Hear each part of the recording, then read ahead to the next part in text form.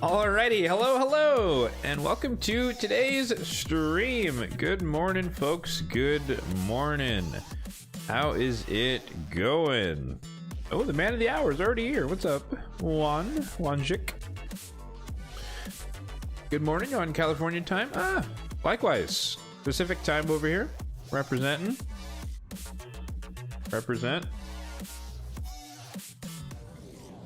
2 legendaries off those 6 sacreds. Congrats, man. See, I'm glad you did that instead of me, because I probably would not have gotten that for you.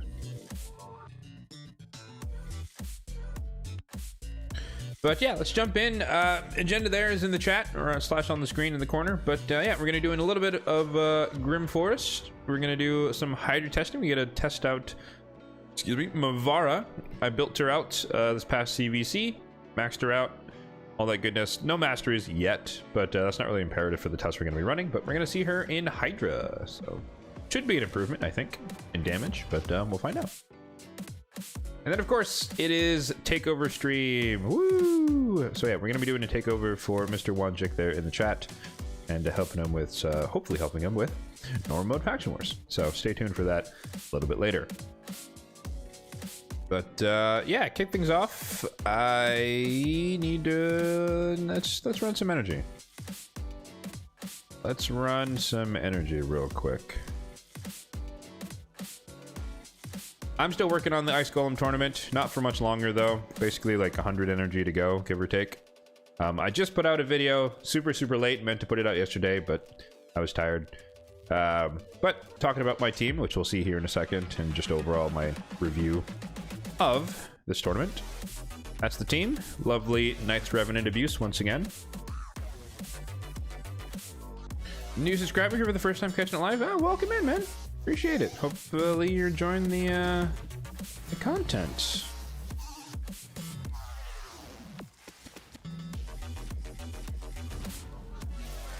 And I guess I should mention, while we're on the subject, Takeover signups for next month are live. So if you want to take your chance, shoot your shot, see if you can win, there you go for the YouTube chat. There's that link. Fill out the form, and you have a chance to win the Takeover for May for next month. So enjoy. You liked? Oh, you have Pallas in Hydra. Yeah, I don't have her, but she does look good as well. But yeah, Mavara looks like an absolute beast from what I've seen. So, but to me, at least on my account, basically she's just like a 1-to-1 upgrade for Rectored Wrath. So you maintain the perfect veil, even no, you get, well, it's a more reliable perfect veil because you just do it. It's still a revive on a 3-turn cooldown, and then a bunch of healing and buffs and all the other stuff that Rector doesn't have. So it should be a definite increase in damage. And then, of course, the Fervor A1 stuff should equate to a lot more, well, maybe not a lot more, a little bit more damage, but more damage than just a pure support. So we'll do an A/B test on that one. But first, let's do some Grim Forest on hard. I've basically cleared everything. Except for, I think it's just Lashun in the purple zone. So we'll see what we can do here. This should be pretty straightforward.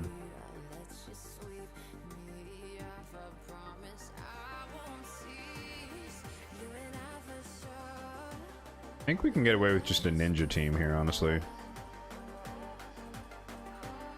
Marius is gonna murder himself. So that would be funny.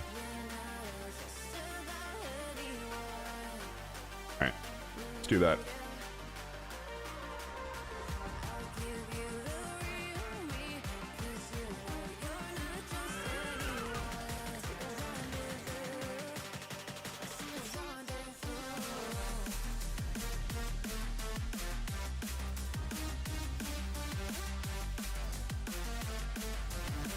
You know, I guess Galther is the fastest on the squad.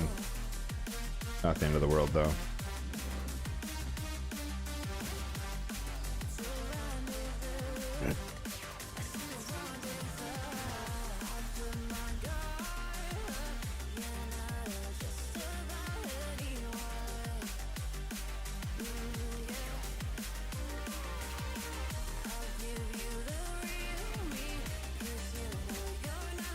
Yep, classic Marius abuse here.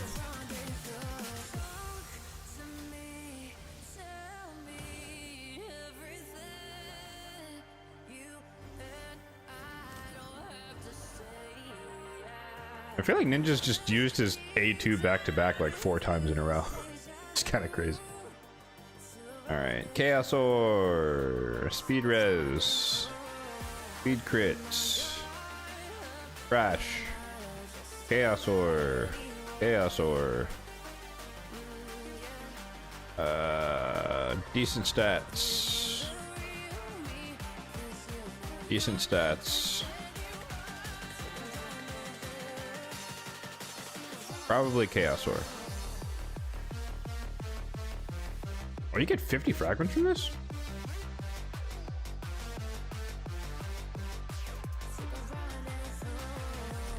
That's actually a lot. We forged a relic last week, so I know I don't have another one, but still.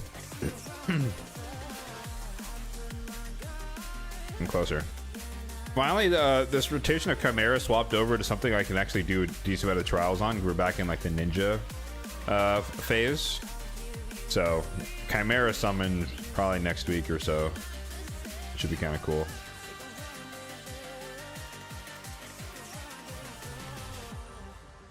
Oh, that doesn't cost energy? Oh, I guess it just takes the 3 keys.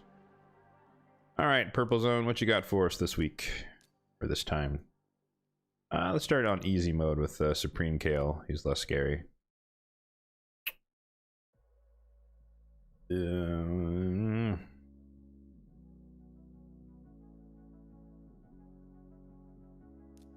I don't like this squad, but we can try, see what happens. I feel like we're gonna get poisoned to all hell, but we'll see.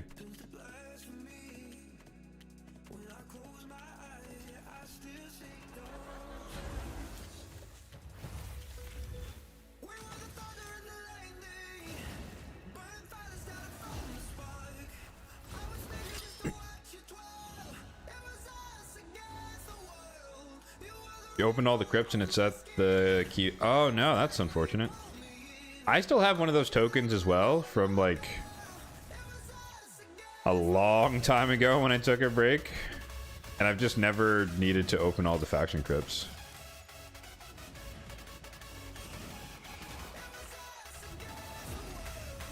What's up, Zara? How's it going?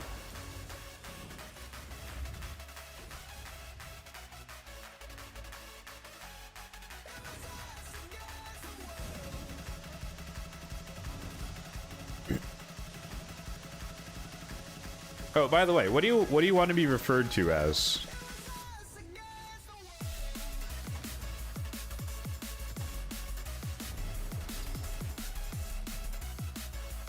Didn't I go for the Hill v Soul inner event? I did not. Saddy. Unbelievable.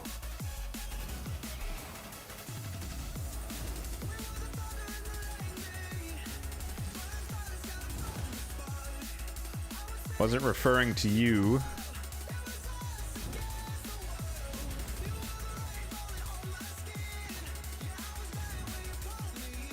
So this is the part I'm worried about.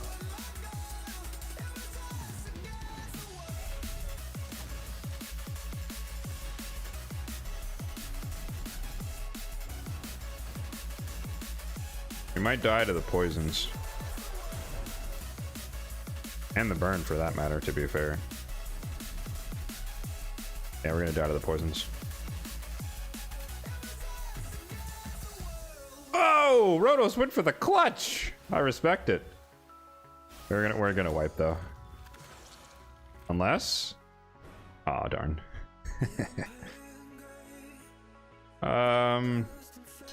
God, I hate to waste a redraw on such an easy stage, but like I said, like I knew that we're gonna run into problems with the poisons. Like we have no cleanse, healer, anything there going on. We'll come back to it. See if it's worth wasting. God damn, no reviver. Alright, I guess we have Venalicia. Okay.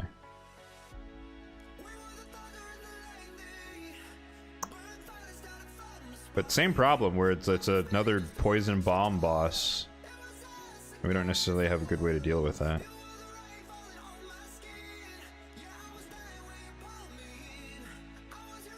Whatever's easy for me. I mean, since your name is meant to be a play on words for John Wick, I'll just call you John.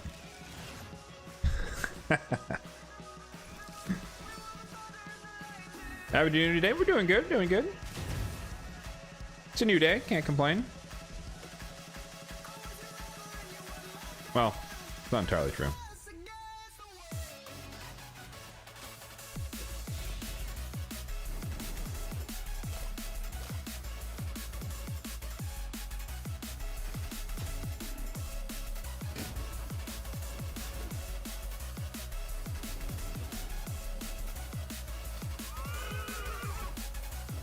Oh, so close.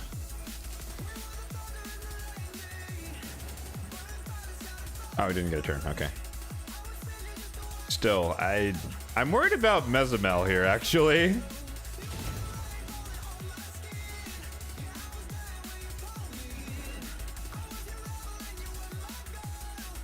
And what's his name? Bolant? He could be dangerous too.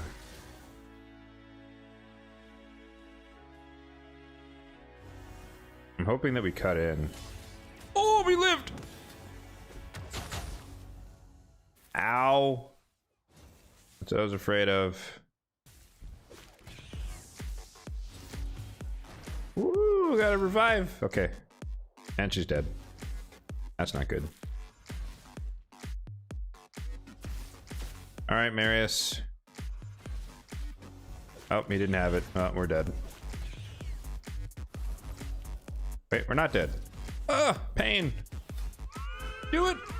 Yes. Okay, we GG's. We win.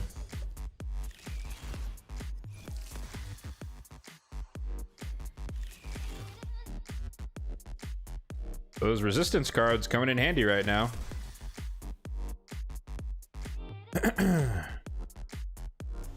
Find decide for your first fusion token champion. Note for Fire Knight. Wixwell for Titus. I personally, I think Newt is the best bet because he is guaranteed value for the rest of your raid career. Whereas in 2 months from now, there might be something newer than Titus Wixwell that kind of takes over. It's not a guarantee, but obviously if you need both Titus and Wixwell, or you just need Wixwell, that might be a different answer. But I think Newt, like, guaranteed you're gonna throw him in Fire Knight hard forever, as long as that dungeon exists.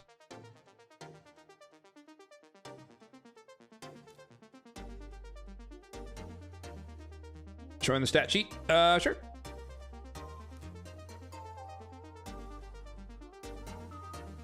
I always focus. Oh, whoops! I have an unequipped slot.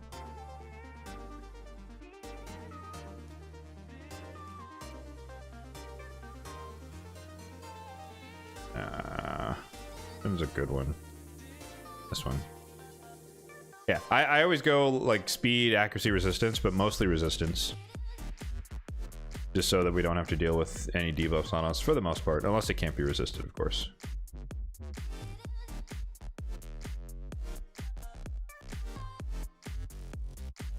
It's not a recommendation. It's kind of random whatever cards you get, but I just usually pick the one that has resistance and speed, and then accuracy as well. But I'm biased towards resistance. It's not a, there's no specific target, just based on how it works. Dude, these drafts today are awful. Okay. At least we have a reviver this time. We'll go with the burn. Alicia can strip buffs. I guess we need heal reduction in this case. Maybe Rhodos. Jeez. Might have to redraw this one as well.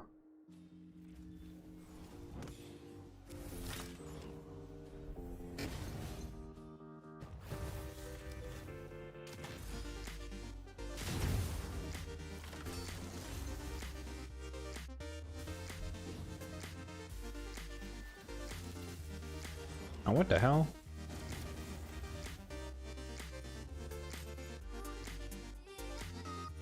Leaning Newt because Fire Knight progress towards Marius. Yep.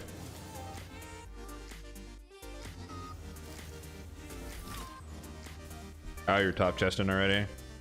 I mean, you know, sure. I guess if you don't care about Clash, right, that would be the obvious incentive to go above the 1 key.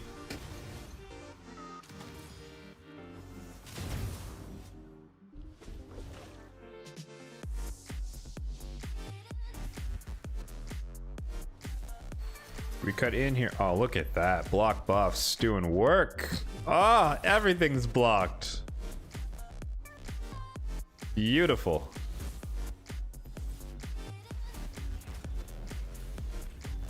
Ow.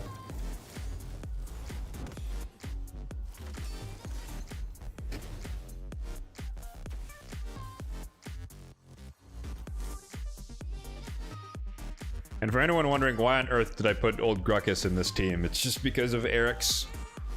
She has since she is the boss, she has a ridiculous amount of HP. So whenever she heals, it is insane. And the only way to, unless you just kind of DPS her down, which is still hard to do. Yeah, you can see 36,000 per crit on anyone on the team. So she's gonna heal to full basically every time you touch someone.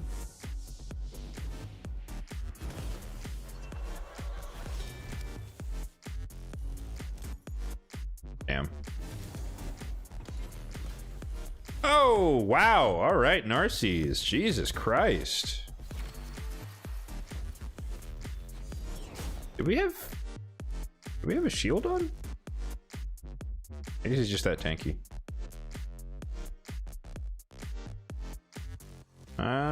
We can't really CC Narcisse, unfortunately, because Encore is on the team.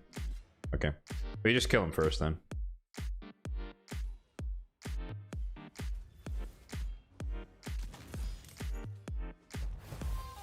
What is my total for the Demon Lord Coalition event? 596 million?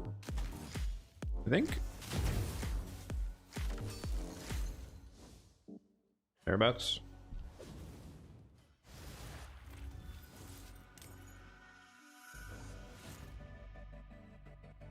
So my cynical side is saying that like the next 2 fusions, despite us now having access, you know, most of us having access to 3 tokens, I think that the next 2 fusions are going to be fragment summons just to kind of delay it.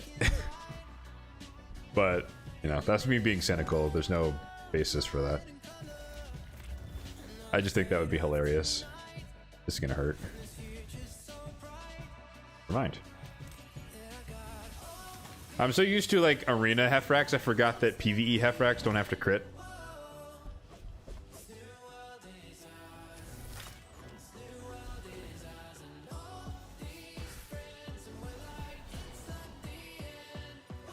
Yeah, so like just in general, if people or / when people are going for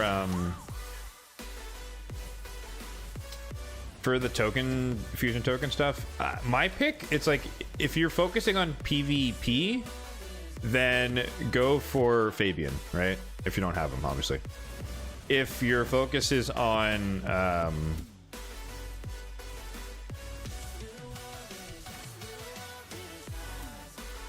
what? Ah, shit.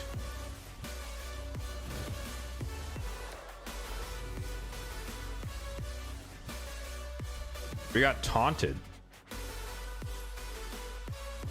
Oh, we're dead now. Oh, we're not dead. Hey, Alicia for the win. Holy clutch. I don't know how the hell she lived, but we take those. Rotos, are you gonna use your A2, buddy? I would really love if you would steal HP from the HP-based nuker. You know? Might be useful. No, we're just gonna... There you go. Alright, he's awake. Obviously, he's gonna get revived and reset by Ancora. Unless... Oh.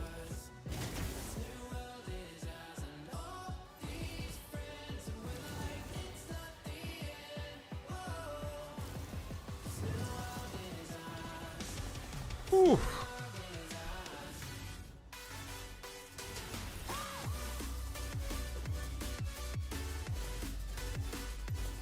Uh-oh, she's stunned. Alright, he's dead forever. He's dead forever. Woo! Chill, brother. Chill, dude.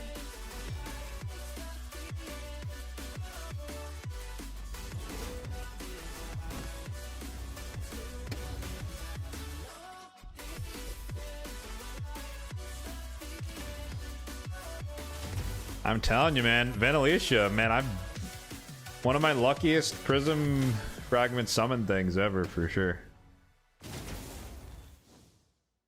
I didn't think that much of her when she came out. Like, I knew she sounded good on paper. Oh my god, Rotos. Jesus Christ. Jesus, 600,000. Woo. Alrighty then. Maybe I should have done that earlier. But yeah, I like her kit. Really do like her kit. She kind of saved us there on that run. Being cynical with Plarium isn't a bad bet. Fair enough. I'm not typically a cynical person. I'm more like neutral positive in general. But that's just like an intrusive thought for me, where like it would just be funny if that was the case. I don't necessarily think that's going to be the case though. No, this is gonna be awful.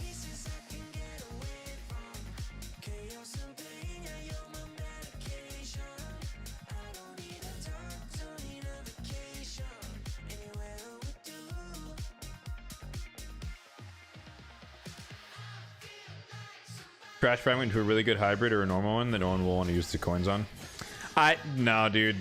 Like, even the best fusions still have like a 30% skip rate. So,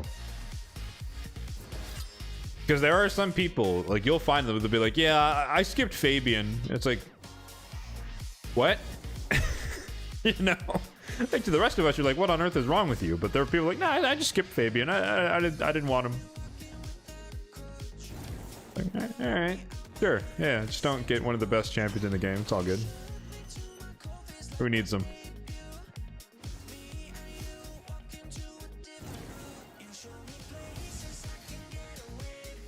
No, I'm not talking about people who like missed it or were taking a break. That's fair. Like, there are people who are like, nah, I skipped it. Like, I didn't want to do it.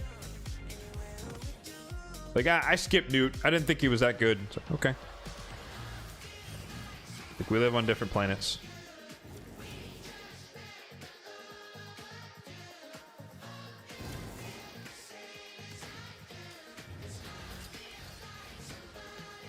Raglan is going to make this very, very annoying because we can't lock her out with this team. She's about to cleanse.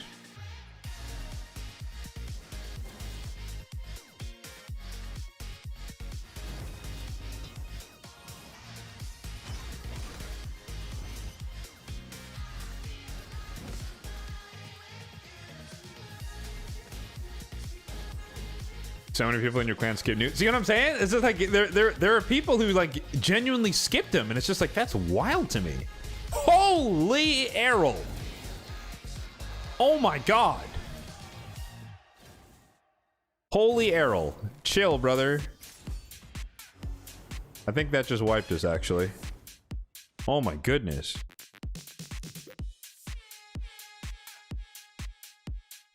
All right, we got to do wave 2 on manual. He got smoked. Oh my god. Alrighty then. Woo!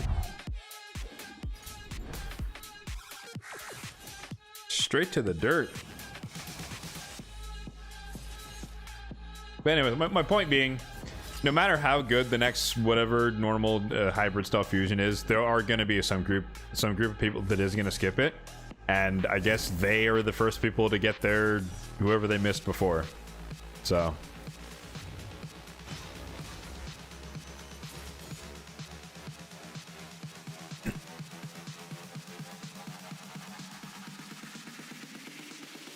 Yo, stop killing my whisper, bruh. Yo.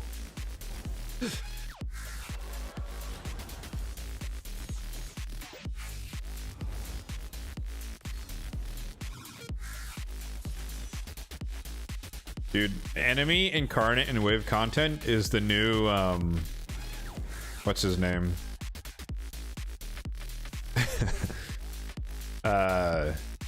Inquisitor Shamil.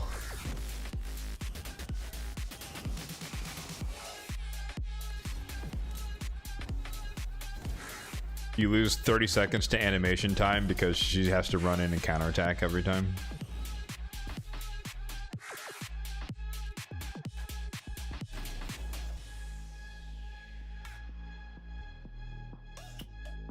Honestly,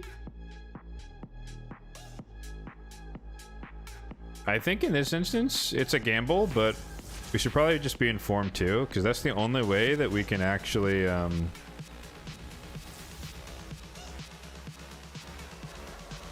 CC them.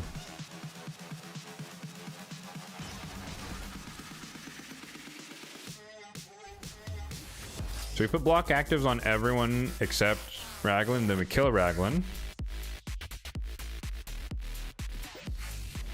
And then we can kind of go from there. Kutraxa is awful now? Yeah, Kutraxa is terrible. So if you have her, please send her to my account so I can properly dispose of her for you.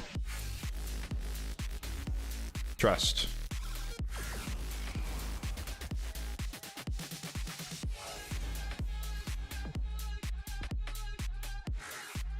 Totally agree.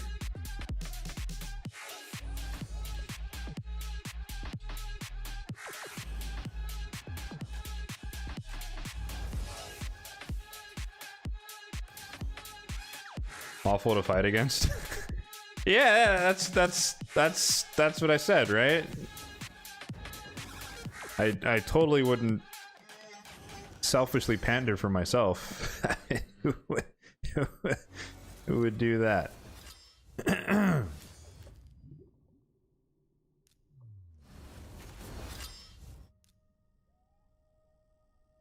It doesn't really matter. We're gonna activate Queen no matter what happens in this fight, so might as well just get it over with.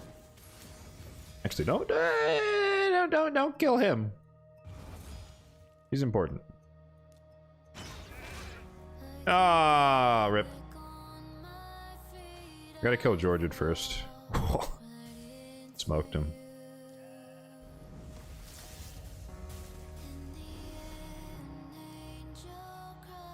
$38 Spesh? Oh, I've never heard of him.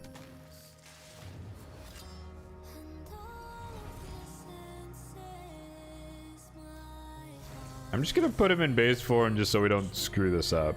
I don't want to trigger her passive, so we're not gonna heal. We don't need it yet anyways. Kill Hegemon. Never mind. Okay, Relentless popping off.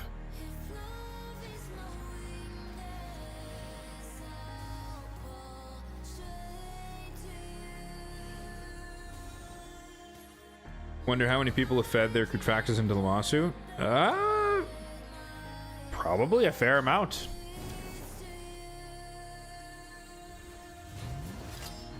What? Oh, the veil. Okay. That's funny. I was like, how did we get a buff there? We're gambling on the polymorph. Okay, we didn't get polymorphed. We're gonna heal here because we need to. God, Jesus.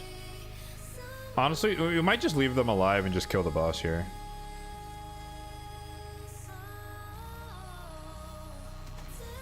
As long as this dude's locked out, I don't really care what he does. Double sheep.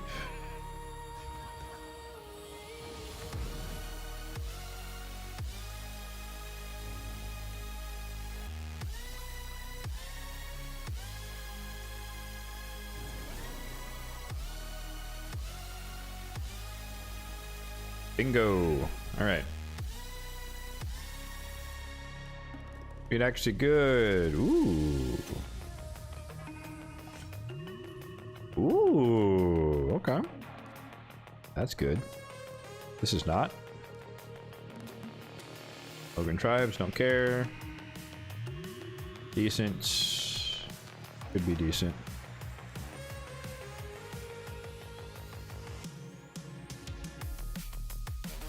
Odin! We hate Odin. Block buffs. We don't have block buffs. Okay, we need to do this the hard way then. Does he have polymorph? No, that's the worst.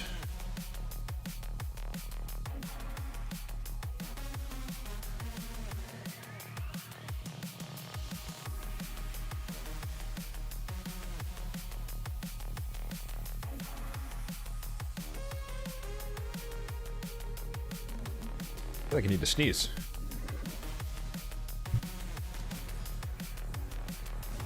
There it is. Hey, when that happens.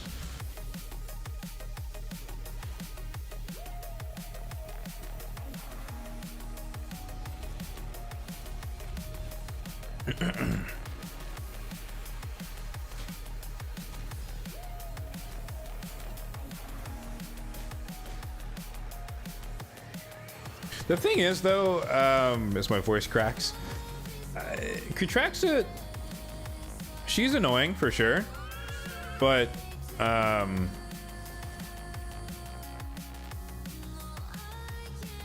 unless they're in stone skin, you just block revive, right? You know, easier said than done, depending upon your roster, of course.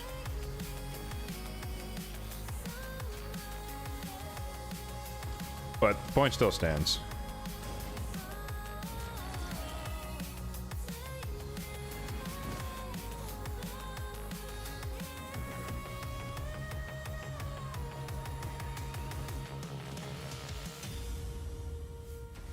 Odin's, yeah, like that. I was like, that's gonna hurt like hell when he does when he does the A3. He has so much HP. Oh, that's funny. I didn't even get the sentence out. I was like, that's gonna hurt. Yeah, yeah, that did hurt.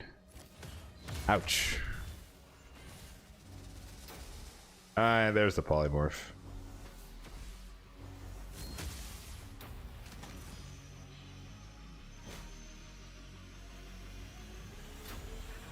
So, you know, that being said, like, I've lost many battles to a Kutraxa, so I'm not saying like I have a foolproof method, but your best bet is just block revive, which is obvious.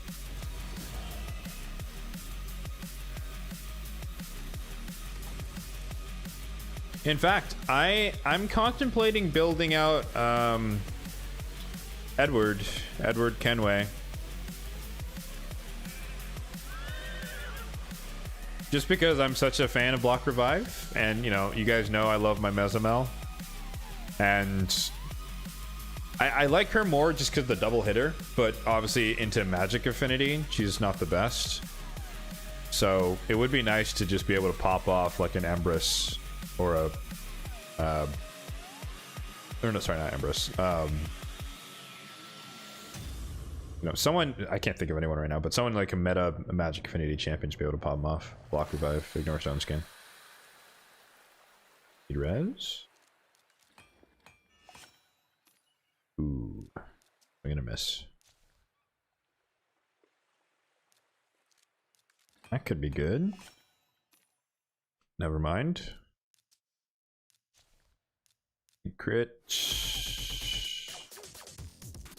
Care about skinwalkers. Nice with change forms.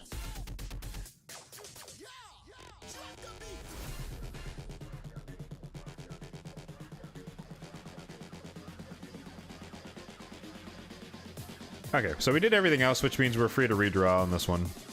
Like, this one isn't hard. It's just like I cannot do this without some sort of healer cleanser. Like, it's not possible.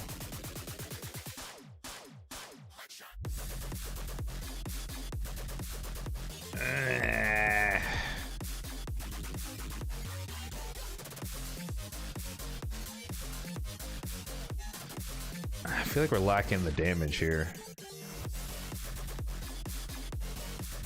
That could work.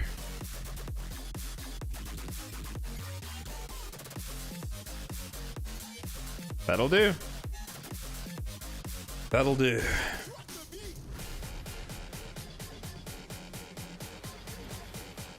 I mean, I guess in terms of meta champions, you know, obviously, like, it'd be good into Solinar, right? Just typically, from what I've seen, people run Solinar in Stone Skin. Maybe some people run him in 9-piece Mercurial, but I feel like I see that less often.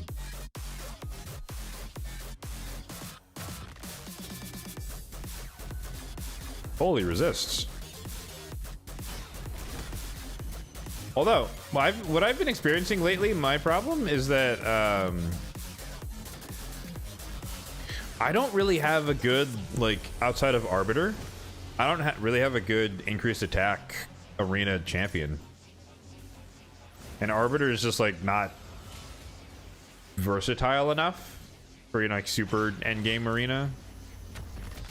Like, she's not bad, obviously, but it's just her no survivability, more or less, and her one job is to go fast and go first, and, like, that's it. Which is great, but, you know, you need a lot more utility from your champions nowadays.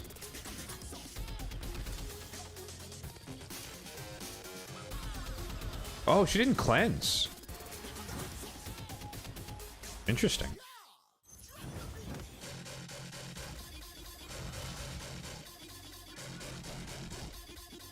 Estrid, I only have one copy, and she's built for Hydra. But it's the same problem. Estrid is a downgrade relative to Arbiter, because now you don't have a Reviver.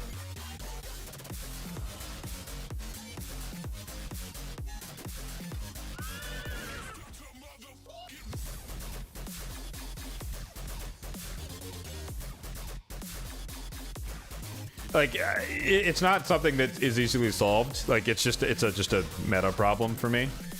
So, like, I need, like, R-Base or a Lazarius or a Shuzette, like something like crazy strong increased attack. I'm not talking about like a miniature increased attack.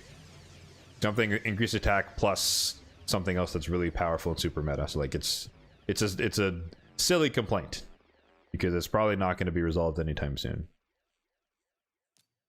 All right. Ard is done, fully done, so we can celebrate with our lovely chests. Boom, boom, and boom. Sweet.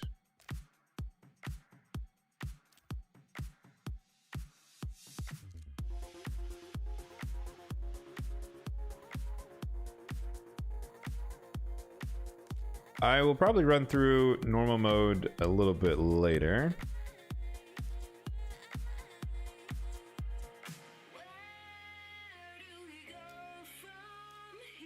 All right. And the next, really quickly, I technically have two things I want to test out in Hydra, but we'll do the more interesting one first, and then we'll do the takeover, and then maybe come back to the less interesting one. But pretty simple. Nightmare team. This is the baseline test, or baseline team. Got Necmo 2 on my account, who's in a provoke set. So he can provoke. We have Ninja Mikage, Packmaster, Crocad, and then Rector is our Veil, Reviver, Healer, everything champion. So Mavara is going to go in that slot, and we're going to test her out. So let's start off with the A test, then we'll follow it up with the B test. And as usual, I prefer to run the first run of a new comp on not auto battle, just because I'd like to see the efficacy of the team, just to make sure there's nothing I'm missing. There's no like random catastrophic failure. This team is variable in terms of the damage, but it's anywhere between 800 and 900 million, depending upon affinities and whatever else randomness. So let's take a screenshot.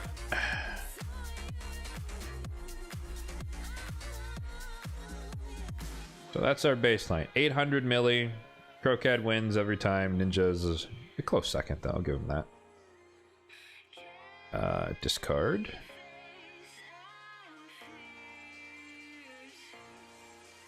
And just for transparency, this is my Mavara. She is in 9-piece protection, as you might guess.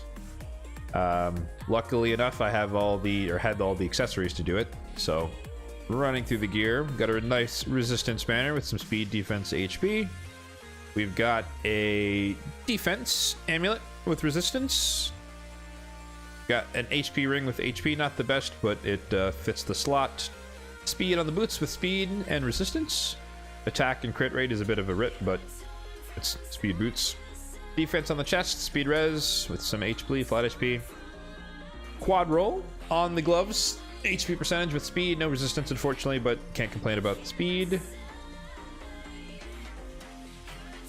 Shield, triple res, speed, weapon, or helmet, double speed res, and then weapon is double res, speed with HP. So you get the idea. Bunch of res, bunch of speed, bunch of HP, defense. 65,000 HP. Granted, she's level 50, not mastered yet. 3,800-ish on the defense, 325 speed, 500 res. That's where she sits at the moment. No masteries, but if I had to guess, I'd probably on her... It's probably one of the rare instances where I would actually go for timely intervention, because she has increased resistance in her kit. So she gives herself, what, 750 res, effectively? So probably going to end up here. Blasting Gifts, obviously. Spirit Haste, probably. Or Steel for the extra stats, maybe. I don't know if I care about Cycle of Magic on her. She's a pretty solid rotation champion with the 1-3-3. Definitely the buffs, rapid response. I guess probably this one just because dead fast with HP. I don't know if this matters either, because she doesn't really well, she does heal on her passive, right? Yeah, she does heal on her passive, so maybe we just go for all the healing crap. But defense tree as well, probably coming down to retribution. Delay death, resurgent, that kind of path. So pretty straightforward, pretty standard, like support defense masteries. Some people might argue for War Master, but whenever it comes to a champion like this, where like this doesn't attack and this doesn't attack, and this is only one attack, she's only going to be attacking one end of every 3 turns. So it's kind of negligible whether or not she gets a War Master proc on her A1, but technically you would get more damage by doing it that way. Would you just be a straight up upgrade? Absolutely. That's the idea.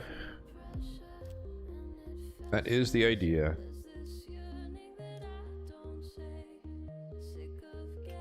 So I think in terms of speed, she's actually faster than Mikage, but doesn't really matter.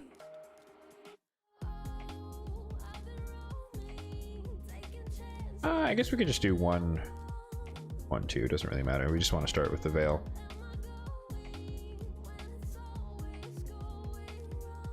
So the main thing to look out for here is, are we getting screwed over by the Head of Mischief stealing increased res or stealing something that kind of makes the run a bit harder? Are we, burning the revive when no one's dead and then we can't actually revive people when we need to? Are people dying? That type of stuff. That's kind of what we're looking for here. Because obviously the benefit of Rector is that she has a pure revival, meaning that she only uses it when someone dies. Which there are, I generally speaking prefer that type of revival. Just because it's not guaranteed, but it's like it's it's there when you need it. Versus now, she's just kind of gonna use it whenever she wants to, and someone may or may not be dead. So, but it's also a 3-turn cooldown, so she'll cycle back to it relatively quickly, which is always good.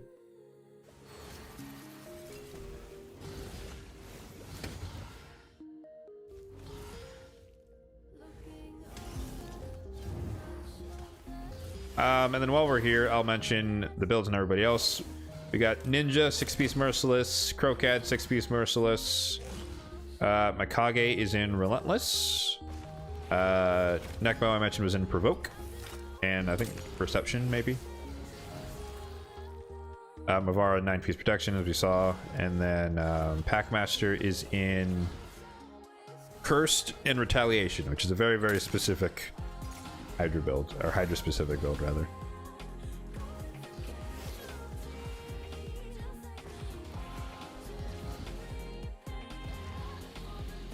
But yeah, interestingly enough, I guess I have to kind of shout out Nub Raids, because he was saying, you know, relative to his account, that he was struggling to get perfect Veil champions for Hydra. Which is true. Like, it's a very rare, for whatever reason, it's a very rare ability, especially on a 3-turn cooldown. And so they finally added a fusion that had AoE perfect Veil, which is like, ah, there you go, there it is. About time. Nice. We can't do any damage. Never mind. He ignores Poison Cloud. Holy moly! I forgot about that. I forgot that Crocad ignores Poison Cloud on his A2. Okay, well, there you go. That's fun.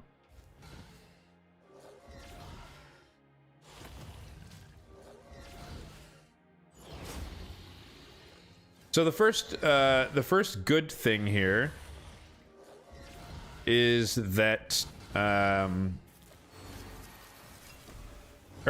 well, one of the first things we're looking for, right, is relative to the Head of Torment, right?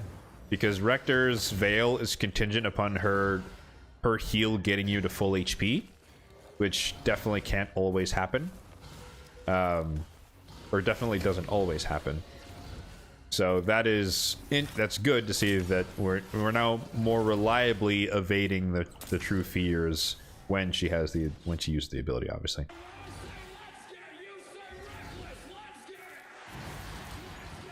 Testing Mavara? Yes, we are.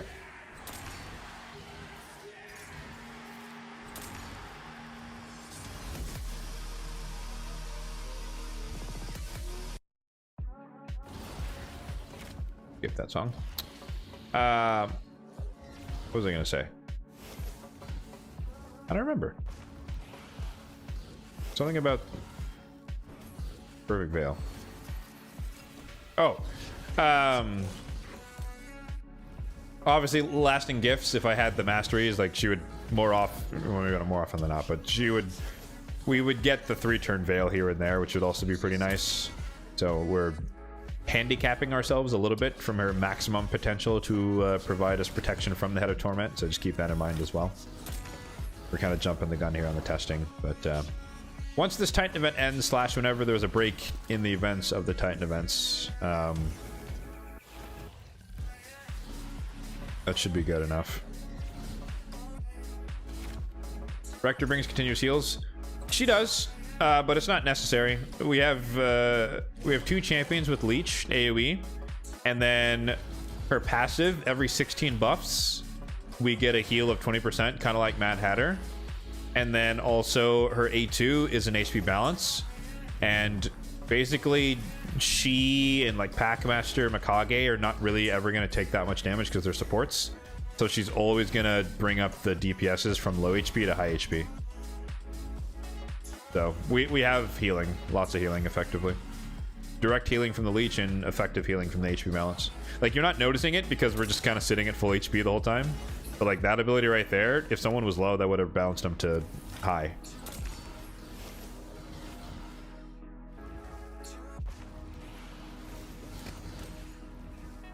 Oh, side note, yesterday the faction crypt for Dark Elves was open, and I did finally manage to beat stage 21 for the first time, so that was fun. Ooh, no, we didn't die.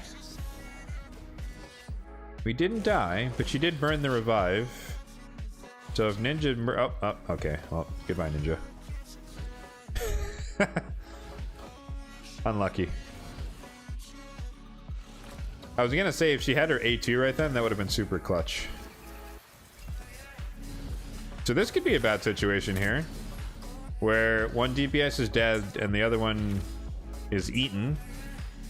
So she has a revive back in one more turn. But if this was later on in the fight, there is a world where, especially the Head of Suffering, takes his double turn, and then Crocad is gone.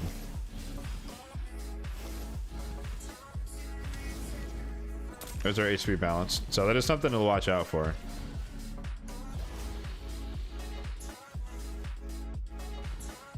Now, the odds of that could be, you know, relatively slim, right? But it's still worth acknowledging that is indeed a possibility. So it's just stuff you got to think about and consider. Oh, sorry. Also, Relic. You may have seen it already, but the Perched Shadow, of course, on Mavara as well.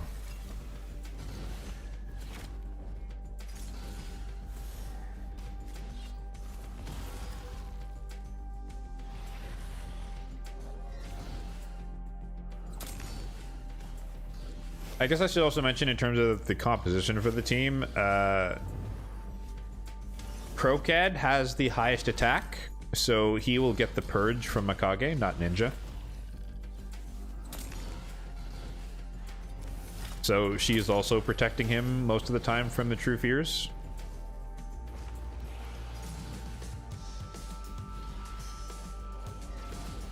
Oh, so close.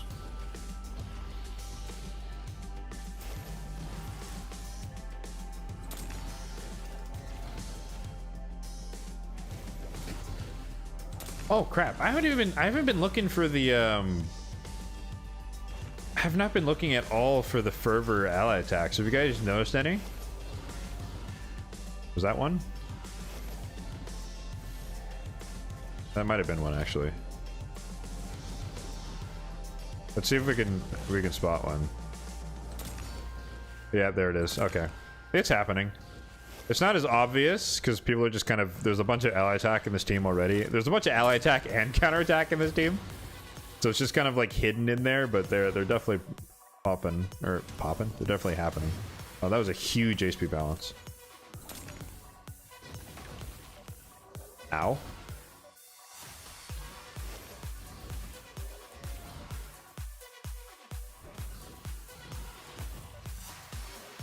Oh, thank you, Darkseid. Yeah, if you do ! Takeover in the Twitch chat, you can get access the link to the survey you got to fill out to have a chance to win. But it is, yes, the last Saturday of the month is the Takeover stream, which is... Ow! Which is today. Well, that's not good.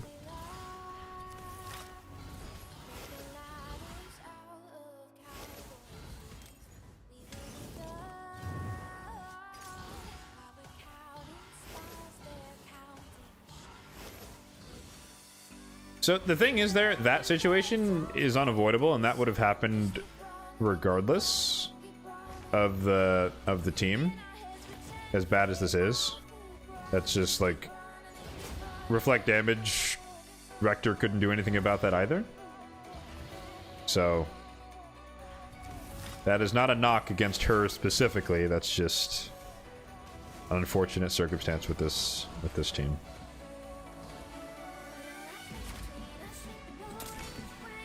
Link is invalid.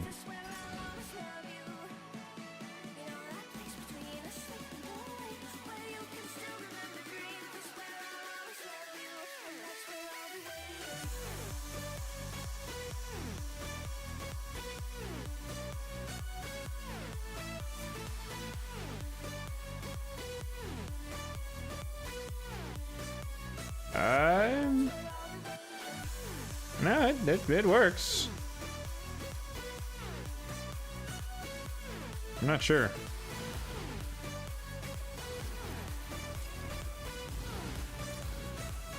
Yeah, sorry. It's a Twitch command.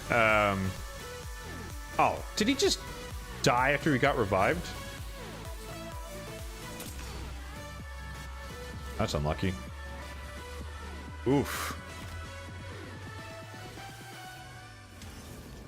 Oof, we're getting wrecked right now, guys.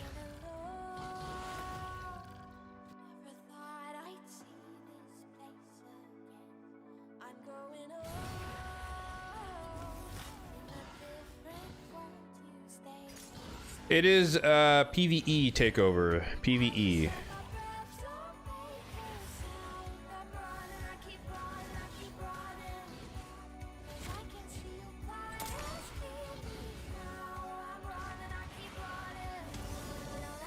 Yeah, so that again, that was just like bad RNG there.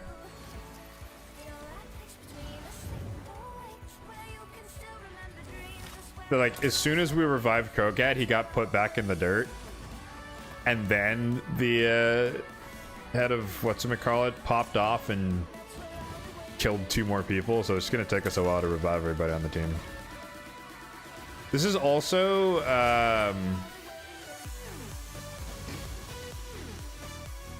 this is bad affinity for Necmo to place the decrease attack. That's really what's happening here.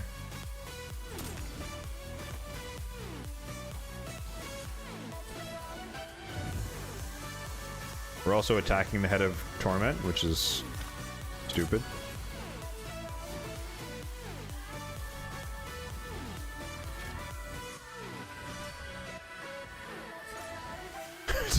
Our timing is terrible. Holy moly, it's so bad.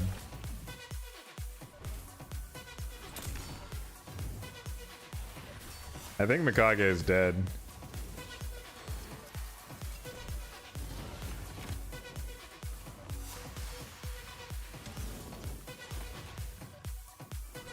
No, actually, there's a chance. Small chance, but there's a chance.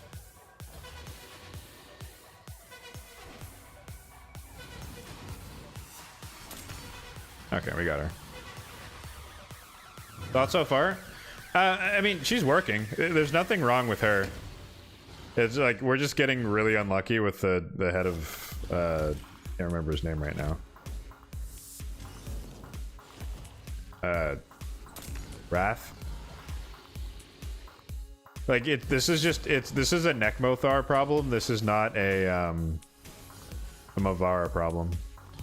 He's weak hitting the decrease attack. And they finally got it now. And like we're just getting wrecked by the dude. He like where block buffs wasn't landing at the right time. He was getting increased attack, and then he's just smoking our DPSs back to back. And so even if we were running Rector, we'd have the same problem because she is also a single target revive. Granted,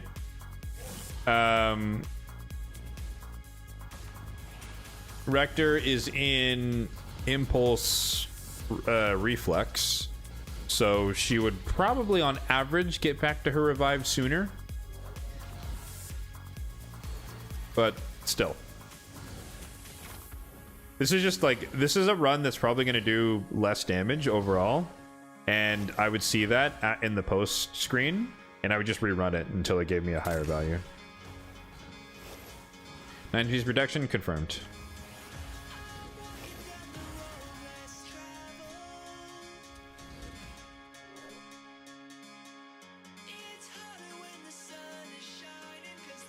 Yes, she's a 9-piece protection.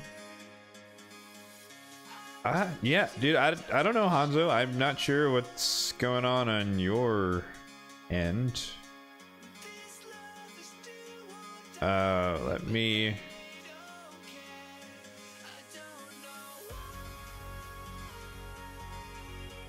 I'll make a new link. See if that works, but... the default one is... worked this whole time for other people, so I don't know. I'm not sure what the issue is.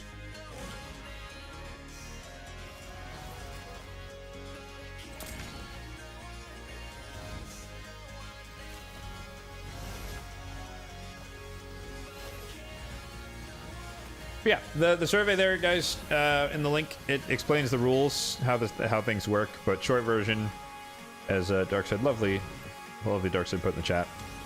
Takeover stream is the last Saturday of the month is the takeover stream. That's what we're doing today for April. We announce it the week prior, so the penultimate Saturday. And they're PvE exclusive takeovers, so I don't do any PvP takeovers. Not because I can't necessarily, but that's just not my forte. And I want you guys to get good value for your time, and my time as well. So that's just personal limitation, so to speak. And yeah, you basically fill out the survey, you tell me what you need help with, and you have a chance to win.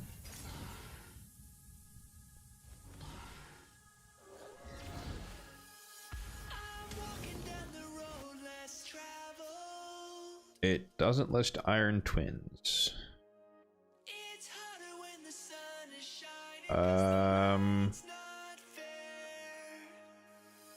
It does. Under Dungeons.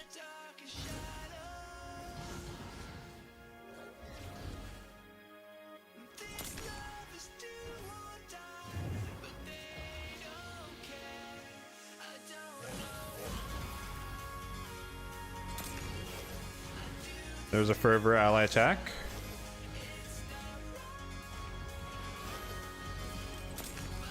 Another Fervor ally attack.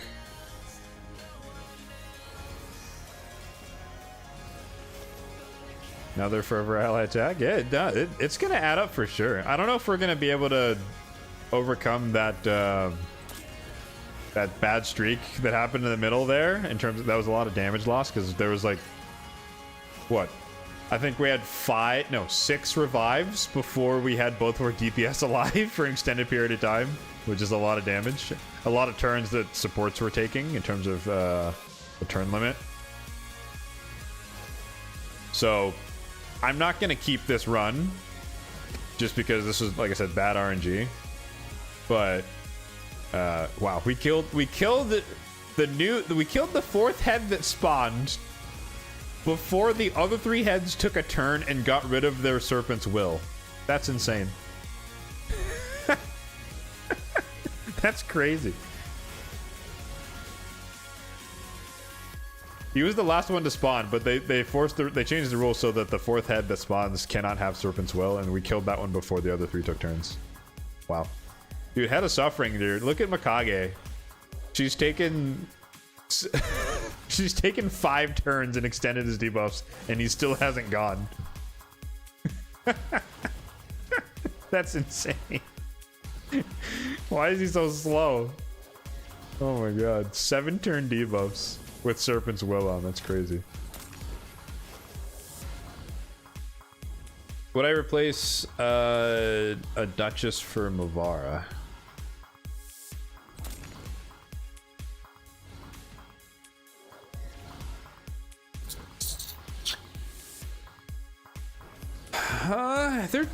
They're different. I think it depends what you're running on the team, which is kind of like a nothing burger answer.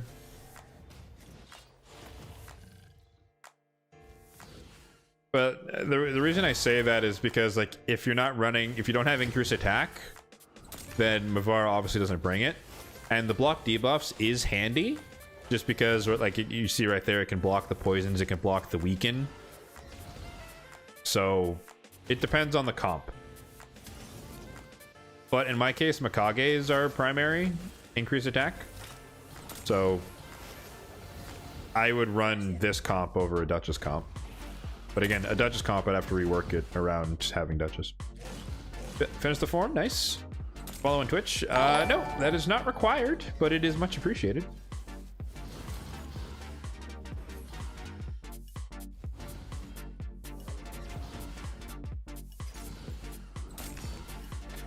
Yeah, boy.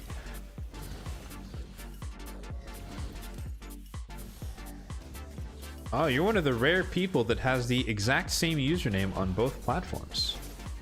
Respect. That's a rare commodity.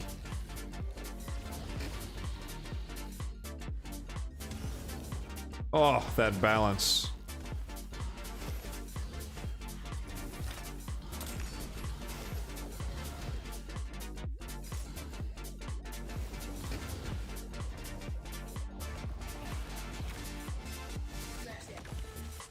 What's rare? It's rare that people have the it's rare that people have the exact same username on Twitch and YouTube.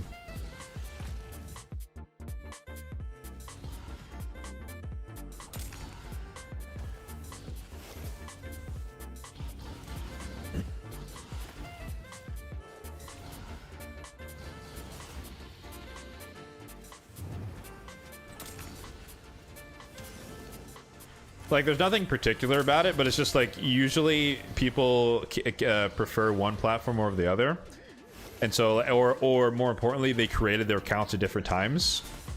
So it's like, oh, my YouTube account is, you know, when I was a kid, and it's my childhood email, and then it's just like whatever username 45 from ages ago, and they don't change it because who cares what their, you know, comment name is. Or vice versa, they, you know, their Twitch account from 10 years ago, and it's like, wait, what did I name that guy? You know, or they haven't used it in years, you know. So you have to like deliberately go in and say, no, I'm going to modernize both of my accounts and name them the same thing, which is obviously what I have done. But, you know.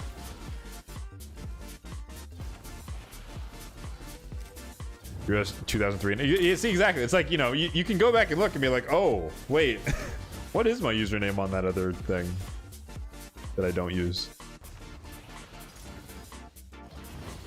Like, I used to go by a different name in the past, different usernames, but obviously my current one is my my platform specific, cross-platform specific name. Although in games, and like obviously in this game, like my username is just CADS, but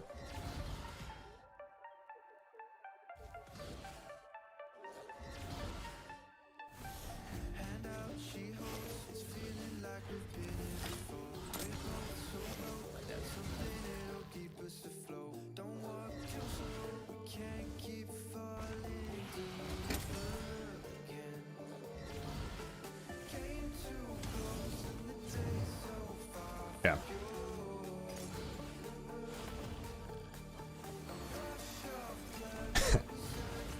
I would say that, I would.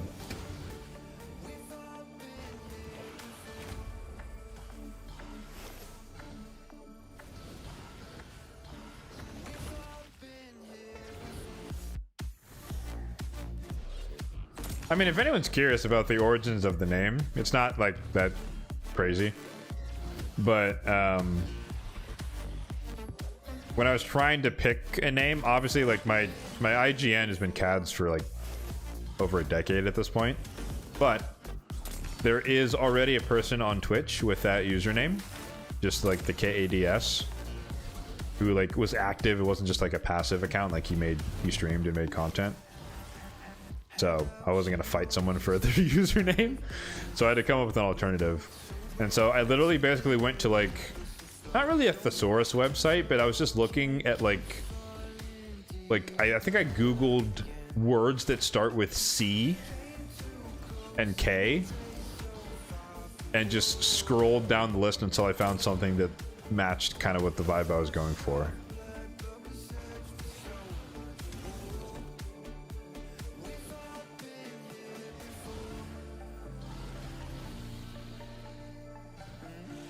Because obviously, there, you know, it's a like CADS is a nickname for my last name, but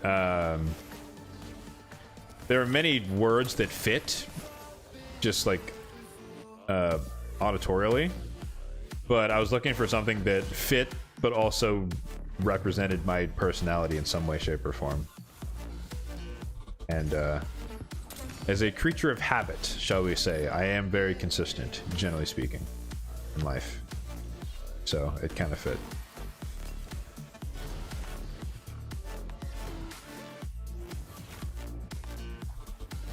How's it going, Esco?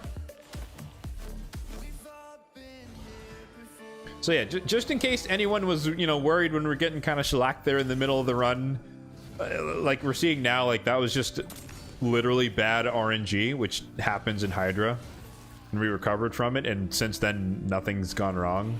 I guess knock on wood. But just to point that out, that was just bad RNG. Like, we weren't getting block buffs or decreased attack for an extended period of time, and that's just, the head of Wrath is the head of Wrath. This is Nightmare, you know? It do be like that.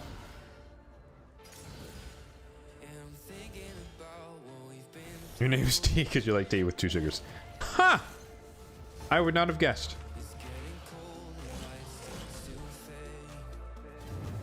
That's crazy, man.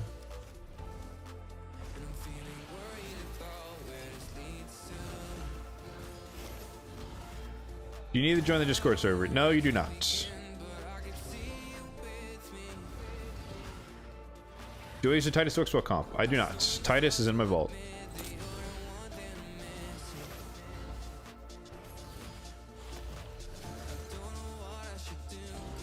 Good to see me. Good to see you.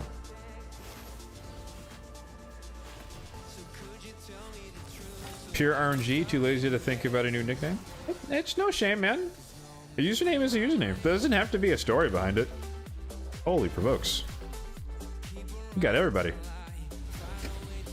God damn.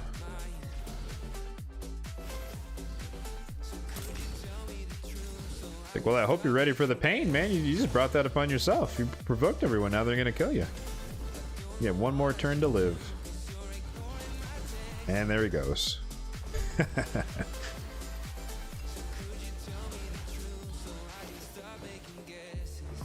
Oh no, the winner is announced on the stream, prior, but also I posted on my YouTube channel on the community tab. So it's very unlikely that you'll miss it unless you're no longer following the channel in any way, shape, or form.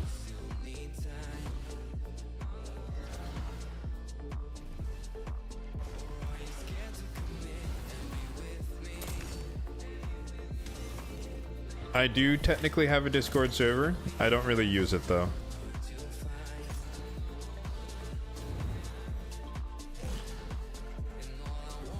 I don't like running Discords. I like being a part of Discords, but not actually, you know, managing channels and permissions and all that crap.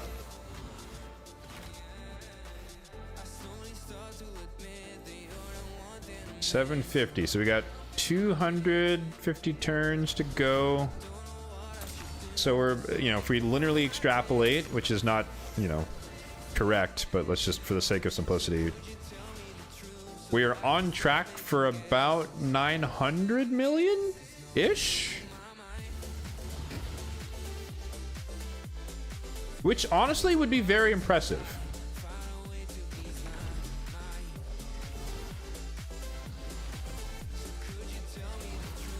Because if we had a bad run and still managed to beat the baseline,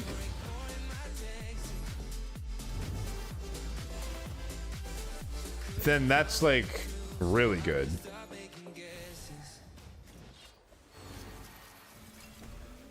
Granted, the other one could have been bad too. Like I said, it's topped out at like 900 million before. I've yet to hit 1 billion. That's like my secret goal, is like, I hope that this comp eventually, not necessarily this particular run, but eventually it'll hit 1 billion damage just for like the god mode RNG run. But yeah.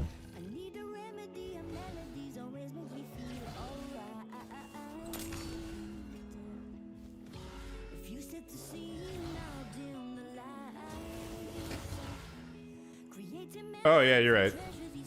800 mil. I was thinking 2/3. Oof. Almost had a math fail. I can't do that. I'm an engineer. Level 50 with no masteries? Yeah, but the masteries don't translate to damage. Right? That's the thing. That's why I don't care about having them for this. Like, her masteries would just help her heal and protect and buff more. But it's not going to help her, you know, it's not going to reduce the cooldown of her revive or anything like that.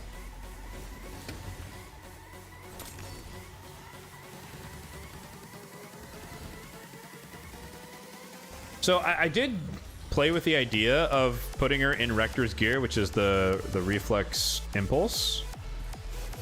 But you kind of want her to use her A1, you know, because you want the fervors. So that's why I kind of feel like protection is the best set, just because you want her to cycle normally. You don't want to skip her A1s, because then you're just missing out on free damage.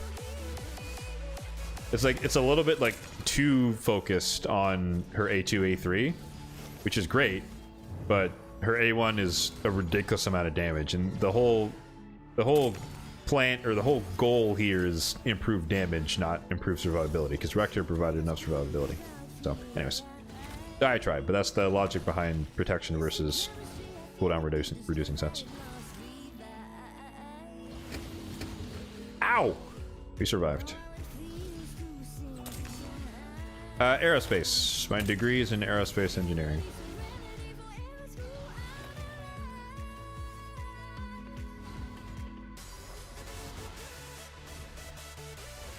Been out of college for 10 years. Feels old, man. Feels old, man. Nerd is a compliment, sir.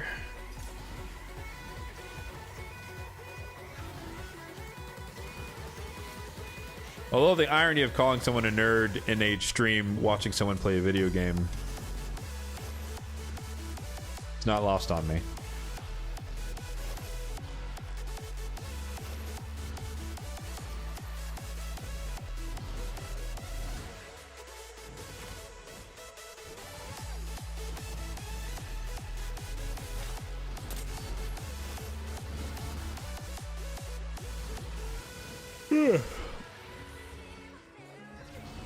You live by Lockheed on in SoCal or in Georgia?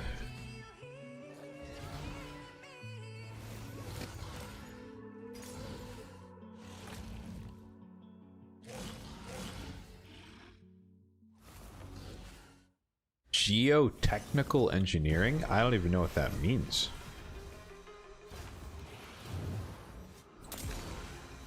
Is that like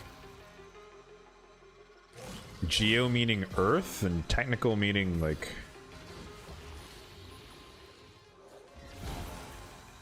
it's like geological engineer, like computers plus geological?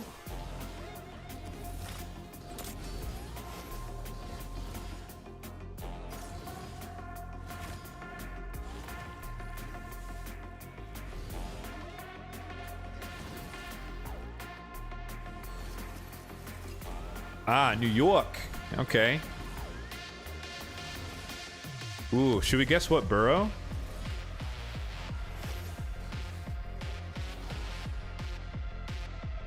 My default guess is always Bronx.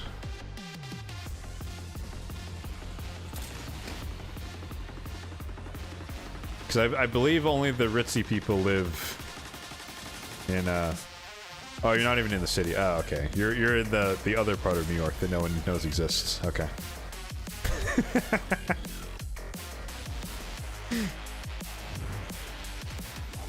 I kid.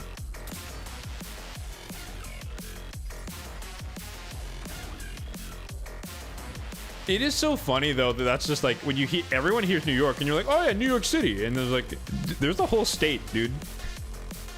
It's like, oh yeah, forgot about that. It's not a one city state, guys.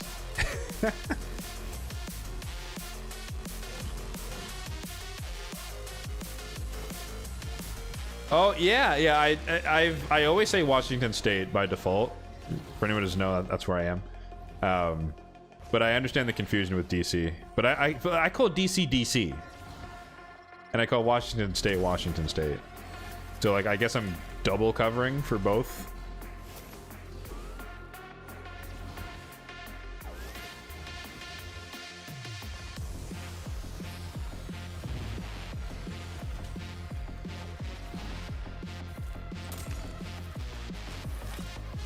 Oh, Eastern Washington. Yeah, that's a different place. I've never actually been over there.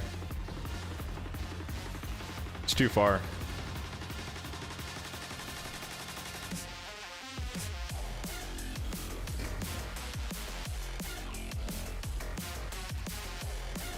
Like, I'm not a fan of like traveling in general and just leaving my house. So I always tell people that like I live here, but I don't know the area. And for those of like the locals out here will know when I say I-90, but I think I've been on I-90 twice, and I've been here for 10 years. So that tells you like the box in which I've traveled relative to Seattle. It's not very far.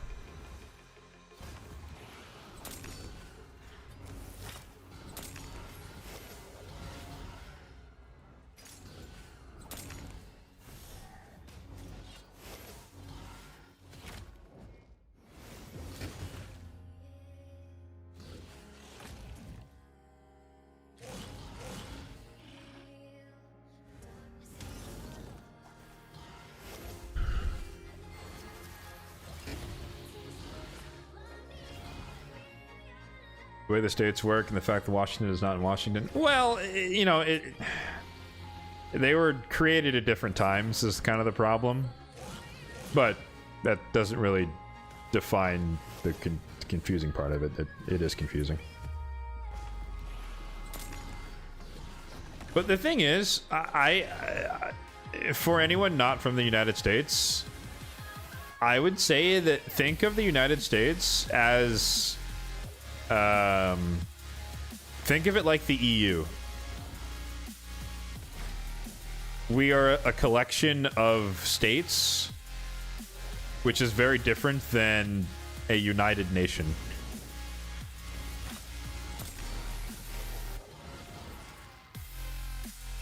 Because you will find very different people in Washington State versus rural Alabama. Like, it's not the same people. At all.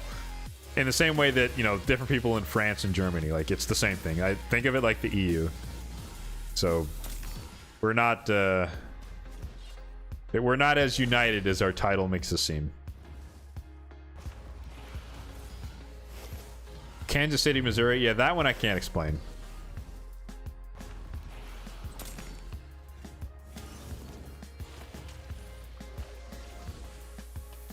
One that threw me for a loop is that there's a Vancouver, Washington.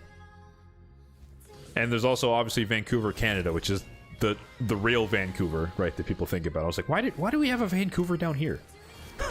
It's like, whose idea was that? The world has a Vancouver.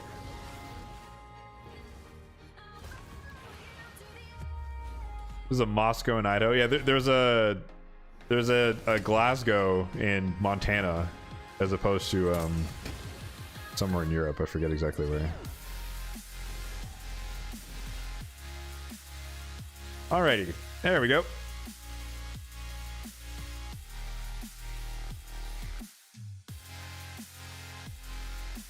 So obviously you guys can't see this, but I have the receipts from the last run.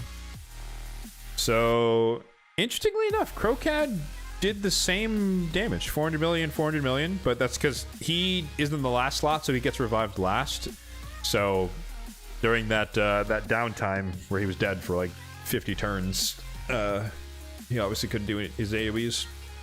Ninja did more damage, 368 versus 330.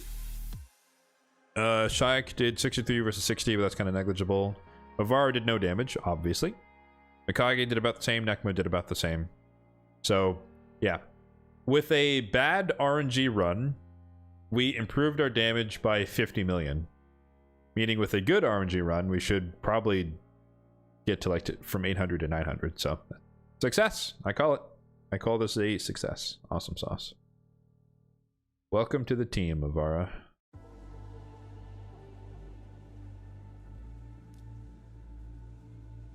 And just because, let's just see. Quick battle. See if we can get that 900.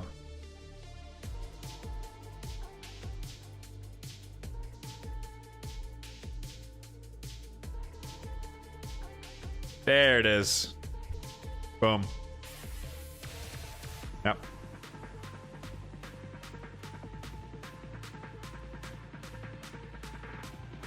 Yeah.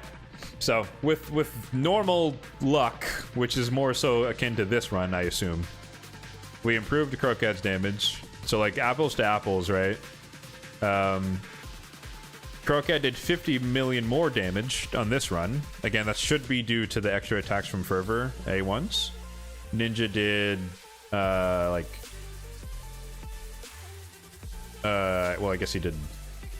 No, he did 40 million more ish.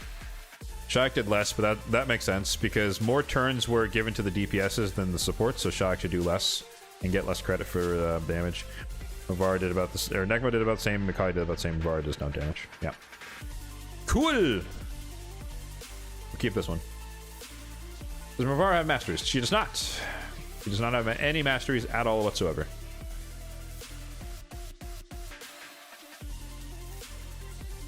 But those shouldn't affect the damage output that much. Well, I guess it could extend Fervor. That actually might matter. I've been saying that it doesn't, but it might actually matter. Because if you get a 3-turn duration Fervor,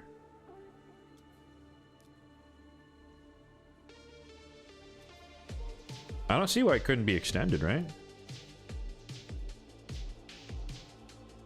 Yeah.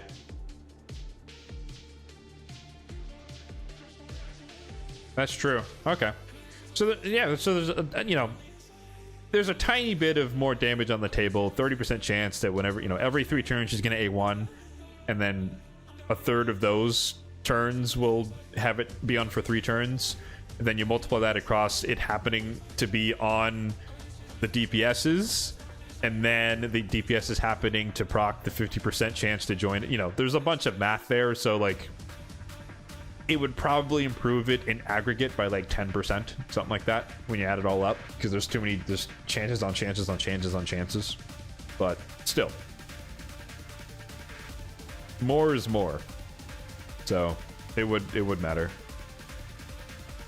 And then of course, like the 3-turn Veil might protect someone from a true fear, whereas they might have missed a turn. So that's 2 benefits. But yeah. Okay. Cool. I'm happy. I am happy. All right. So let me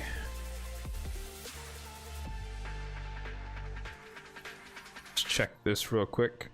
I've actually, for the Soul Merchant, I honestly, I'm not really looking to buy any souls for the next month or so. At least waiting until the next soul summoning event that I actually want to partake in, because I have people on my list. I'm working on I guess these 3, Bayek, Lydia, and Maria. Those are my top 3, but I just don't feel like grinding them all from 0 to 6.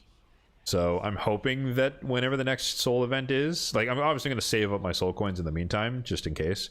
But I'm just not going to buy them in the shop, and I'm just going to see what happens from the next soul event. Maybe we get, one of them jumps to 3-star or 4-star, and so I could skip that bit. But anyways, side tangent. If you give her the chance to counterattack, she can place more fervors. Does that actually happen? I wasn't sure if that actually happens or not.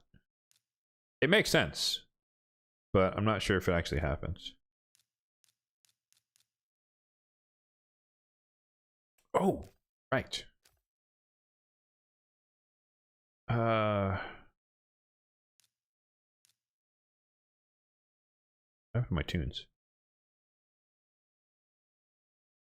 The hell?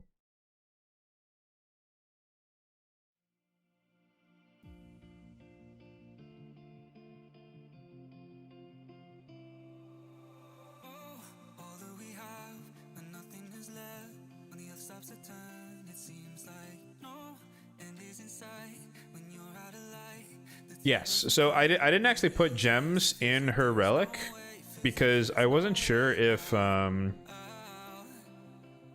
that's cool. I wasn't sure if this actually works. because she doesn't heal with the A2. And I meant to test that in like Doom Tower.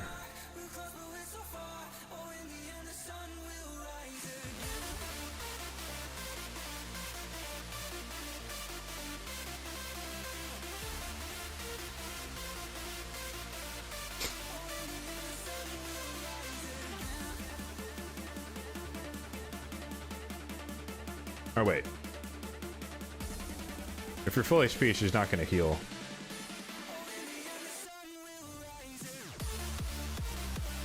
I need him to take damage. I should do this on hard. He's not going to take damage against these.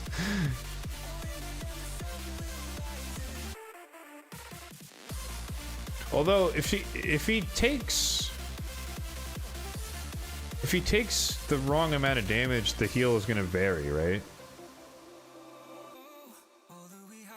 I don't know how to test this.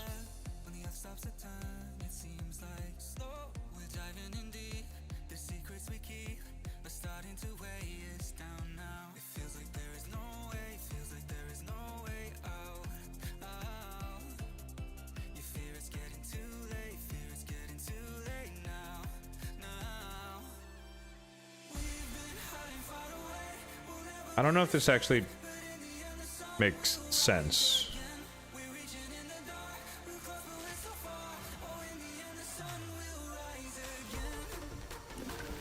Oh, that's unfortunate.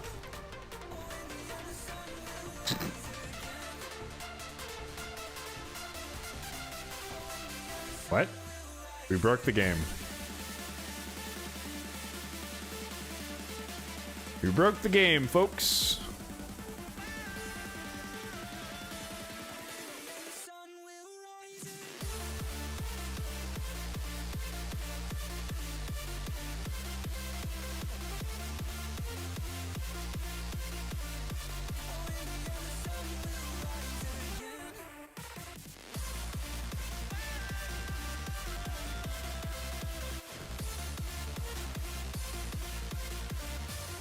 Oh, they need to hit harder than full HP.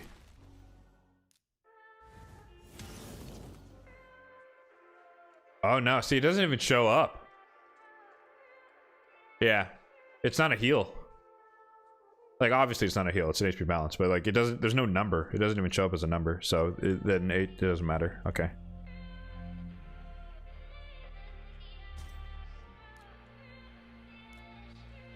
But the argument could be made, it will still affect her passive. So whenever you're buffing, you're just going to get that heal, so it will still affect that, but it just won't affect the HP balance. But it's not a skill. It's a passive. So I don't think this does anything. Same thing here. This doesn't do it. This shouldn't do anything because it's not a skill. It's not a heal from a skill. So I don't know. I guess you don't really need gemstone slots on her. This is not going to do anything. I guess you add speed.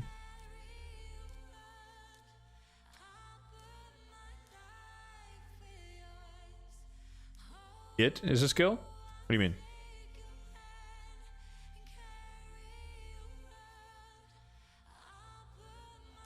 A passive's not a skill.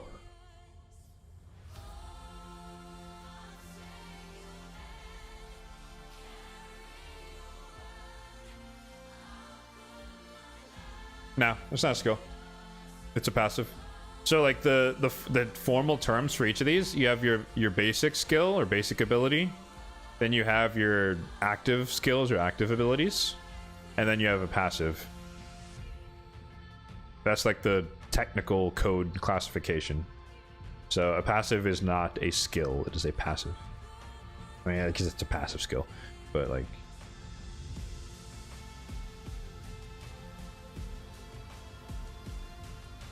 Carnage.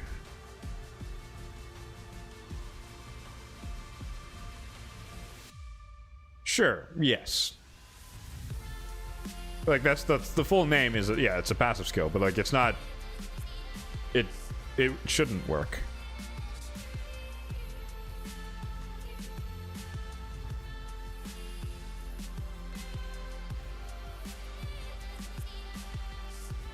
So I know it works with like buffs.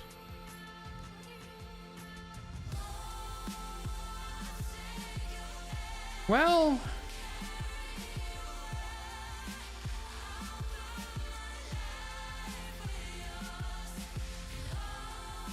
all right. I'm. This is a waste of Starstone, but whatever.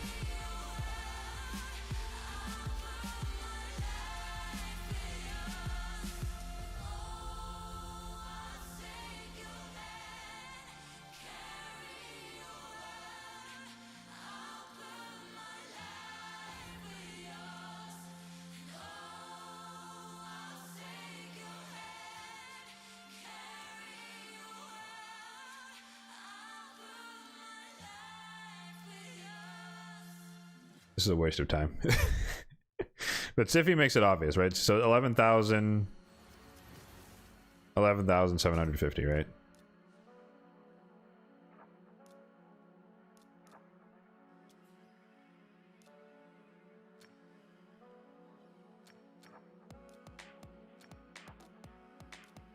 $11,753. 11,753. 11,753. 11,753.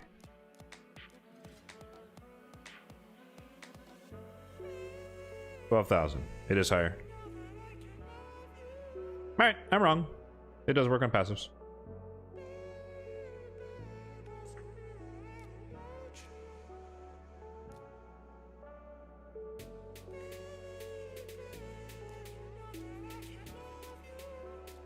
There you go.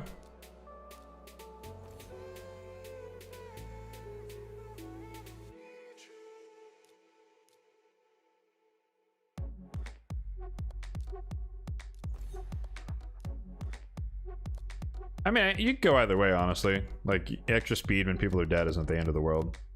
But if her passive heal is more effective, then so be it.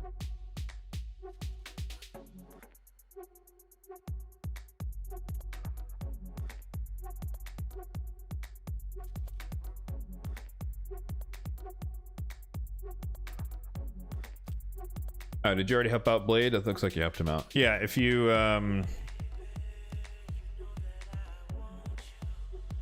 wait, is it here?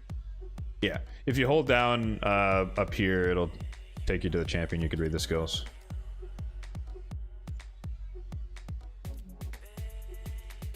But if you want to know their real stats, their real substats, check in the index as well. Spoiler alert for for tomorrow.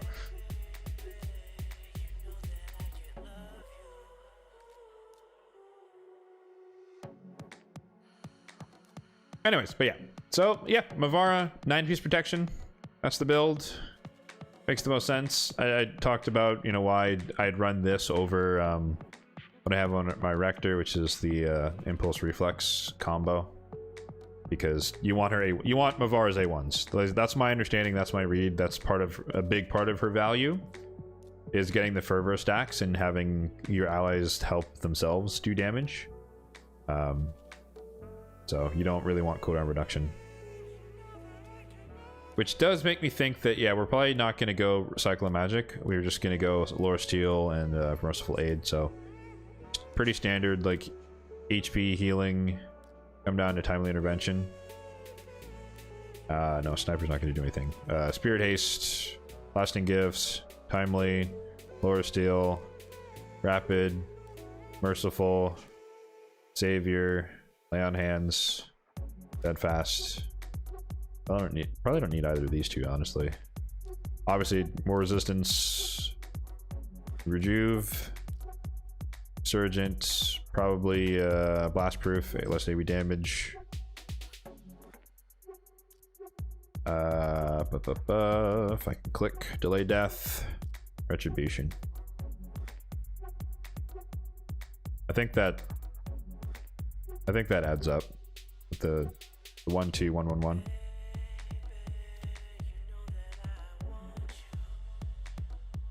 right, John, art thou ready? Art thou ready?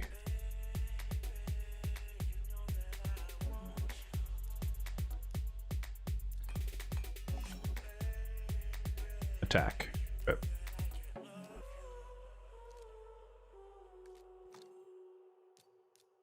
Cool beans. Let me just kill this Ramontu real quick.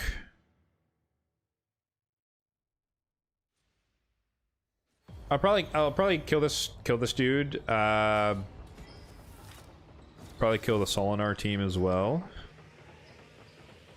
And then run one last run in Ice Golem, and then we'll hop over.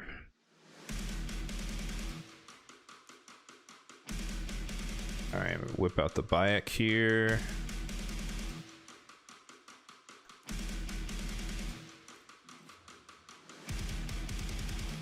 Just took Mavara to level 6. That's unlucky.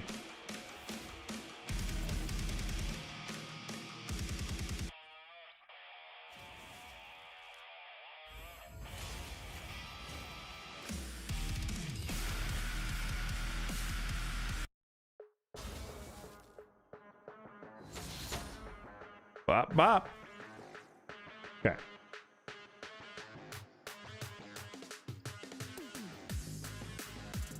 Almost confident you're doing a quick spot. Ah, good. Good. Yeah.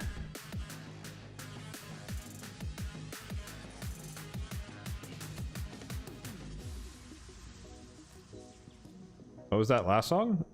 I think it was like the Dead March or something. Sullivan King.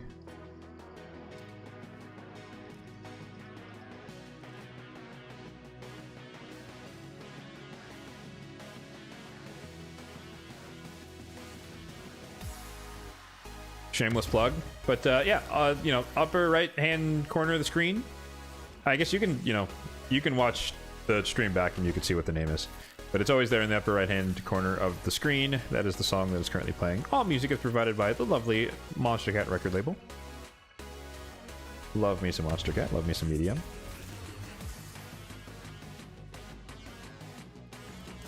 Oh, I think someone forever ago asked what the target or what the yellow thing is in the upper left. If you guys would like to compensate me for doing these takeovers for free, then you can subscribe on the Twitch. Buy some Twitch subs. No pressure, of course, for me, but that's basically it. So if you wanted to help me out, that's all. Technically, it's meant to be there, like, you unlock the takeover stream for the month when we reach a certain amount of subs, but I'm not large enough on Twitch yet to really demand that. And so for now, we're just kind of doing it pro bono. But eventually, it would be nice. Again, no pressure, but it would be nice. Will it help the odds? Nope. That would be unfair, I would think.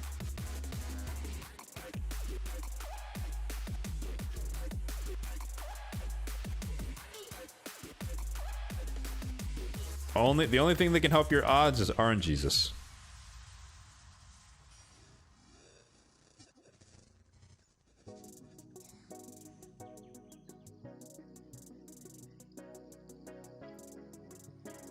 Demand a goal of 1 sub.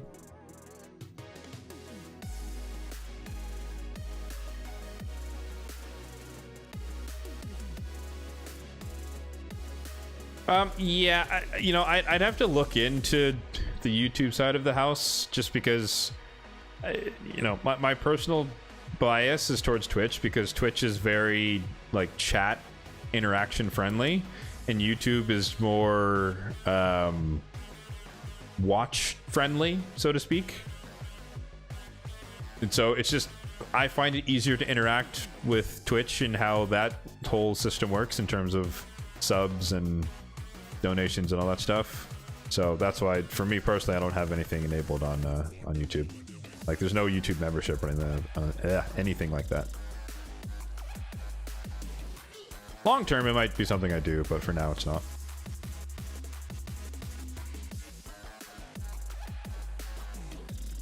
All right, let me know when you are ready. In the meantime, I'll just be spamming some normal Grim Forest.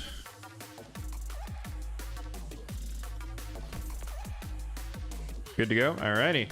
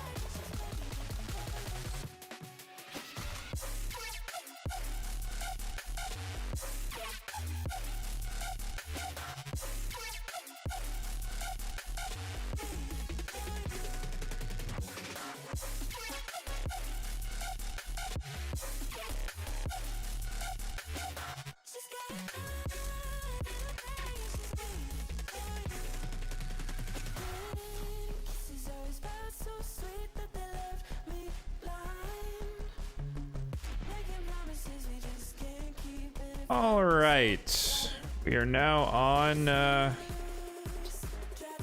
Wanjik's account. Wait, what is this? What happened?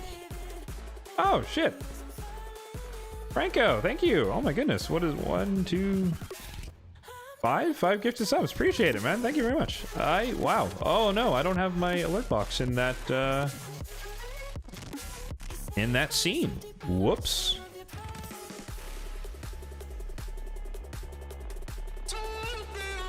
There we go. Replay that.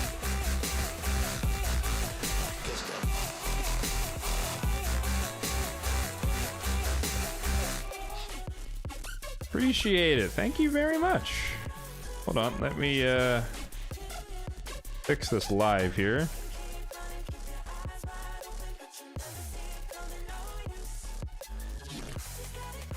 Okay.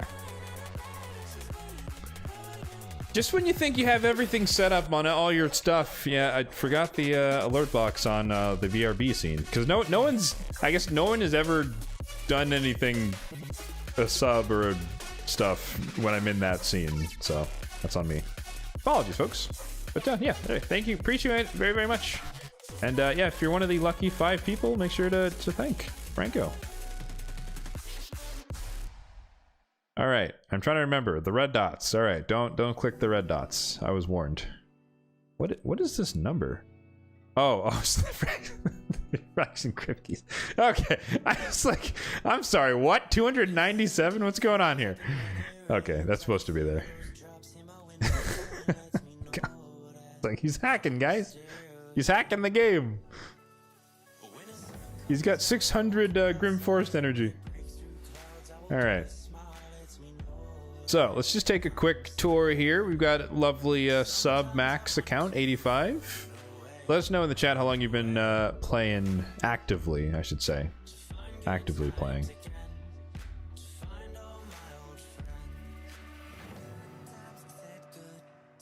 Oh, we're pretty barren. Is this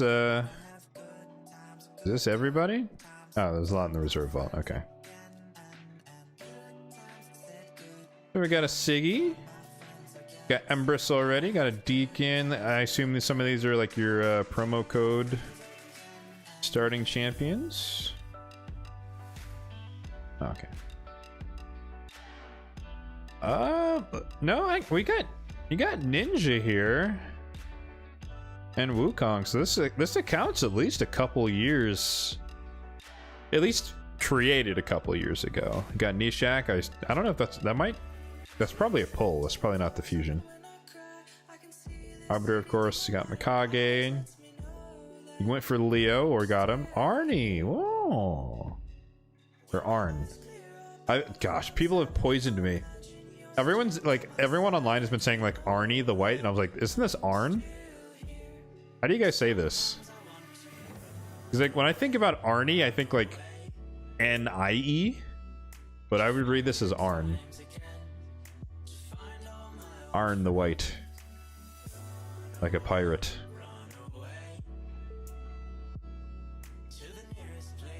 Started 2023, took a break. Okay, that makes sense. You say Arn? Yeah, okay. I was like, Arnie? I was like, no, I can't be Arnie, dude. I'm watching too much YouTube. In Germany, we speak it with the E at the end. Interesting. Okay.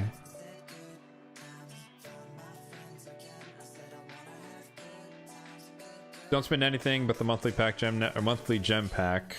I used to buy shards back in the day. All right, cool, cool, cool. Got Lamassu as well. Not too much epic empowerment as you'd expect. Lots of food champions. Love to see that. Okay.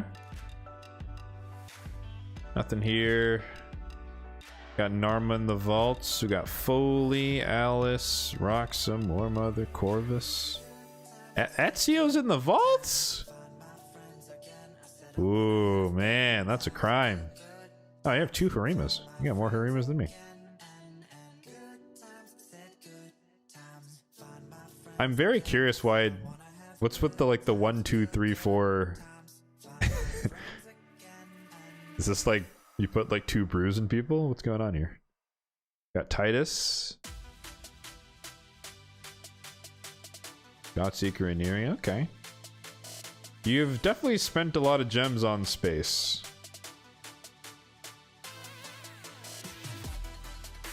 So the Drakes, of course. Rhonda. Now he has Rhonda here. But I think UDK is missing.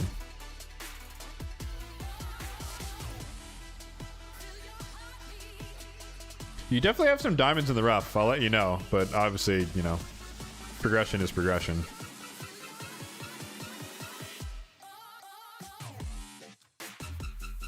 Alright, what are we rocking with here? Artak solo. Probably hard mode solo.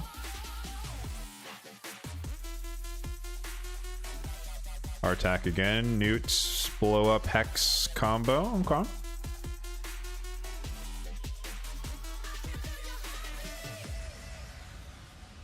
Sensing a pattern here. That's not a save team. Okay, this is the save team. I love the Elva flex. Every single team has Elva. She's definitely good.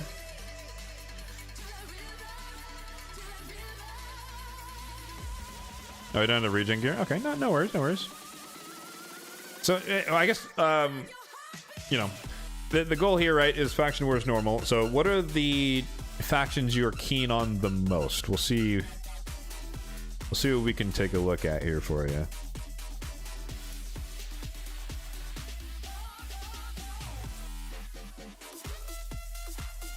We got a Sand Devil team? We do got a Sand Devil team. What the heck is this?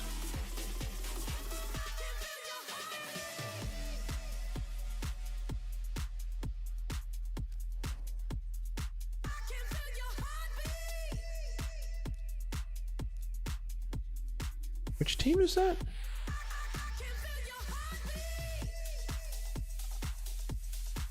Shogun.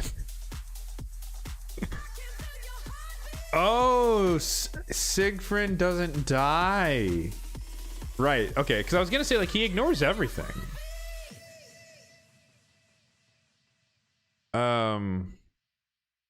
Where is it?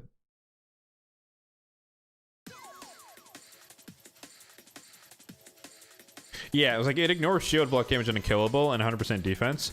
But the way Siegfried, his path, for anyone who doesn't know, it preempts the hit and then plus block. Or no, what does it say? Yeah, it's weird. So like you think about it, like you think about it like it's the block damage blocking the hit, but the passive blocks the hit and then it places block damage. So you can't ignore it, which is why usually sick friends don't die if you ignore block damage, because the block damage wasn't there yet. The fatal hit is what's blocked, not the passive. Or passive, not the buff. Interesting. All right, see, this is why it's fun to look at, other people. You come up with strategies, man. You make stuff work. Still progressing in Shogun? Okay, cool. All right, let's focus.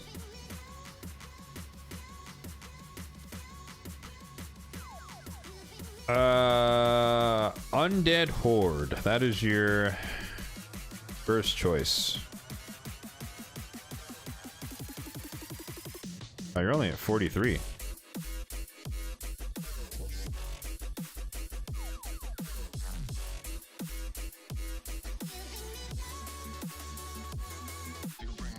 Oh right, I forgot. These cost four keys, dude. I haven't looked in normal mode in so long. I was like, wait, what? Where are the other keys? Okay. Man.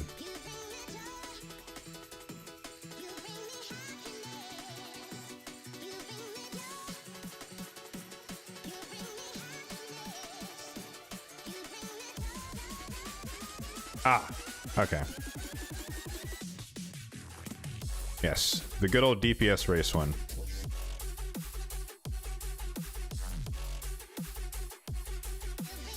Yeah, I mean, there's nothing we could do here, right? Like, I think this team would work, though.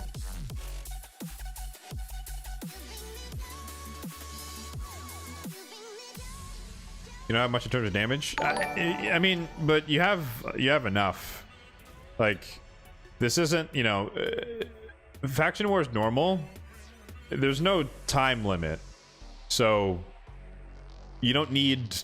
Well, I guess relative to this boss, you kind of do need. It's a DPS race to a degree, but I would think that a Relentless Husk, DPS Dark Elhain, a relatively fast Gorgorab, throw in some poisons from foes advancing, you're basically good to go. Obviously, you got to be careful when he throws the stuff back, but you also have Scortorsis to cleanse.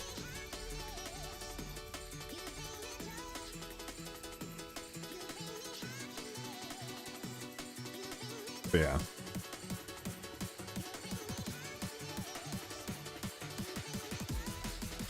I mean, my focus here is if we can physically do something that makes more sense, but like, it's unreasonable for me to say, all right, let me just build out 5 champions and see if we can do something. That's a bit much. And you probably don't have the resources to build out 5 champions. Off rip. Unless.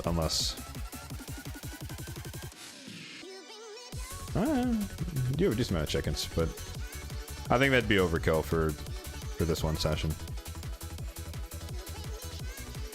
I guess let's work backwards. What do you have? What do you have done? You have Skinwalker's done.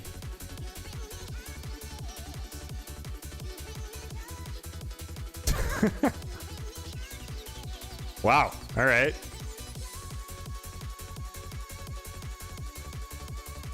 I guess Wukong just Wukonging.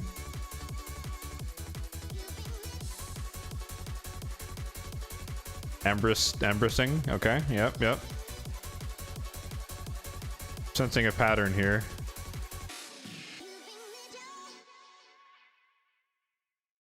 I guess Korrigar keeps everyone alive and maybe Dronkel does something? That's a...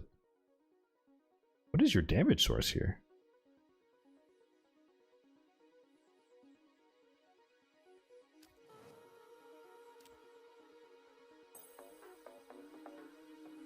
I mean, honestly, this is impressive. Not gonna lie.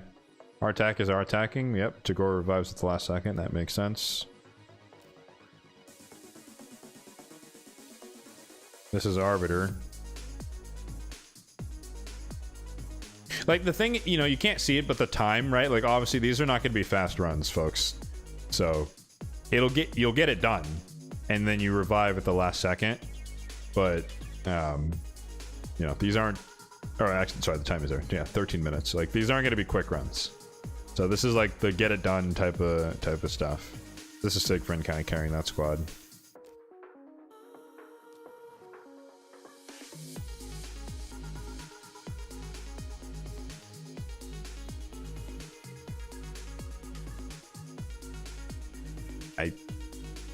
What?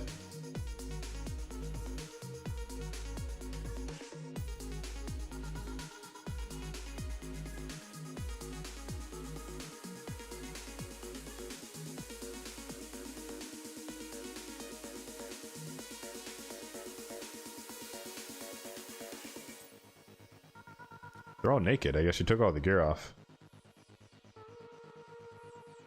Wow, okay. 5 stars doing work there. That's... surprised you got that far, honestly. It could just be, you know, the early game is different than it used to be. That's Arn carrying the team. That makes sense. Is this Hilvy? You know, we don't have... well, we don't have Hilvy. I guess Newt's kind of carrying the team. Rearguard keeping people alive. Mel gonna revive at the last second. That's actually very impressive. Dwarves is tough.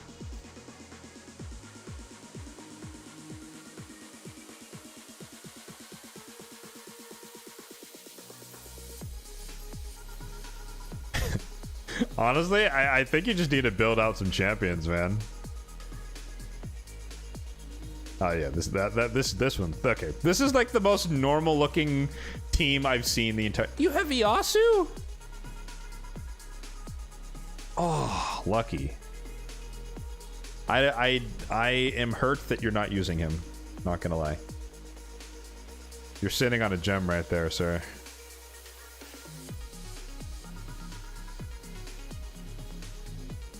I think Krutraxa kind of took his spot as my most wanted Void nuker after her buff. But I want more Ignore Stone Skin stuff in general. Anyways, alright.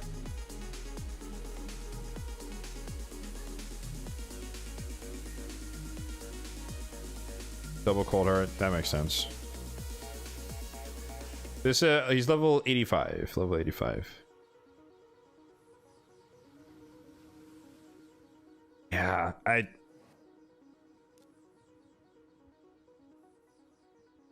mean, there is champion training going on right now, but it's just it's unreasonable for me to burn a bunch of resources for a non-guaranteed progression.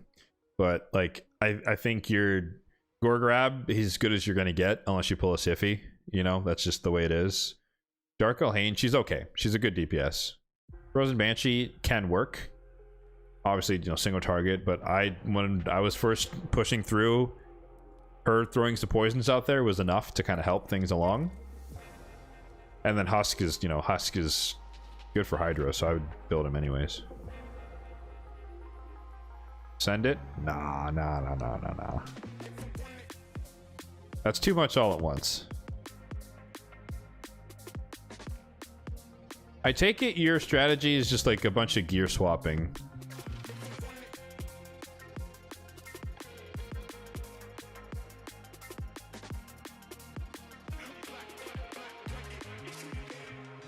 So you're at 902. You're missing 43 stars.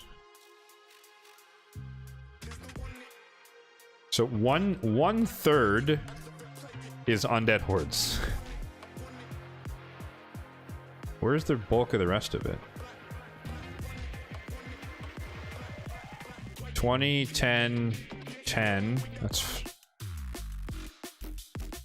I guess that's it. Yeah, 20, 10, 10, and then 3. Ish. All the crypts are open because he used the token for taking a break.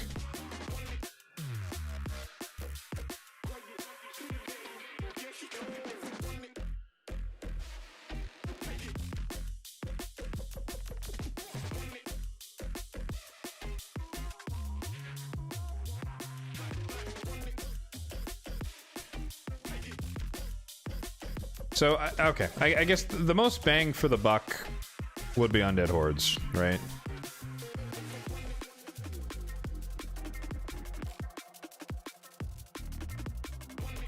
Well, I guess out of curiosity, right? Like, what's stopping you from like 6-starring some of these champions? Are you just trying to like do the minimum amount of effort to get the clear?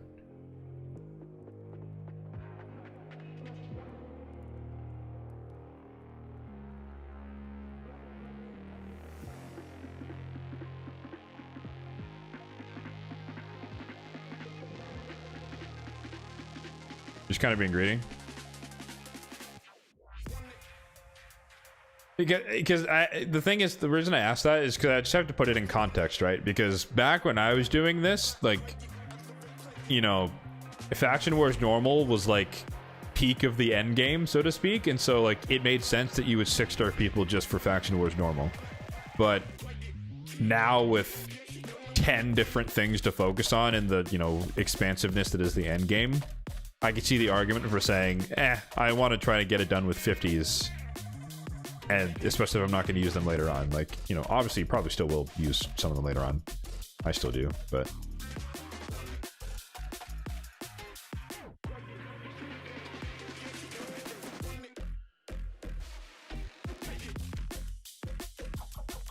Ready to get Liddy out of the way? I see, you're fed up.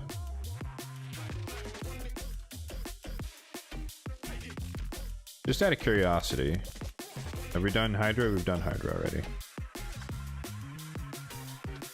Oh no, we're not doing Nightmare. Okay. Where are we?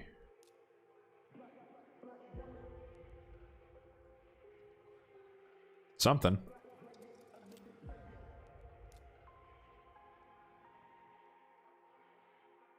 Don't look. Well, we're looking.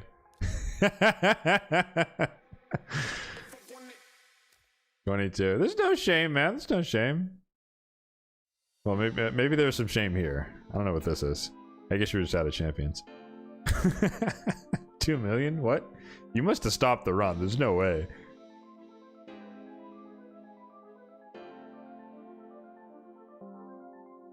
Or I guess Mavara is the only reviver in everyone. No, you have Takeover. I don't know what's going on there. I think you stopped the run. That's fine. Okay.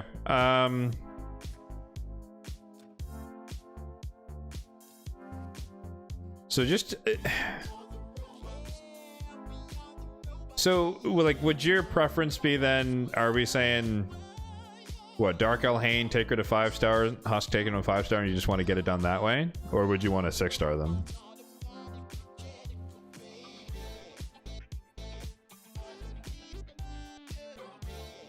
Because my instinct would be to 6-star them, but that's not your strategy. So we're trying to follow your strategy here, not my strategy.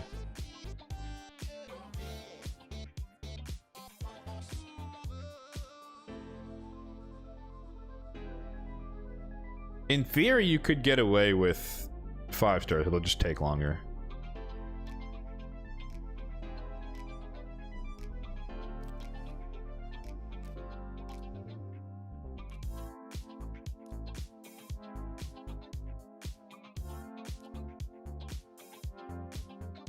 Whatever needs to be done. That is not not for me to decide for you. What, you have a second Elva? Oh my god. Dude. Bruh. Queue up Minotaur? Minotaur for what? What do we need masteries for?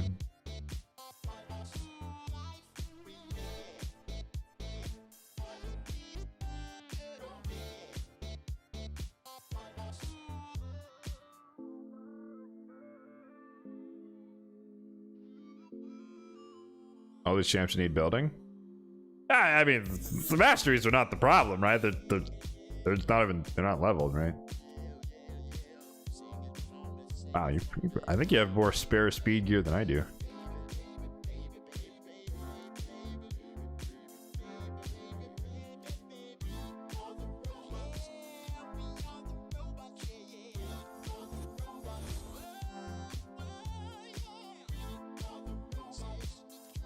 Oh, sorry. It's a tournament.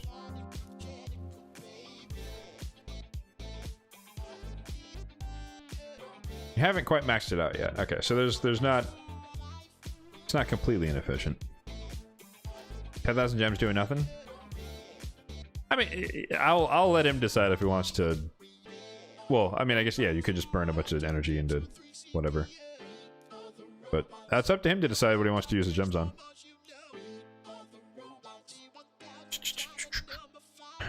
Okay.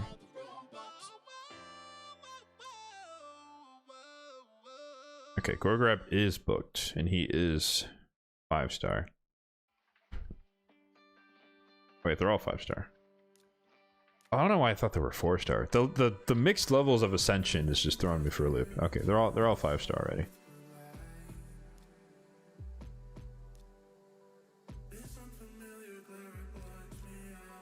I mean, I don't necessarily have to book her, to be honest.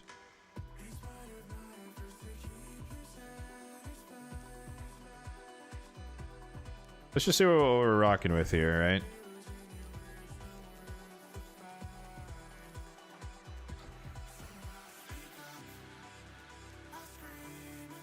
What the heck?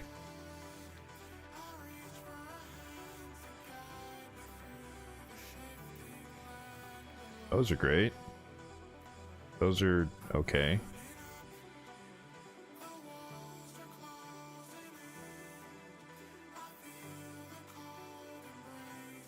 Do you have presets on people? I assume you do.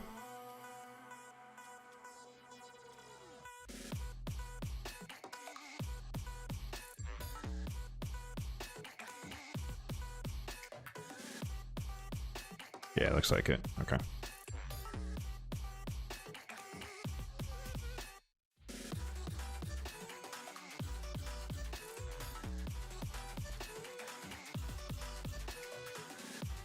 Because, like, obviously, you know, DPS, you put him in Savage, right?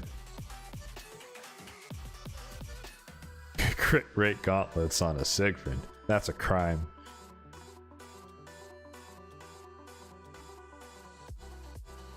Oh, actually, we don't really have any good Savage.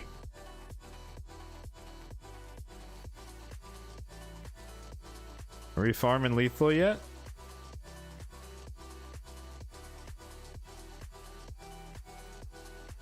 Oh, Globalize is the ones you typically use? Ah.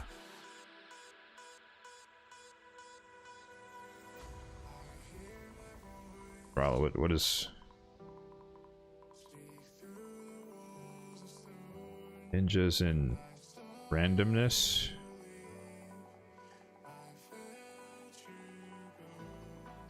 Just cruel and feral? Brat! Oh, these names. Okay. Too lazy to type out Nishak. Fair enough. Okay. I mean, I guess you know what these mean, but these aren't... They don't really tell me what the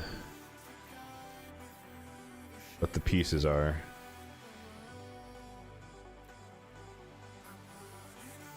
Like, is this damage? This is... No, this is not damage.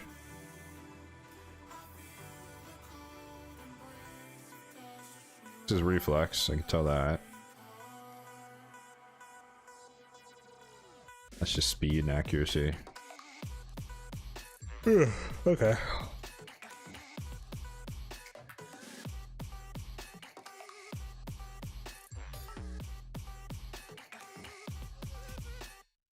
Saying your Siegfried's not hitting that hard? Well, yeah, I mean, he has 3,000 attack. This is not even an attack pet. Yeah, I was like, this is not an attack chest for sure. This is not crit damage.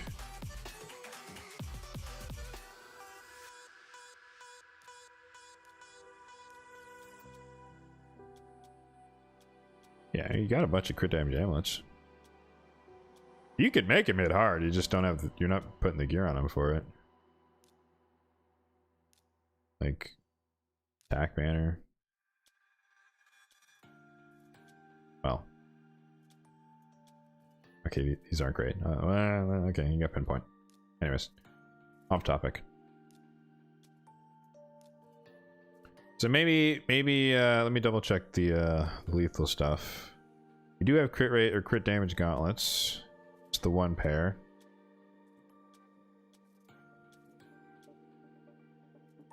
Oof.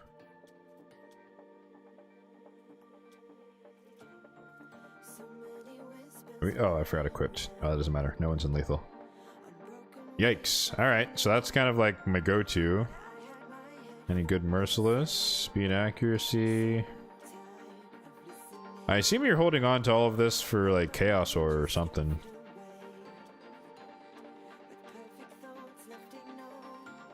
Oh, that's unfortunate.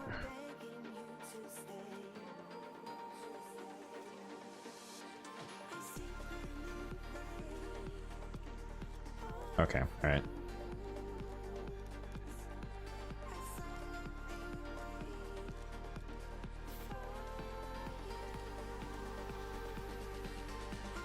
Those could be good.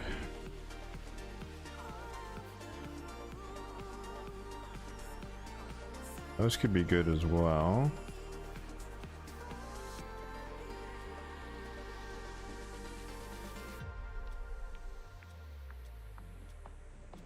Obviously, if anyone, you know, is curious, I don't use optimize or anything like that. But that would be a viable way to go. I was thinking about Cruel. This would probably be the pair of boots you would use.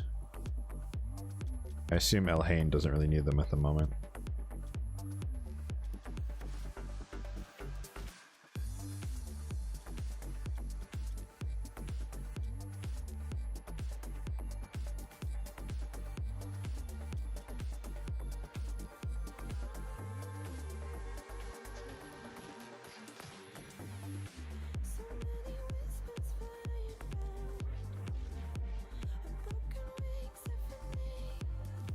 My brain is optimizer. Sometimes.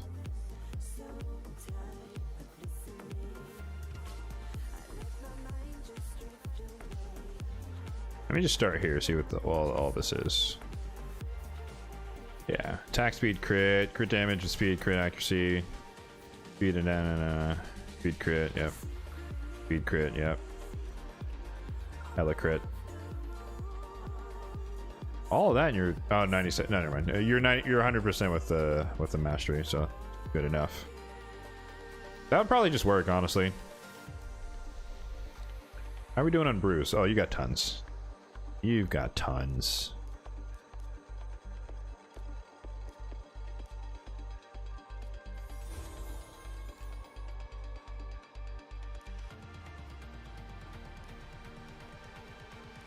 You've got tons of booze. I lost her. Where'd she go? Oh, forgot to ascend. We got a bunch of potions. Sort of.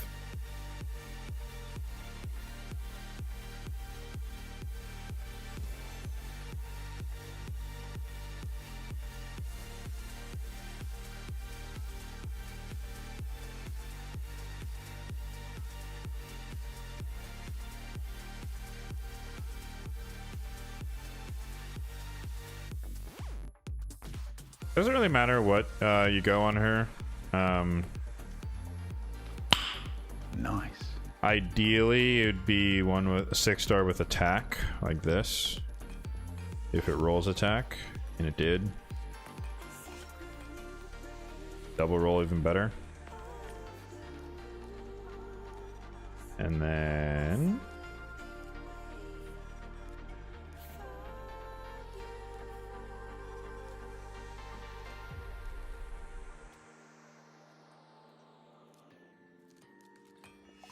could be the one. Maybe. Double. I would never keep these I would never keep this ring. I hate attack defense splits, even on 6-star. That's me. That would give us the 5 crit pain, but that's fine. So this one. I'm not gonna take stuff to 16 just because it may not really matter all that much in the end.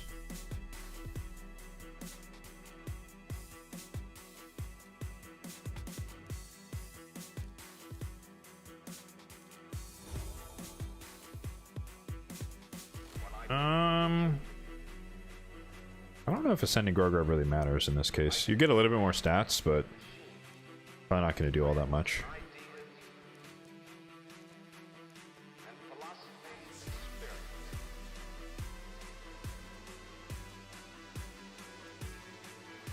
Jeez.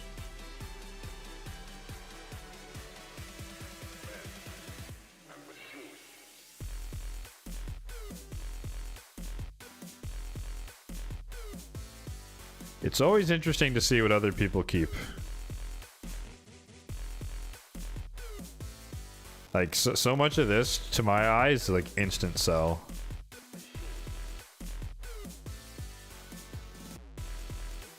But my standards are very different. Like, I just, like, I for me, on my account... Oh, let me move myself, sorry, guys. For me, on my account, like, I would run out of space if I was holding stuff like this. Well, this one's fine, but... I'm looking for just, like, I just want some resistance on some boots. There we go.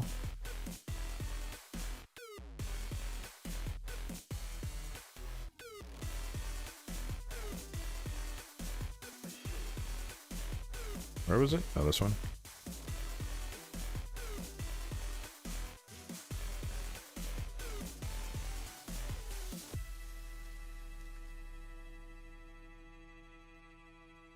All he thinks about is tomorrow.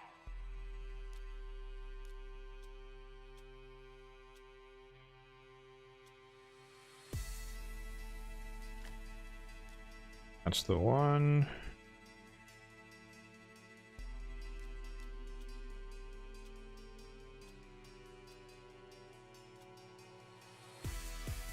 I like Immortal.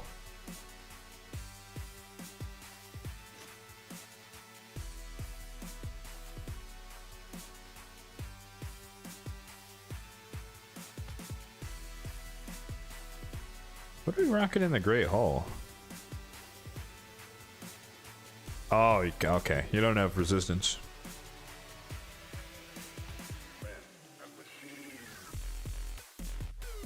I can guarantee you there's not enough shield gear to make a comprehensive set.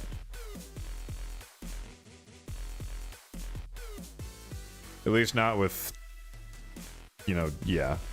I mean, the gloves, I guess, are the best part, but...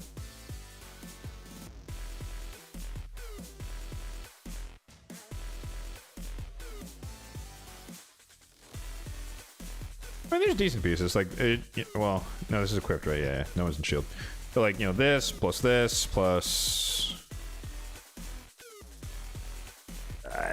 that and this, maybe? But, like, even with all that on...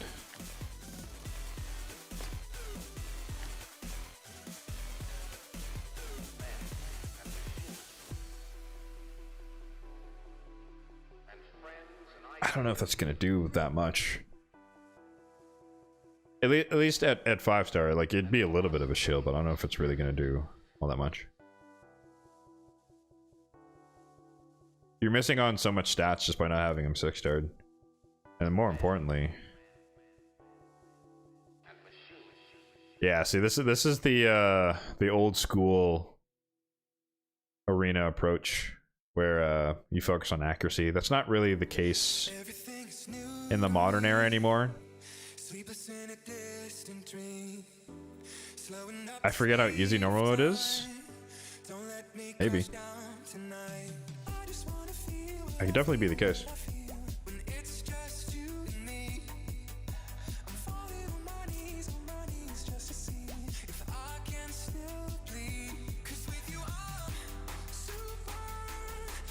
The thing is,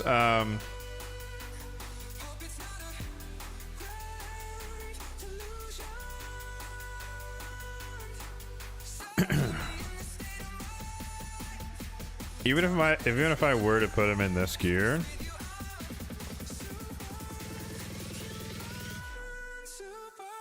$217 feels kind of slow.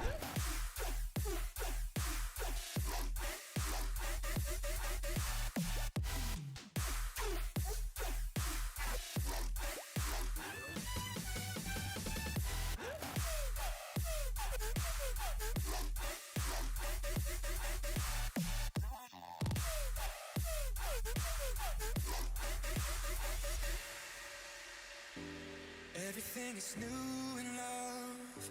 It's stronger than the both of us. Can you read about Speak Activate in live arena? Probably. I just wanna feel what I feel, what I feel when it's just you and me. I'm falling on my knees just to see if I can still bleed. 'Cause with you I'm superhuman. Hope it's not a great delusion. That'll do. So keep me in this state of mind. Tell me that it's real love. 'Cause with you I'm superhuman. Nice.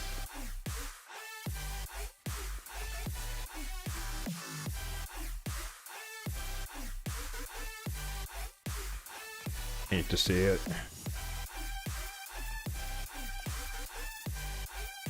You hate to see it.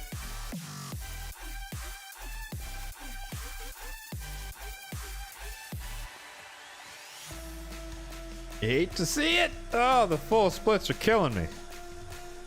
God damn.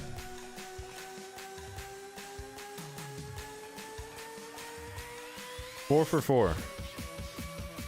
These aren't necessarily bad pieces, it's just I'm looking for like extra HP. There we go. Like that. 'Cause with you I'm I'm seeing if it's worth it to ascend him to 5 stars. Which it might be for this.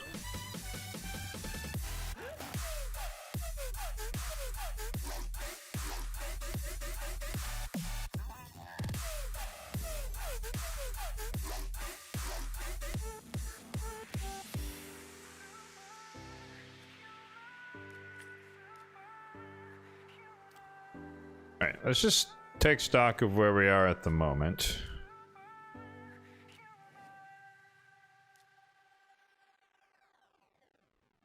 This one is probably not going to be possible yet.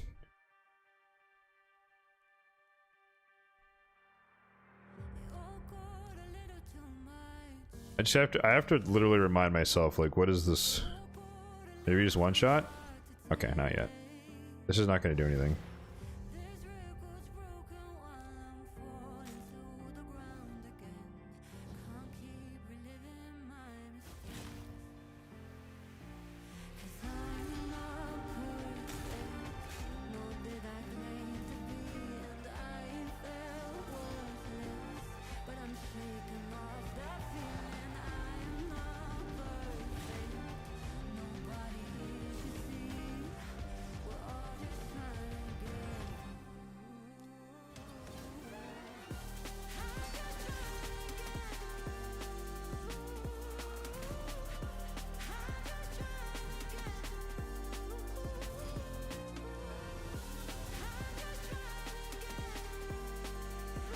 Weak hits go crazy. Come on, man. There we go.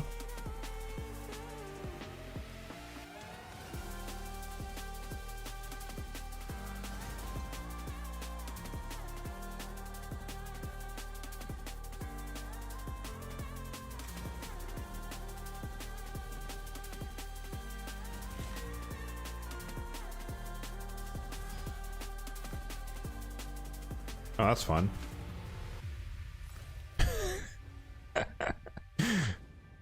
Gotta call in for the win.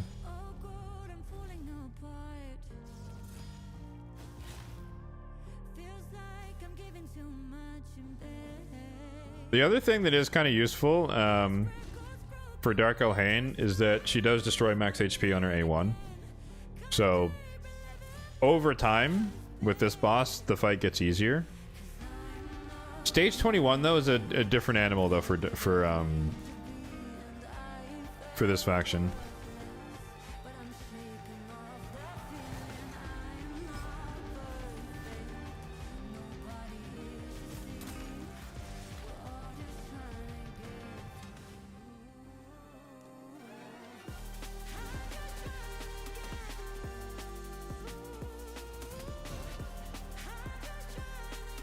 Oh right, he provokes.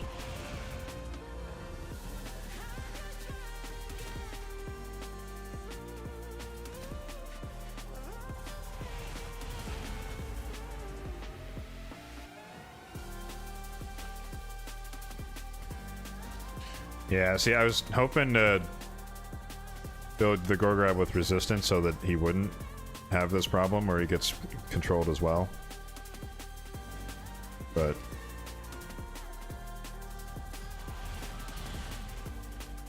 as long as we kill the minion on the right, like they're not going to kill us just because they're so weak. But it's just going to take a while to actually kill him because we're going to get provoked forever and ever. Alright, one down. Oh, absolutely, yeah. If they're 6-star, like, I mean, look, the fact that Dark Elhain was almost killing the waves as a 5-star with, you know, triple cruel tells you everything you need to know.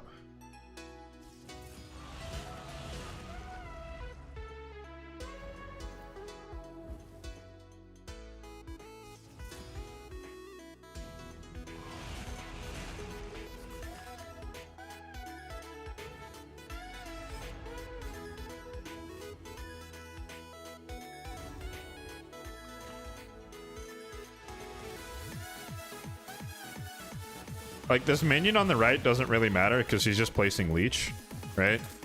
So I don't really care about her.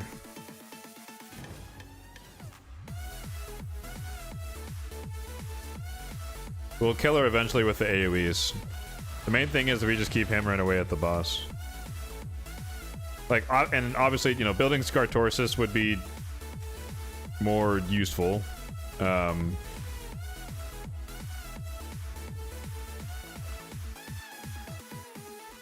Because you know, he'd have the cleansing and the healing and all that stuff, which would be helpful. Husk obviously would just be more damage.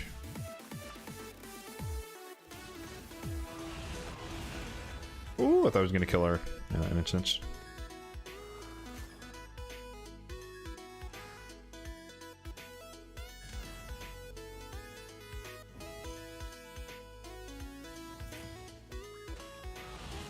Kills them, yep.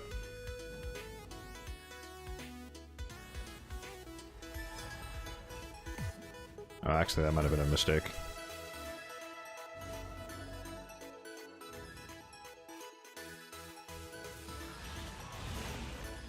Never mind. Chillin'. Oh, we stole it. Nice. Ooh, that's bad.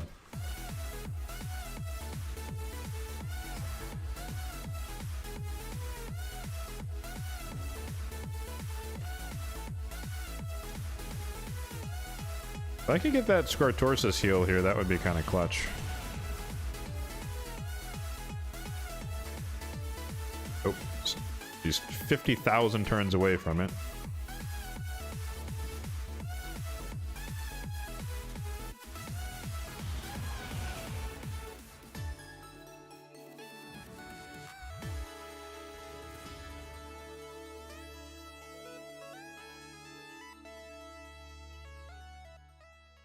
It's a gamble. We shouldn't die here, though. Oh, we almost did. Okay, that was a incorrect assertion. Incorrect assertion.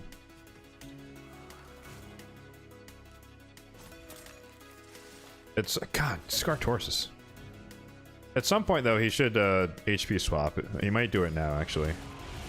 Or no, he's not going to do it because we're so low that he's going to try and kill everybody.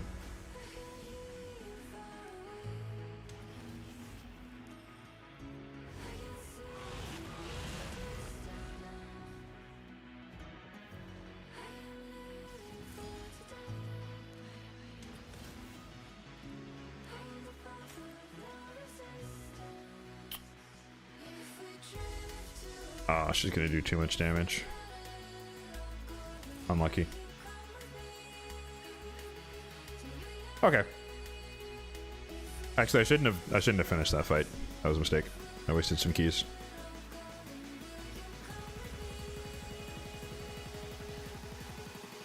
Okay, so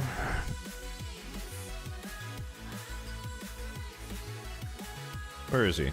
This guy. We don't need much. Like, they just look. 3 of them were naked, so they're not really doing anything. What is the cooldown on this? 6 turns. Okay. So literally, he just needs like some speed gear. I don't really care about the stats.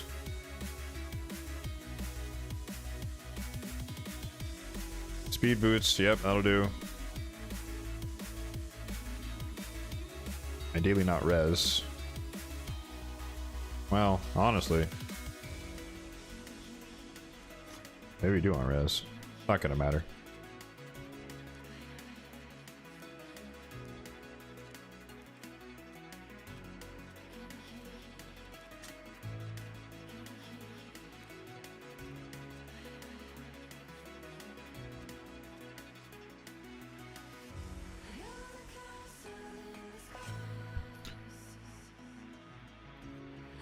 As long as you don't max out random rares. I mean, agreed. Like, but you know, the reason I'm like hesitating is just because, like, if someone has a playstyle, it's not necessarily wrong, right?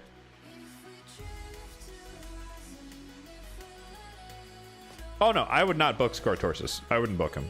I literally, the reason he was useless there was because he was naked and he couldn't take enough turns to cycle through this. But like, this heal plus the Gore Grab reviving heal should be enough to keep the team running, even unbooked.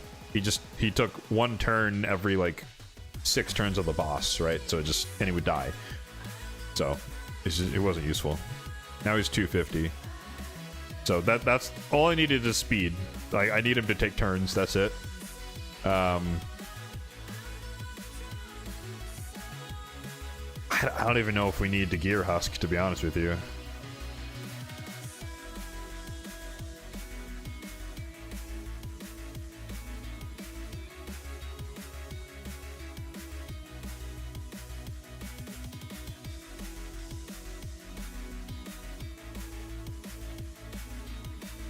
Oh yeah, see now we're cooking. Now we're super fast.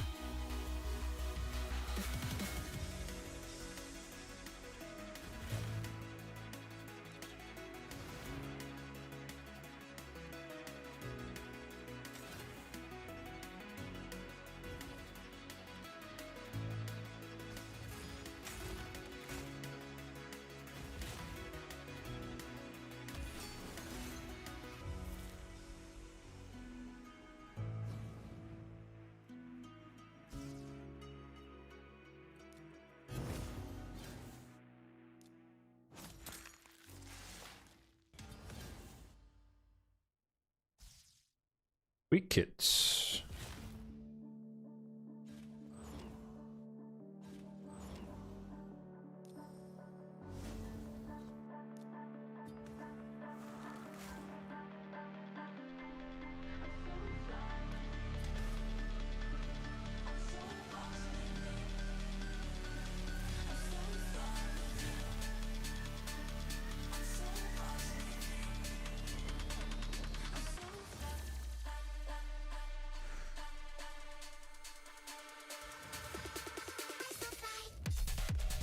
I was like, I want them to activate the freeze, so that's why I was purposely letting those live.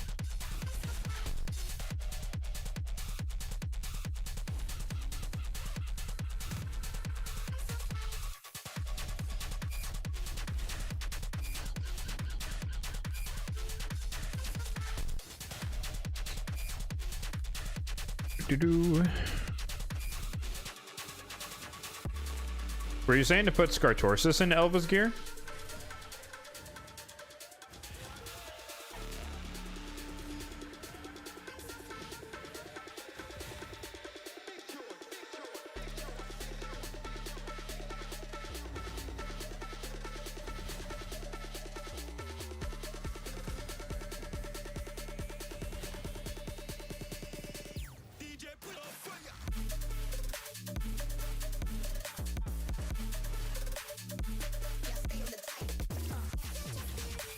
Let's not make the same mistake as last time where I just gave him increased attack for no reason.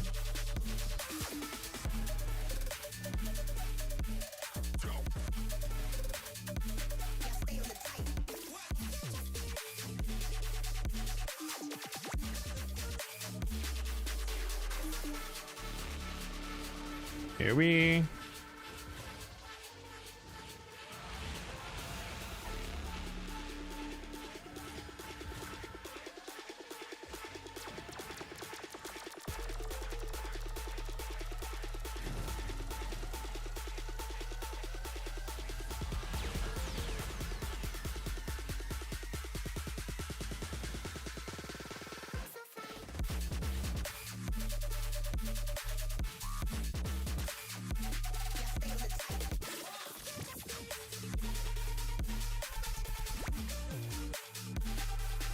Not gonna buff. He's gonna still increase attack from us. It's fine, so we revive.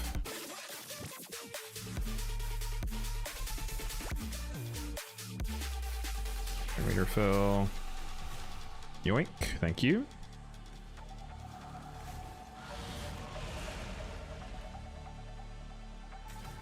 The turn meter.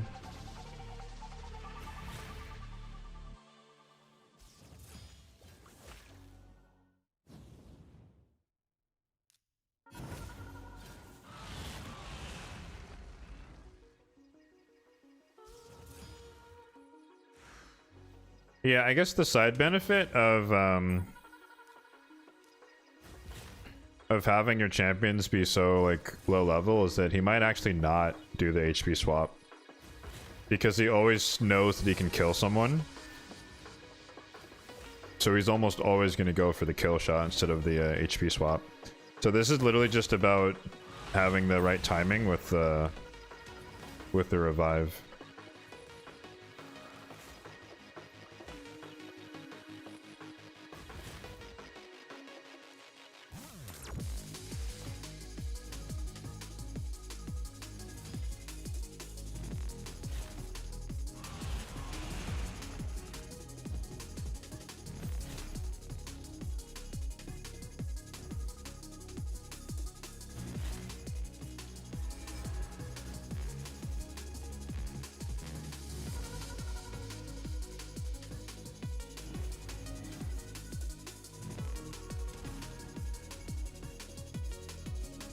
Frozen Banshee's A2 is junk. It gives me a little bit of turn meter when there's a debuff out there. That's the only reason I'm using it. And the Frozen Banshee's naked, so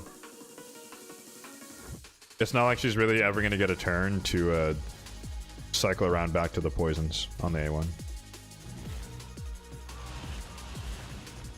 Nor does she probably have enough accuracy to land said poisons anyways. Although she's landing the sensitivity, so maybe she does. I don't know.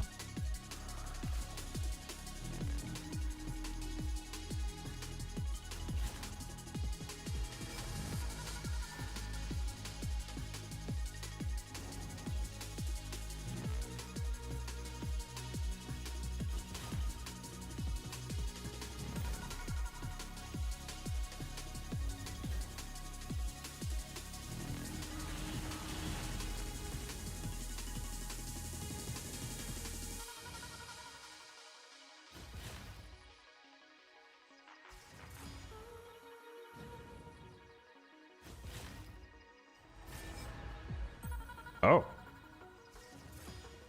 Weird. Why did you do that?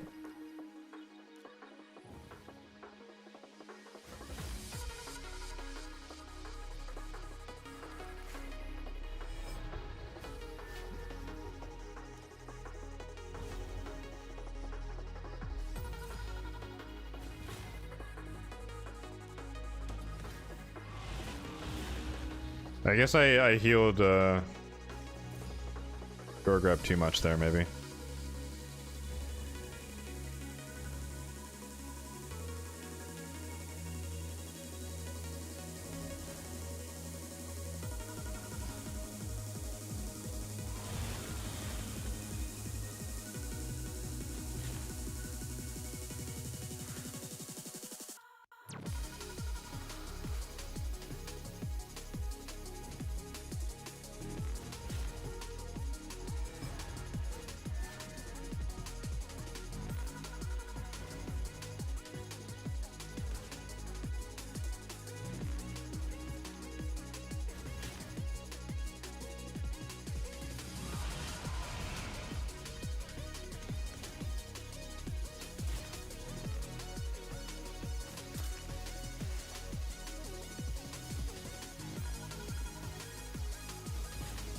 Could have healed there.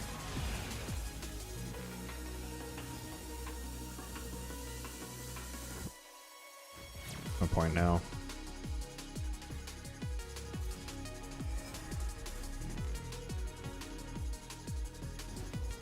Alright, revive.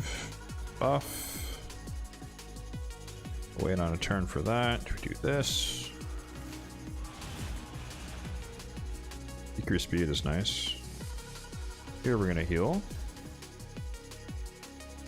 Turn meter. Turn meter.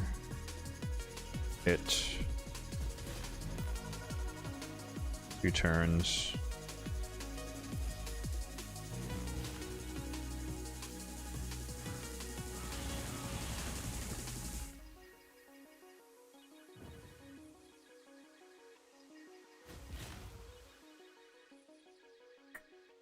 Oh, that's unlucky.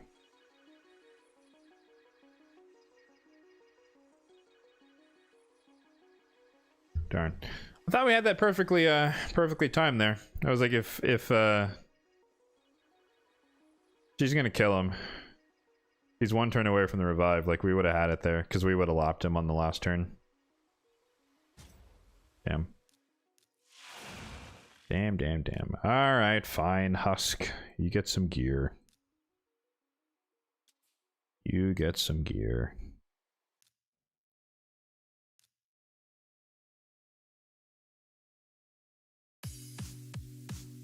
Whenever you're ready. I know she's naked. Thank you.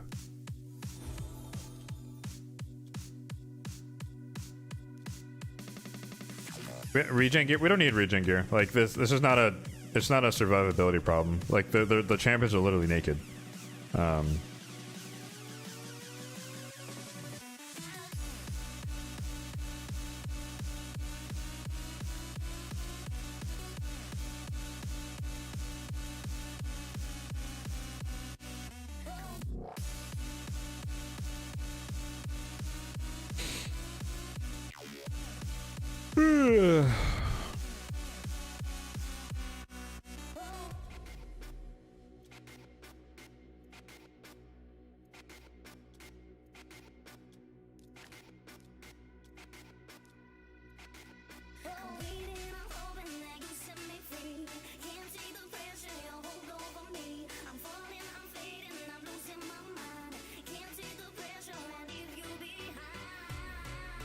It's not bad.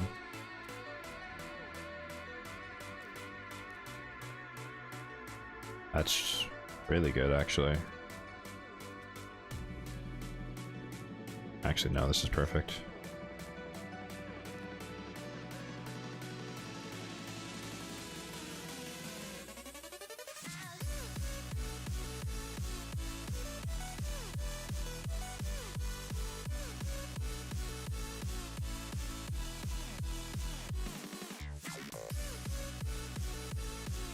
Five, 15. That should be all the crit rate we need.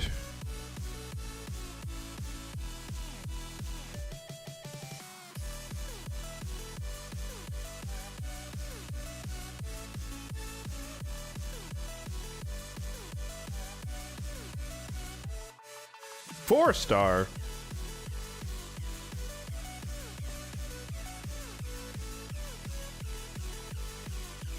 Unbelievable.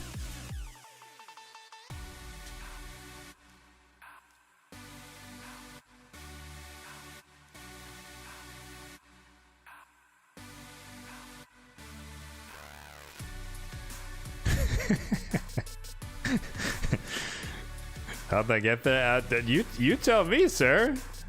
4-star gear. Unbelievable. Alright, who's the last person? Oh, Froban.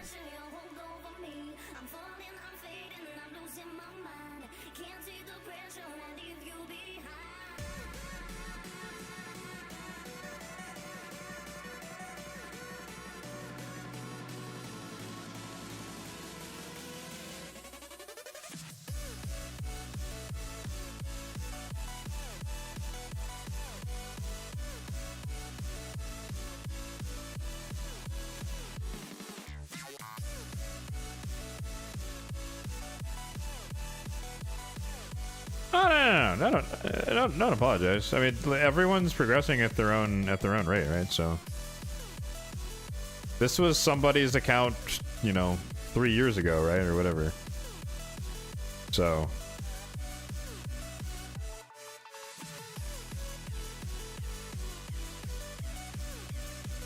I think Chimera or Hydra would have been a lot more difficult without access to a a lot of gear sets, which is a common trend here.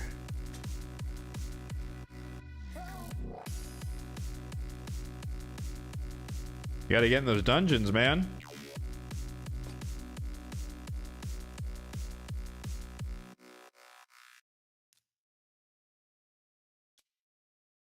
Delete that 4-star? No, no, no. You get to live with the shame until you get your hands on your own account back. Sorry, sir. I'm not fixing that for you.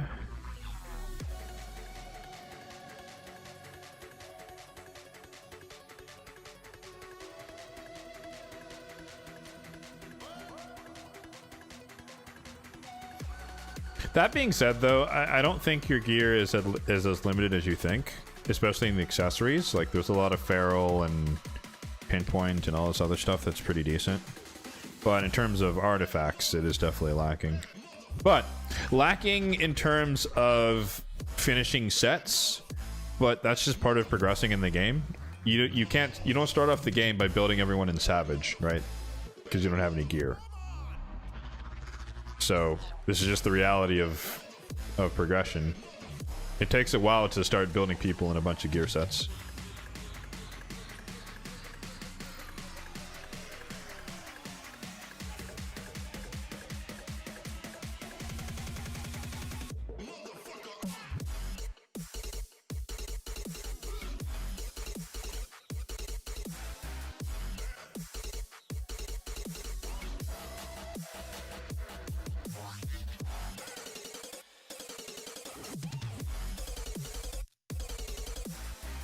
Yikes. That'll do.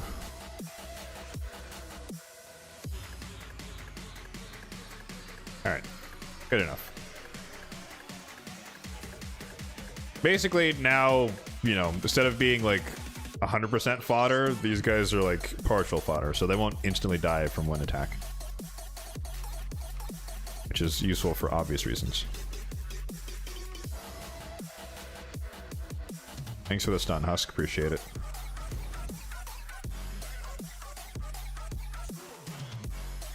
Why did I do that? That was a bad affinity.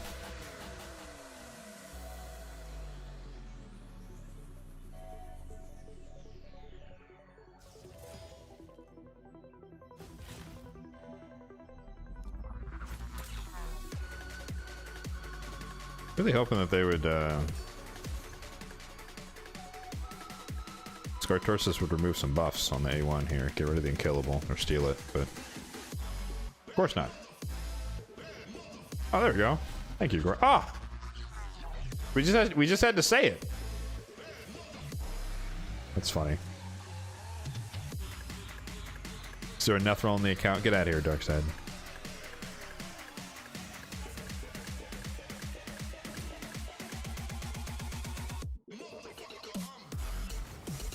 Baronet is single faction only? Eventually, yes.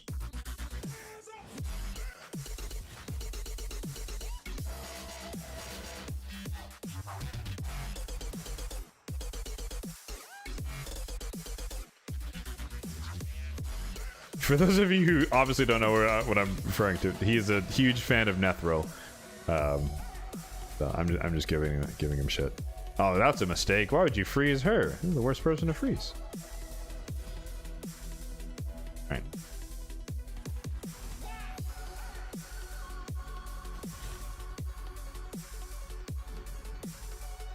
Funnily enough, the shield set here is not useless, but it just gets stolen off rip. So it's kind of funny that that happens. Actually, I'm going to save that for later. Meter fill here.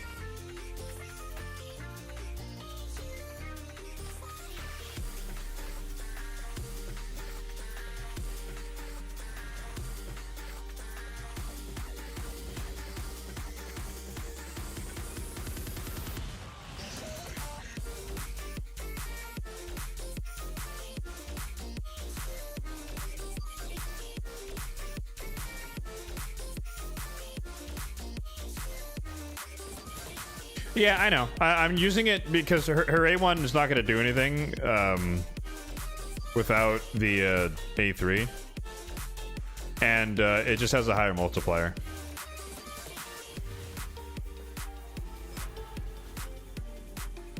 Yeah, so this is gonna be cake. Like, see, like we're not dying anymore to his big AoE. So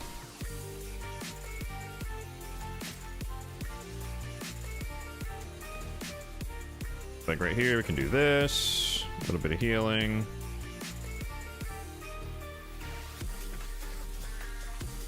Oops.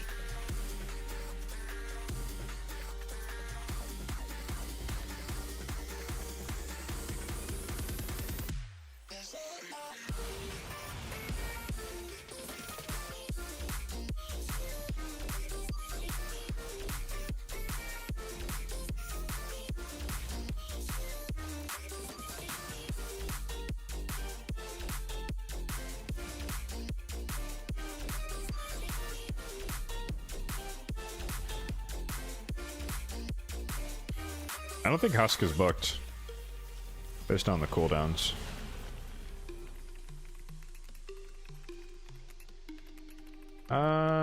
It's actually safe to do this because the poisons will tick before his turn. So this is actually good that Dark Elhain is dead because she's obviously the biggest DPS on the team, so we can really get him low.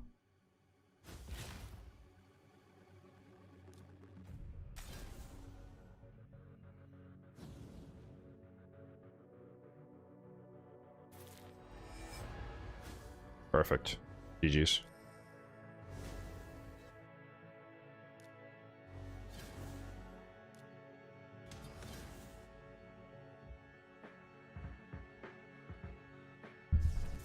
Done. Okay. I was trying to min-max a little bit too hard there, but they're still level 50, so we made it work, right? And they're not, you know, they have gear, but it's not like crazy amazing or anything like that.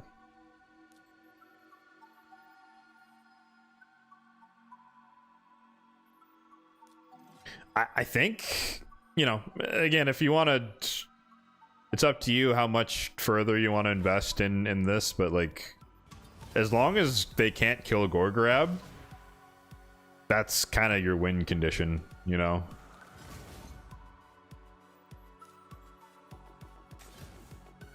Is that a Warcaster? Is it Warcaster?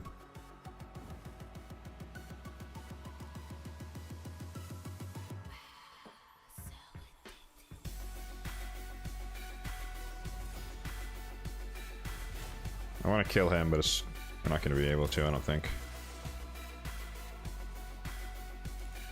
Yeah. Remove! Nope, he didn't do it.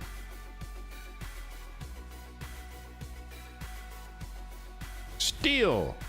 Of course not.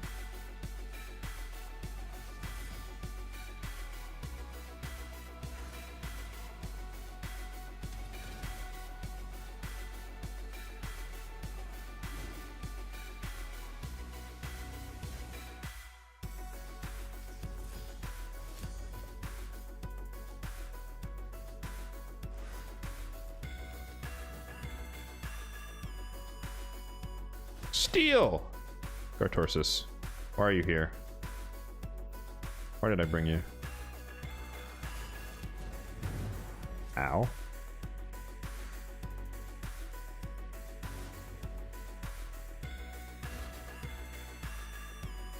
And then, you know, obviously, like, you know, building Husk faster, building him with, you know, crit damage, he'll hit harder, more accuracy, he might actually land the stun, which he did there once. This is going to be a very annoying stage because they have Revive on Death up the ass.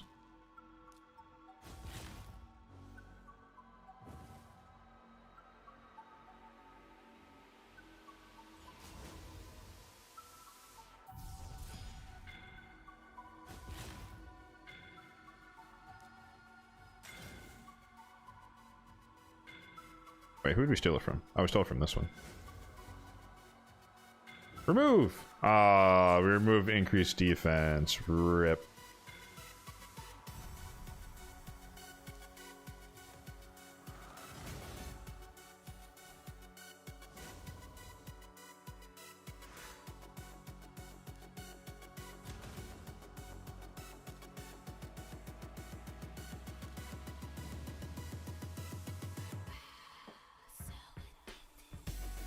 I don't remember which one actually did the buff. Not sure it matters all that much.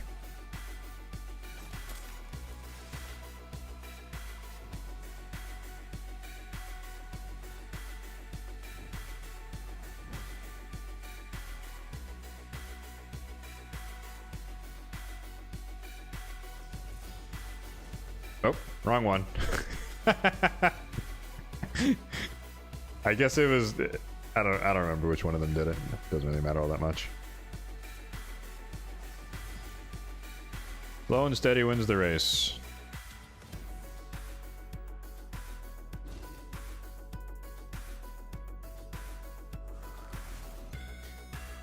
Yeah, Mr. T, I'll give you props. I honestly did forget how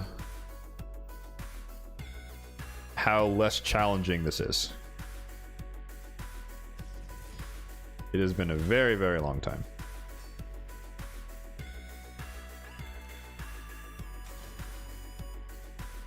Remove? Hey, my goat.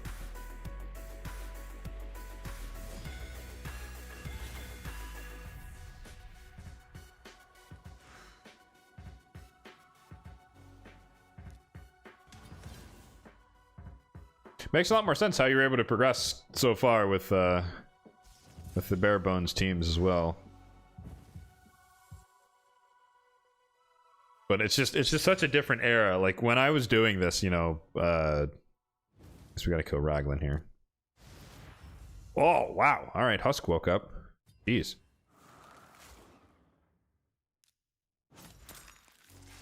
You know, we didn't have empowerment, we didn't have blessings, we didn't have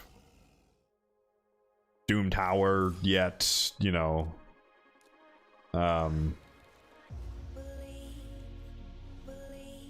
You name it. There's a bunch of stuff we didn't have yet, so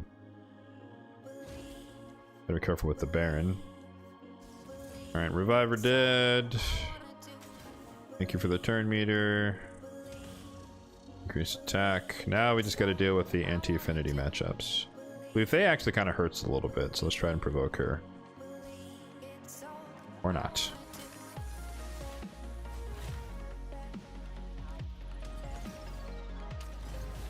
Yep, that's what I was afraid of.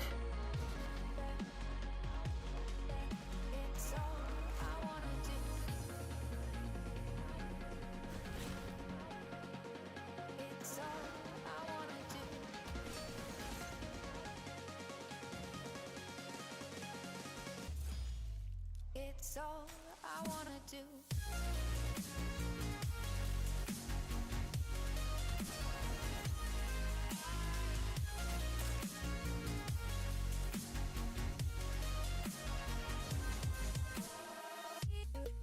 Gotta be careful here. Now, the Sentinels, they only have their A1s for the next couple of turns, especially the one on the left. The one on the right already took a turn. So basically, if we can just land the provoke from the Husk A1, we're basically good to go. Alright, that should do it. Heal up just in case.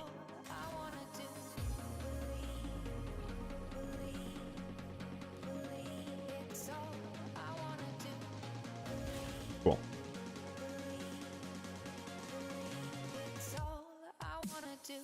Yeah, that's gonna work for a bit, I would say. That's probably the biggest area. What do you got? 1, 2, 3, 4, 5 stages to go. Like I said, stage 21, you probably are gonna have to start taking people to 6-star, just because this is the ignored defense boss. So if he one-shots Gorgorab, the fight's over, you know? So you need to be able to... I mean, there's a bit of RNG because he just randomly attacks people, but that's kind of the main spiel.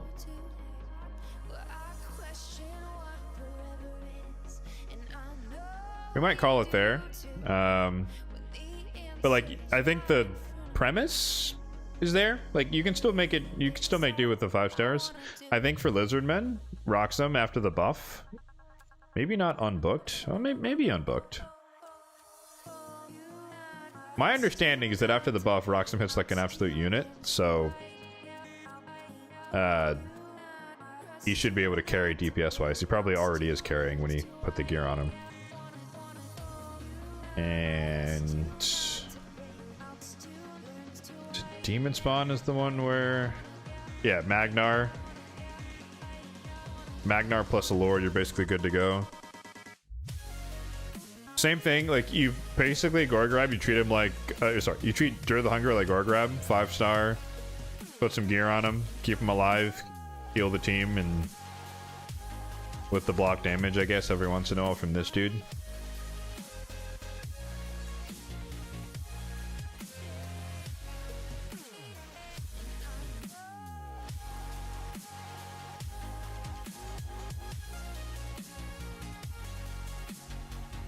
So I think the only person I stole from Wukong directly.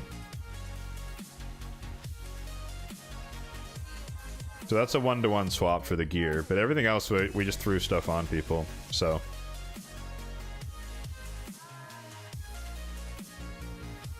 guys in the vault.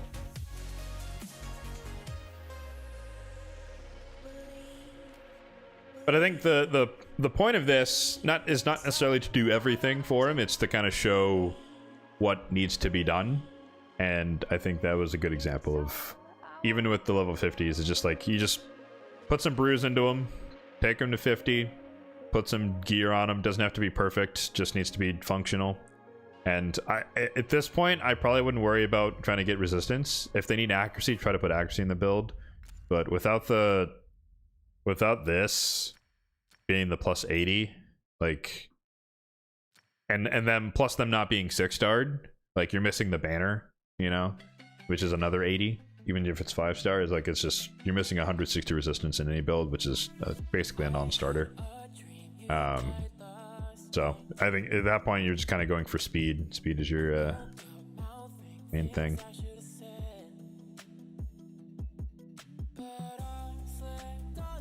This is the team. That's no fun. We gotta see this guy, right?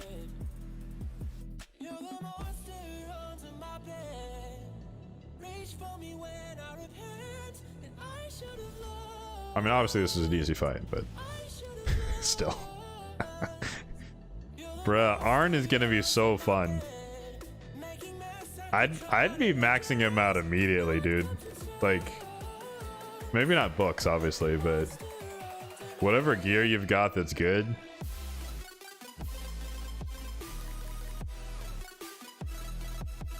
This is one of the most busted abilities in the game, for sure.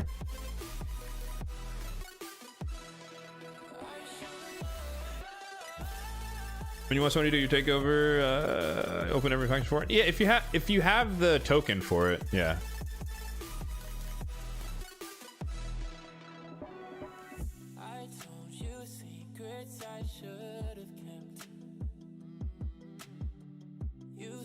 Okay, well, you still got 20 hours, so I'll turn it back over to you. But if you want to go further, that's the same strategy. Maybe you can even use some of the gear that we had on people, but yeah, your Broadmaw here is your Gorgrab for this faction, so same thing, 5-star, keep him survivable-ish. You're gonna run into the same problem though, stage 21, it's another purple boss, ignore defense, so it'll be real tough with this guy. I can't remember exactly which of the other factions have him as well, but you might have better revivers in those factions. The thing is, for stage 21 of the purple boss, you can exploit him by having the squishy champions. So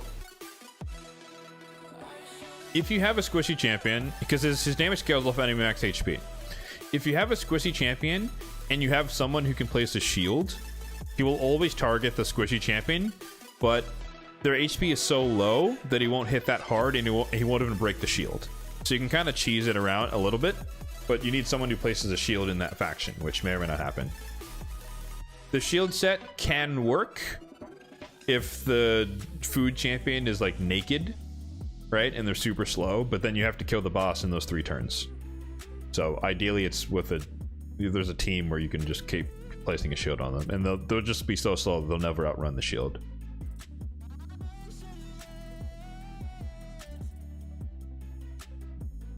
Activate blessings. Yeah. That too. That'll help first. Yeah, for sure. For stats. But yeah, I think Roxham for sure. Roxham's your DPS. I kind of wish I had him after the buff. Anyways, all right. Enough rambling. There you go. Made some progress in the undead hordes. But yeah, you've got the foundation. Your strategy is working for sure. So I would just keep it going. I'm just like in the ether right now. Hold on. Cold light falling on the ground. Long day, but we won't back down. One thing playing on our minds. Long What blessing would I run on Aox? Depends. Probably something basic like survival instinct or something like that. Turn meter for debuffs.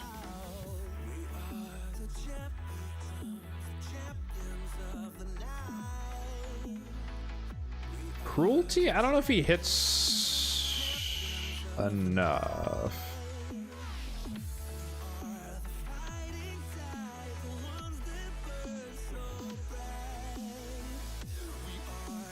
Oh god. Where's mine? He's +4.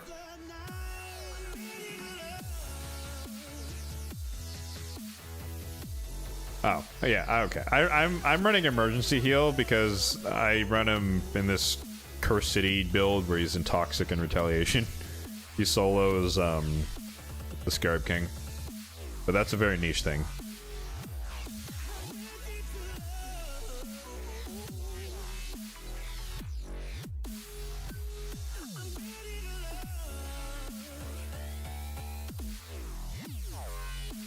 But yeah, I don't, because he's not AoE, so I don't think Cruelty is going to do all that much. Because he, like, this is not an attack, and this is just one target. Like, I guess on a boss it doesn't matter, but I would probably like Survival Instinct would probably be the way to go.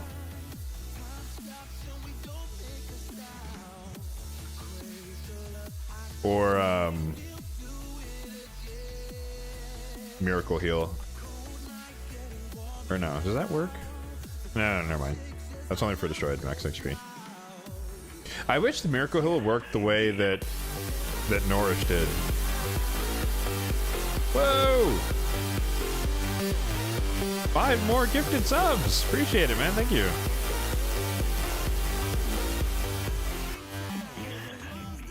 See, that's what should have happened the last time. I apologize for Franco. You missed out on, like, the default sub thing is like the cat or whatever that we saw, but the gifting of 5 or more, I think, is the submarine sub. So yeah, appreciate it. Thank you very much. I think I can move back to my corner. Oops, not that.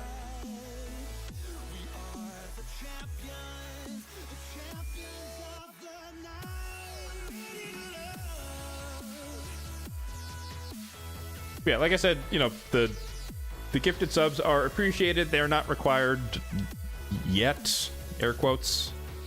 But, you know, I think for me, it's proportional to the amount of viewers that I get. So eventually maybe it'll be enforced, or maybe it won't have to be enforced. It'll just happen if the quality is good enough. That's kind of the goal, I guess. So, but yeah, much appreciated.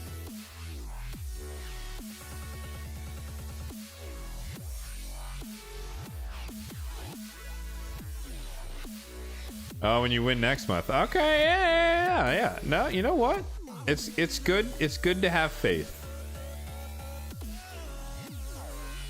It is good to have faith. But yeah, just for some perspective, guys, about like the difference between our accounts, right? Level, you know, he was level 85, couple years progression, some champions here and there, but like for me, 6 stars up the wazoo. Mostly legendaries, at least outside of the vault. A couple epics here. And then in the vaults, 6 star, 6 star, 6 star, empowered, 6 star, 6 star, like all the way down to the rares. And there's a couple of un-60 people. And then it comes to like the just epic collection. And then the reserve vault, a couple of retirees, failed trials. We don't talk about Siegfried. Then all the legendaries, all the faction guardians, and food. Food. 5, 6 rows of food, and then faction guardians again. So like, very, very different working point or starting point by comparison.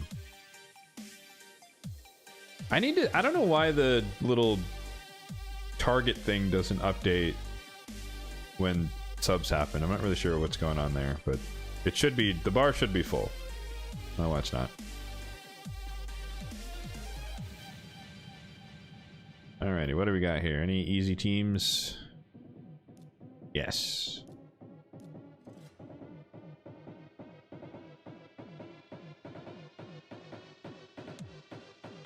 So, the other test for Hydra, because we're not done, is I want to compare,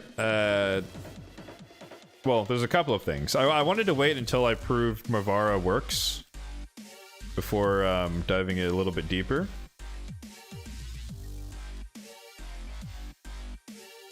But, so real quickly, these are my 3 teams, right? So we have Nightmare, newly upgraded with Mavara, who dropped out Rector Wrath, so she's no longer in this team. This is my Brutal team, which is probably going to remain unchanged. It just works, but Bayek joined the team there. So the one regime of potential change is the hard team. So I wanted to do a comparison. Actually, you know what? Let's just run the Brutal. We're already here. Get it over with.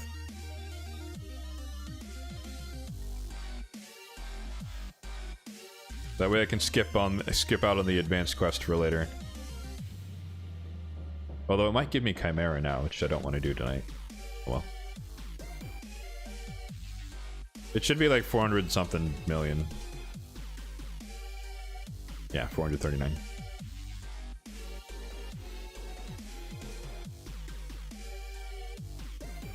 Wow, this is some old dubstep. If I had to guess, this is like 2013, 2012. It's so funny. Alright, so yeah, sorry, I was explaining. So, there's been a lot of swaps, or not a lot, but there's been a handful of swaps lately. So, Mavara in for Rector. On this team, Bayek's role was to Hanorok, so she was our anti-Torment champion with the passive. Increased defense, increased speed. So, we have increased speed on this team from Elva, so that was covered. Increased defense is covered by Bayek, and now we just have Perfect Veil instead of having to depend on her passive proccing. So, the thought was, once I did that, I was like, wait, well, Siphi is not really built for Hydra. I just threw her in because I needed a Torment person for this team. And Hanorok is now free. So, I could do another A/B test of Siphi versus Hanorok. And more importantly, on this team, Vinalicia is coming in as the primary reviver. So, as long as she doesn't die, Hanorok doesn't need to revive, and she can also be a little bit of healing, but there's a lot of healing on this team anyways. So, just like before, let's do this.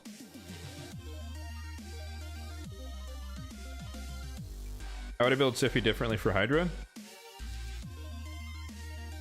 She'd probably be in like Reflex or something.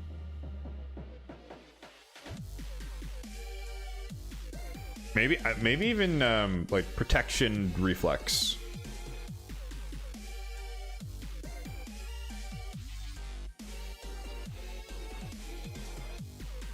All right.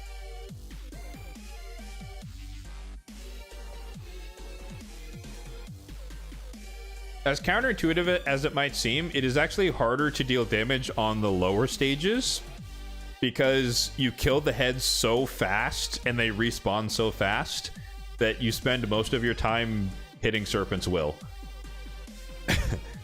So even though these numbers they seem low, it's like it's really tough to go above it. Like you really have to be like over critting the decapped heads to really do damage on the lower levels.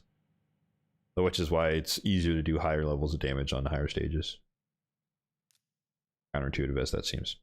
All right. So in terms of Siphi versus Tuhanarok, the only thing we lose is we lose the passive healing. Right? We don't get this heal every turn. And then we don't have the 50% chance to remove fear every turn, which means that it lands, but it may or may not proc, and it may or may not be removed. But versus Tuhanarok, we'll just get rid of it every turn. But the trade-off is that we won't have block debuffs either. So if we get poisoned or provoked or weakened or anything else, then that Tuhanarok cleanse may not go to the fear. So it's not a perfect swap, so to speak.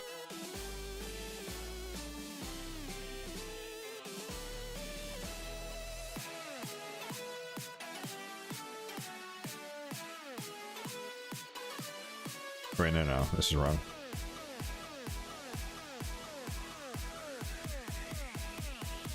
Do we have block buffs here? Yeah.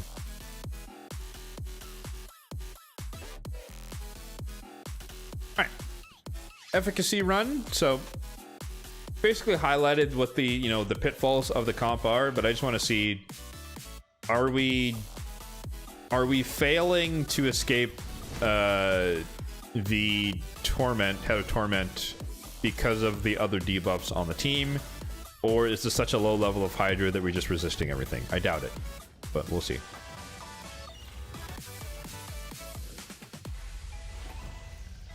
In terms of builds on this team, Estrid is in Cursed, so there is our backup Hex. Mishinaki is providing the primary one. Mishinaki is in 4-piece Merciless. This Mishinaki is. Varl is in Savage? I think he's in Savage, not Lethal. And Perception. Vanalisha is in Merciless Affinity Breaker. So when she weak hits, there's a chance that it's not a weak hit. Harima's in Arena build, so she's just Savage or Lethal. Lethal in her case. And then Tuhanarok, I think I stripped her gear off, and she's just in like generic high res, high accuracy, so like 450 res, 350 accuracy gear. But I might tweak her a little bit because she used to have crit rate gloves, because I wanted to get a little bit of damage out of her on when I used her on well, forever ago I used her on Nightmare, then she dropped down to Brutal with everybody else. But if she comes back into the team, I might want to put the crit rate gloves back on her, put that build back on.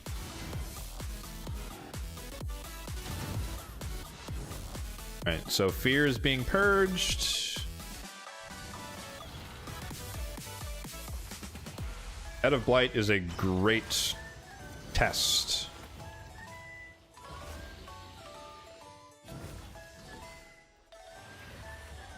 Did not get block buffs.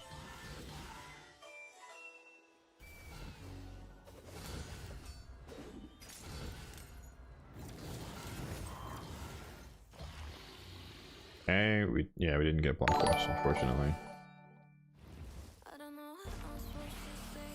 Happy Saturday to you as well. Appreciate the follow, Pearly. All right, we're all fear. Nah, we killed it. Never mind, we killed it. Well, but in fairness, that is the nature of fighting on hard. It is a lot easier to just kill the Head of Torment. But this is what I wanted to see, like, if we get a bunch of poisons out there, are we going to be able to cleanse the fears? There's always a chance that we do, of course.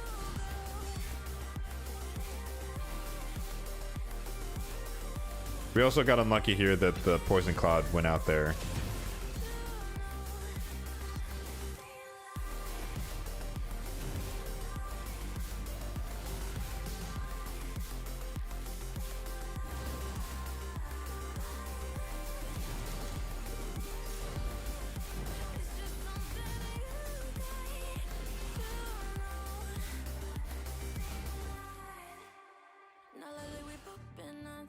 Yeah, okay. So it's fair game. Like, you know, when there's a bunch of poisons, we got the weekend out there, when you have provokes, there is a chance it's not going to purge. But the trade-off is that every other time, when the Head of Blight is dead, for example, it's not a 40% chance that it's not going to, or 50% chance it's not going to do anything as like Siphi's passive. It's 100% chance it's going to remove it. So that is nice by comparison. How do we enter for account takeovers? Great question. If you where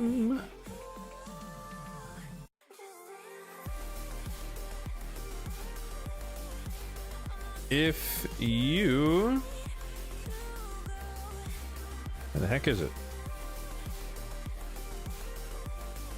Whatever. I'll do it on Twitch. Copy. Paste.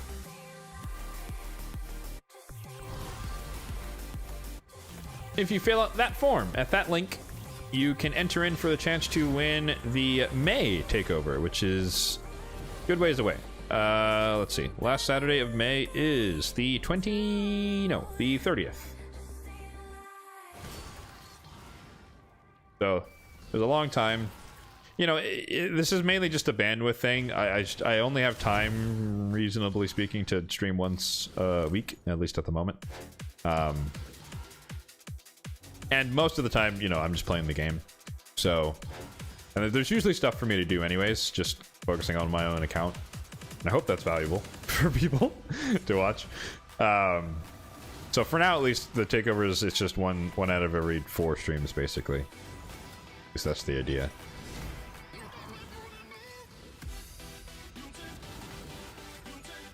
That could change in the future, though.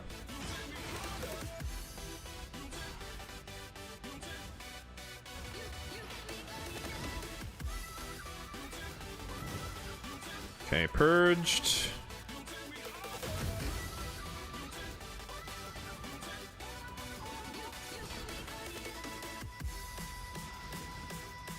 Oh, he's not going to live long enough, but I kind of wanted to see how effective, if at all, is Pain Link. Oh, it got removed. Never mind. Boo! Well, rip science.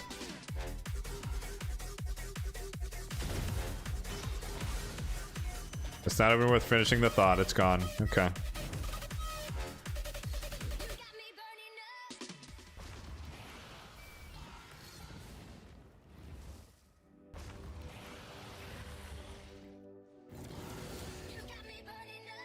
So I guess what I hinted at earlier as well, even though Tuhanarok is a support, like, she's not going to hit crazy hard with crit rate on her gloves, but, like, Tuhanarok's build is variable versus my Siphi is built in protection for the arena, and that's not going to change, and I'm not going to put Siphi in crit rate gloves, right? You know, that's a waste of her kit. So that's the other thing, where it's like, either, on one hand, Tuhanarok, in theory, would enable the team to do more damage, i.e. miss less turns to True Fears, but I'd also be able to get damage out of her. It's, you know, it's going to be kind of what we saw before with, like, Mikage doing, like, 4 million or something. It's not going to be crazy high, but it's higher than, you know, 1 million that Siphi would drop, right? So that's the other benefit of making the exchange.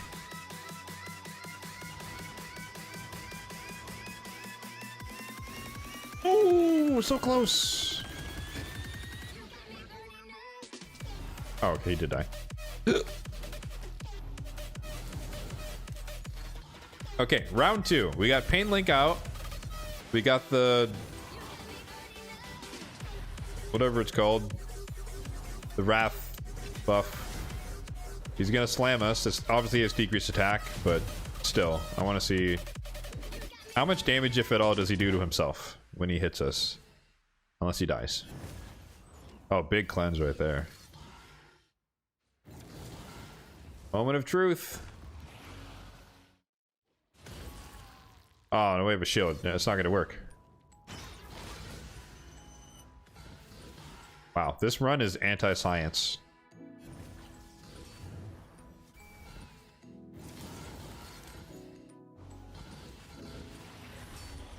Yeah, like he hit the show, it's not going to do anything. Bummer.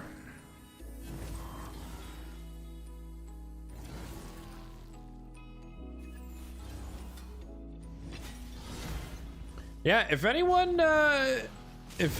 not using Varl the Destroyer, you get him for free from Doom Tower. He's not as good as Ninja, but he is a damage escalation champion, and as you'll see here at the end, he is on par with Harima. So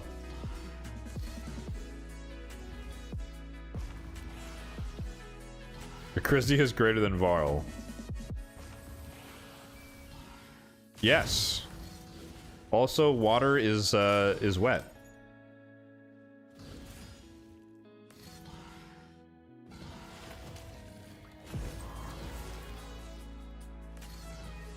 Although, actually, that's not necessarily true.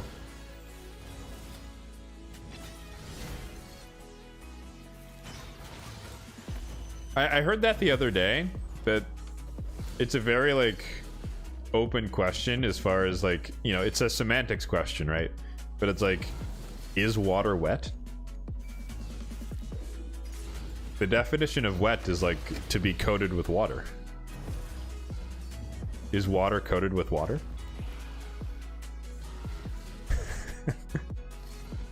Asking the real questions here. Boom! Get out of here, Decay. Wonder how he stacks against Tholen. He should lose to Tholen.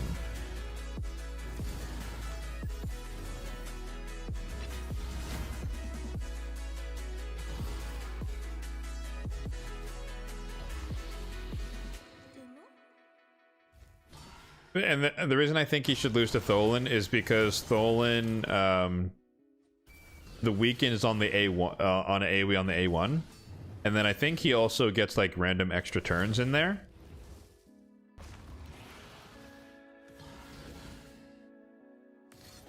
Like, I haven't read his kit in a while.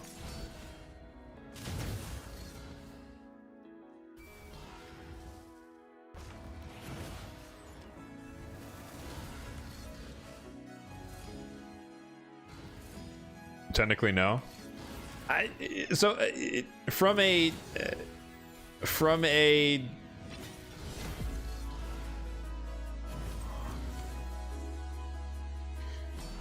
semantic standpoint, I agree with the assertion that water is not wet.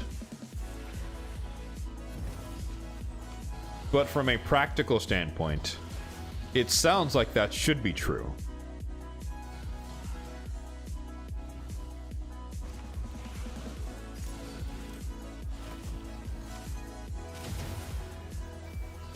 Because that's basically the same thing as if asking, like, is mud muddy?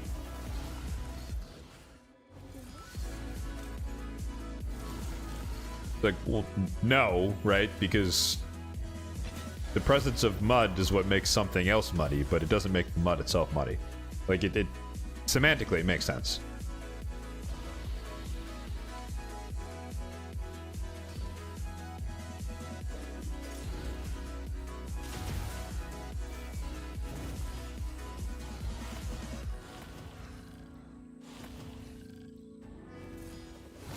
Body can't discern if something's wet.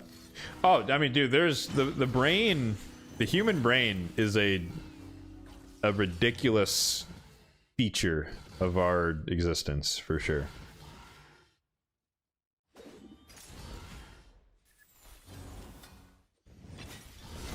The thing that always trips me up is that technically we are never living in the present.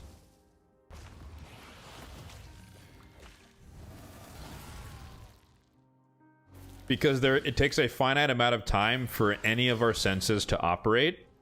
So there's always inherently a delay. It could be negligible, right? It could be, you know, milliseconds, microseconds. But technically no one is living in the present, or you're not sensing things in the present because it takes time to sense things.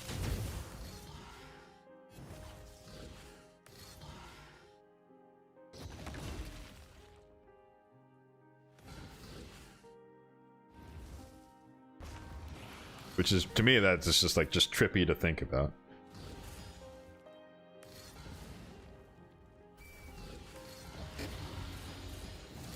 Correct.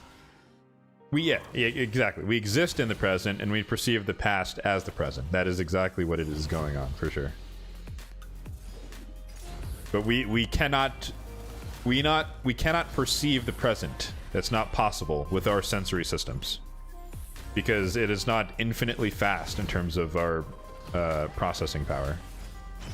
Alright, there's our first death. We died to, I assume, reflect damage, or did we get counterattacked? I kind of missed it. I was rambling about space and time. All good, though. That's what Vinalicia is in the team for. Part of why she's in the team. For reference, Vinalicia, who's also a relatively recent acquisition on my account, her spot was Ugo before, in the exact same build, more or less the same gear, not 1-to-1, but same thing with the Merciless Affinity Breaker. So it was a direct upgrade because we maintain block buffs, decrease defense, but we add in the revive and the buff strip as well. So that was another kind of no-brainer swap. I've gotten a lot of Hydra-esque upgrade champions recently. Just by coincidence. Which I'm not complaining about.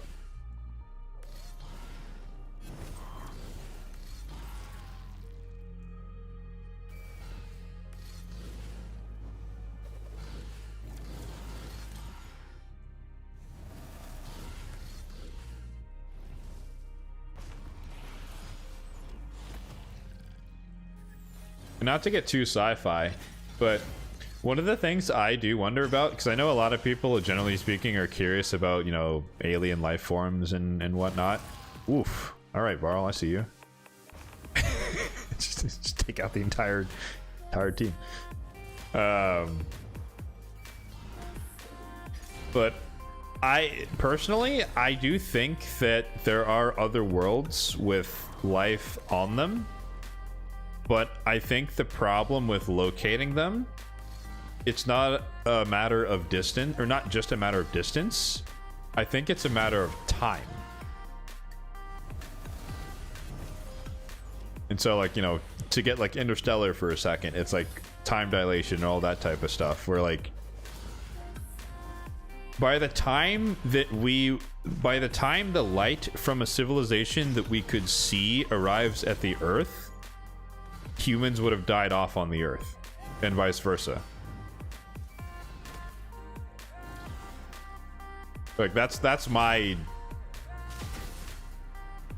not interpretation, but that's my like theory. Is that there is life outside of our planet, but we'll never see it because the light won't get here in time.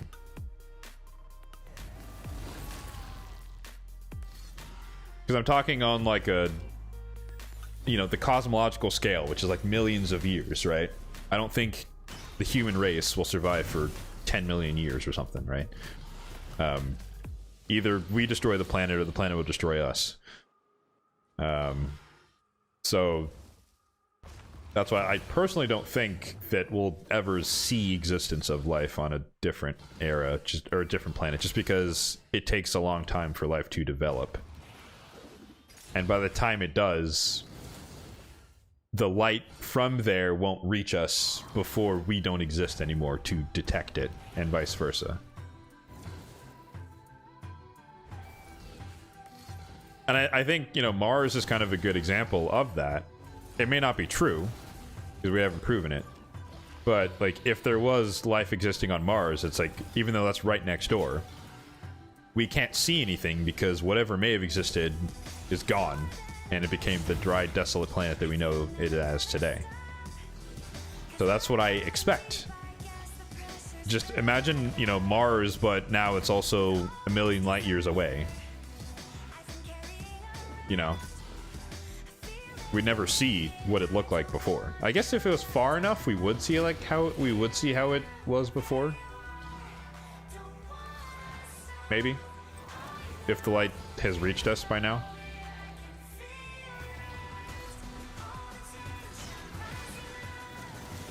I confuse myself with this stuff.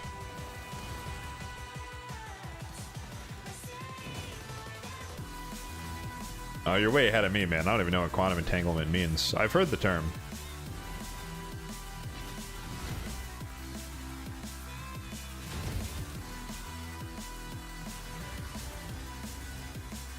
But my understanding would be, like, generally we wouldn't be able to do it unless we can figure out wormholes, more or less.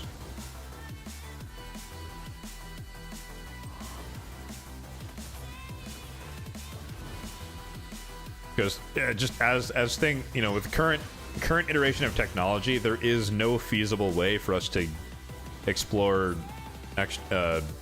other star systems, much less planets on other star systems, because humans would die before you would get there, or it would be the longest one-way trip in human history. But even then, you'd have to send the data back, right? In theory. So, in order to do that, you need some way to communicate it through. Ooh, we got hill reduction. Yep.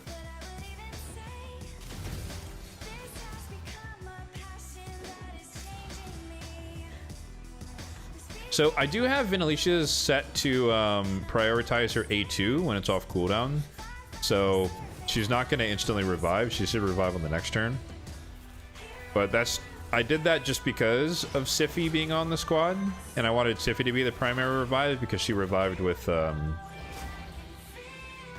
full turn meter. But I might change that now that she's the sole reviver, because I want her to pick people back up as soon as they die.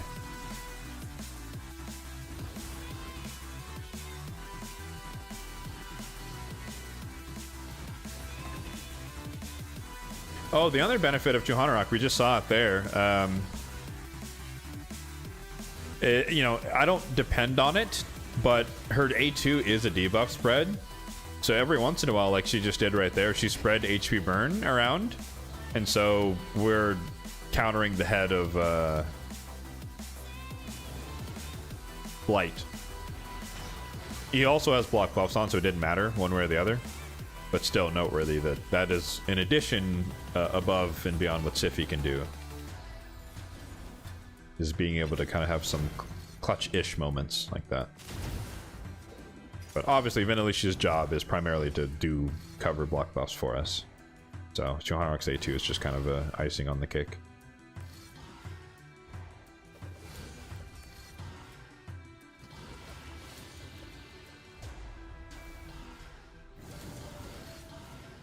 Oh, man.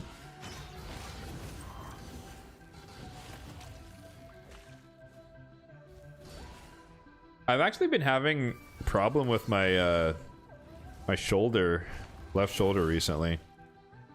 I don't exactly know what the problem is, but there's like a decent amount of pain just like reaching across my body. And like an x-ray didn't show anything weird. I got a cortisone injection a few days ago to try and help with that, so we'll see if that works. But now I'm kind of wondering if it's not even my shoulder and if it's actually my collarbone somehow. But I feel like when you injure your collarbone, it's like a big deal. Like you wouldn't just be walking around. I don't know, I've never hurt my collarbone before.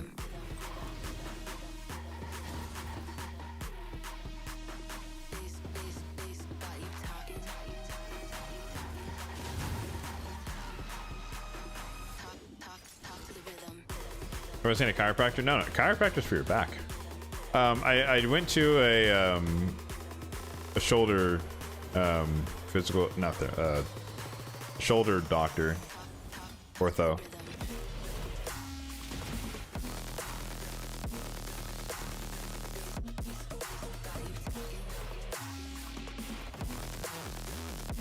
Treat shoulders regularly. Well, that's the thing. I don't know if it's my shoulder. Like, that's where it's manifesting. But I'm wondering if it's something to do, like, because the collarbone is part of the shoulder, so I'm wondering if it's really this part. Because it's like I said, it's like crossing my body that hurts, like this. But like doing this doesn't, or doing this doesn't do anything. So like I can move my shoulder around. It's only when I cross my chest. So I'm wondering if it's more so on the collarbone side. But I don't know.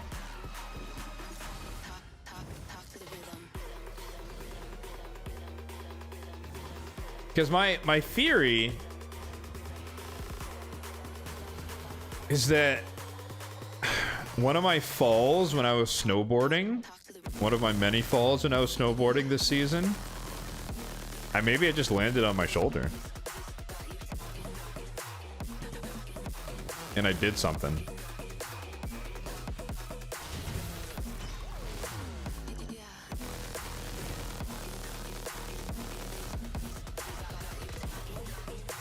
If I cross my body, then internally rotate the shoulder. Hold on. Which way is internal? Internal is down, right? This is external. This is internal.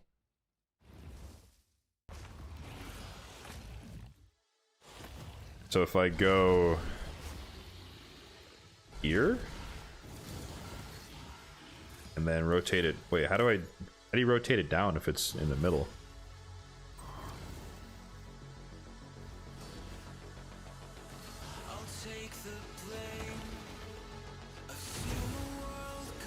Well, like my body's in the way. I don't know. I guess I'm sitting down.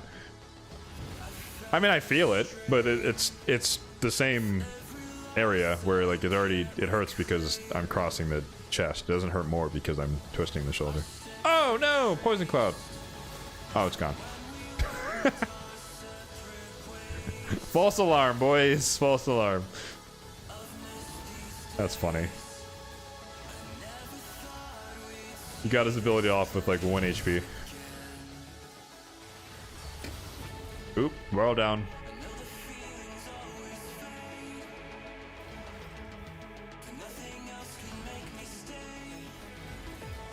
We can chat later, Doc.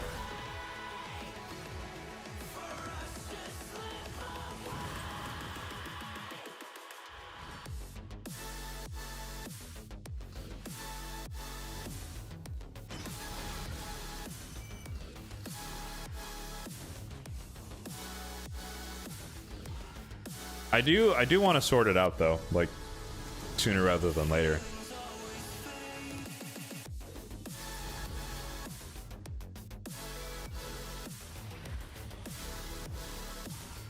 Because for those who know, I mean, I'm not wearing anything on it right now, but I ruptured a pulley again in my finger, my other hand. It was my right hand like a year and a half ago, and then back in January was my left hand.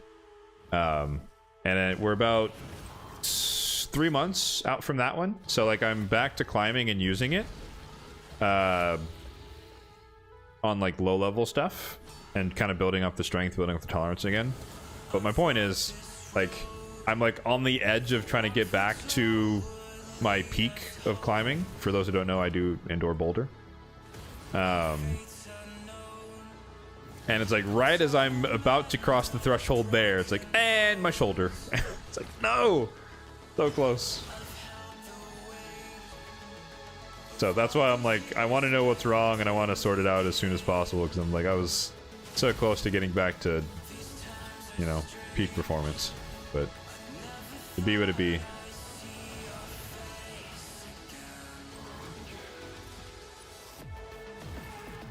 I mean, in fairness though, for being practical, as a person who is trying to simultaneously do CrossFit, climb indoors, and then also snowboard in the winter, I probably would be very lucky if I didn't injure myself in some way, shape, or form across those three things. And I definitely have. So.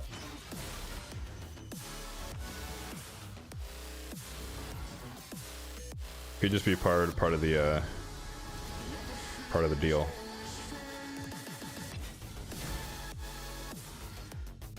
All right, so let's see. Screenshot 361 million was our previous one. We are at 324, and we have 200 turns to go. So I think by default, we are going to get a higher score, as expected.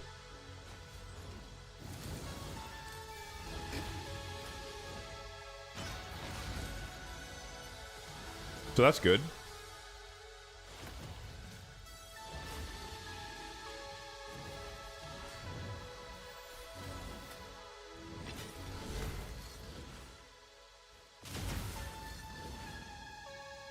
Yes, this is Sify versus Tuanarok. Actually, I can just... For Venalicia, I can just set her up to prioritize the revive, right? Because she's not going to use it if no one's dead. So that she'll... When someone dies, she revives instantly. And otherwise, she'll focus the A2. I think that makes sense.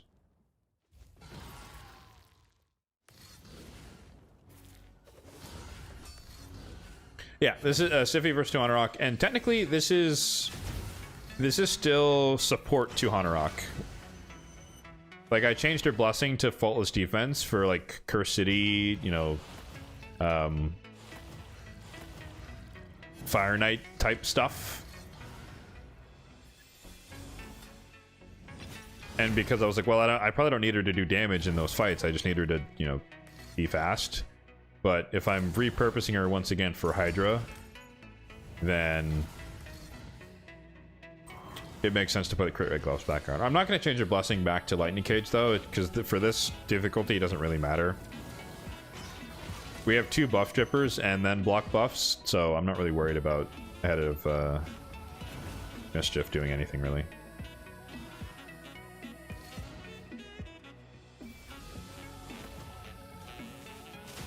Yep, right there. She just removed the buffs. Perfect. Like it was scripted or something.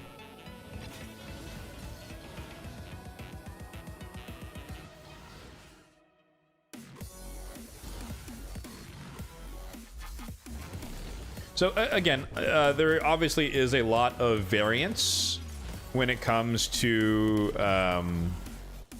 Hydra damage, right? You know, the heads that spawn, the order that spawn, good run, bad run, RNG, and all that stuff.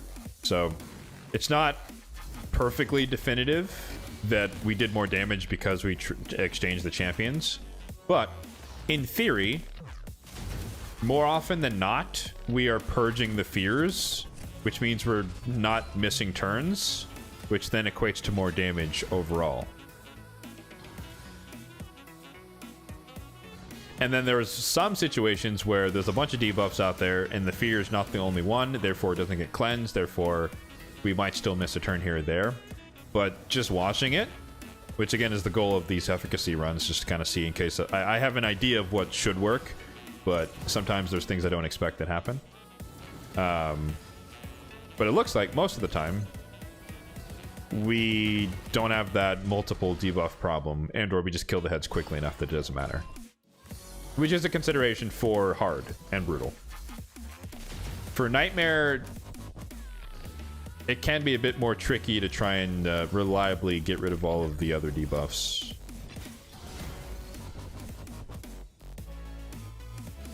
Although, as I say that, that's kind of with the old mindset of the pre-Crocad era. Pre-Ninja Mikage era. Now it's kind of easy, even on Nightmare, to kind of pop heads relatively quickly. But I digress. It's alright, yeah. So we're at 370 mil. So we already beat the last score.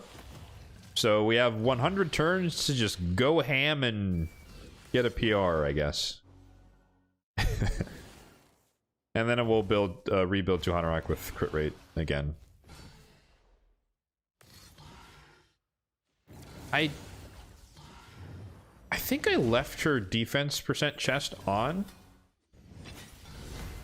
So I think I only need to just change the amulet and the gloves. Oh, no, because I need to put... There needs to be crit rate somewhere else as well. It'll probably be not a full rebuild, but mostly a full rebuild. We'll see. Whoa, what the heck happened there? That was rapid animations.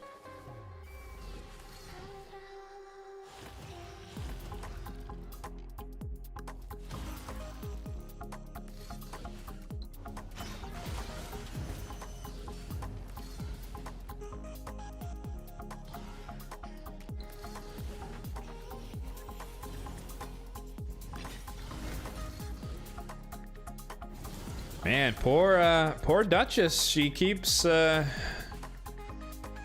every passing month, she's getting further and further from my, like, list of desirables. I still want her for Faction Wars, of course. But nonetheless, it is kind of funny that 2 years ago, I was like, Duchess is, like, #1, you know? And now it's like... I don't even know. Is she... Oh, it hurts. Is she top 5?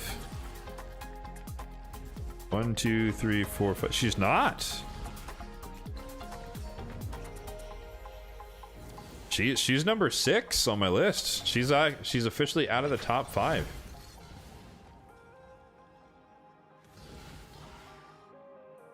The turns have tabled.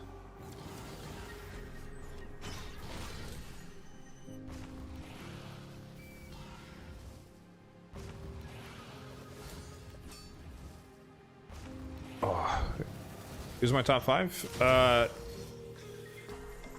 Should really do this with my right hand. Top 5 non-void, which honestly I need to rethink at some point. Because Mavara kind of throws a wrench into the works, or did throw a wrench in the works. But it was Glaykad with a similar mindset of Hydra focus, perfect veil. Honestly, he might no. He would be better than 200 rock. Because again, it's not a passive doing something, it's an active veil. He's another reviver, so that Vinalisha has backup. He gets increased defense in his kit, so we would preserve the increased defense. And then his passive allows you to do more damage. So he's probably still #1. Number 2 is Martyr for hard mode Fire Knight. Number 3 is Pallas, Glorious Pallas. Long term, I'm just thinking hard mode Faction Wars for Argonites. She's the best reviver for the faction as it stands. So if I can get her early, that'd be nice. Number 4 is Freya, Fate Weaver. I have a lack of champions who can kind of bail you out when you're about to die. So having her just give you the instant turn is really, really useful. And then number 5 is Grand Oak Patrick. But Grand Oak is kind of conditional on, or dependent on if I get Martyr. If I get Martyr, then I want Grand Oak more. Because he's just a little bit better than Mikage for, like, fully optimizing for hard mode Fire Knight. But absent of that, he's kind of, he's okay. And the Duchess is 6. Would not having decreased speed on the heads at lower difficulty decrease the amount of hits on the head serpents well? It would, but the problem is if decreased speed is provided by Estrid, and more importantly, she's increased attack. So I don't know if I have another, or so she's increased speed, increased attack, and then the weaken and decrease speed. So like, sure, 1/4 of her kit is suboptimal, but the other 75% is really optimal. So for me personally, I'm willing to make that sacrifice. Varl is attack based. Is Varl the best Doom Tower champion? Well, let's say Doom Tower legendary. Maybe.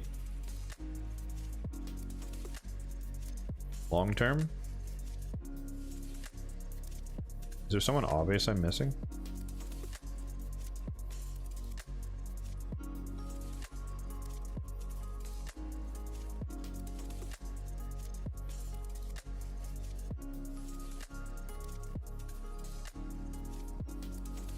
What? Dark side. You're funny, man. Why not replace him with the defensive base nuker? Oh, okay. Which defensive base nuker? This is my third Hydra team, so clearly I'm not using all of my best champions already. So which one is just sitting there?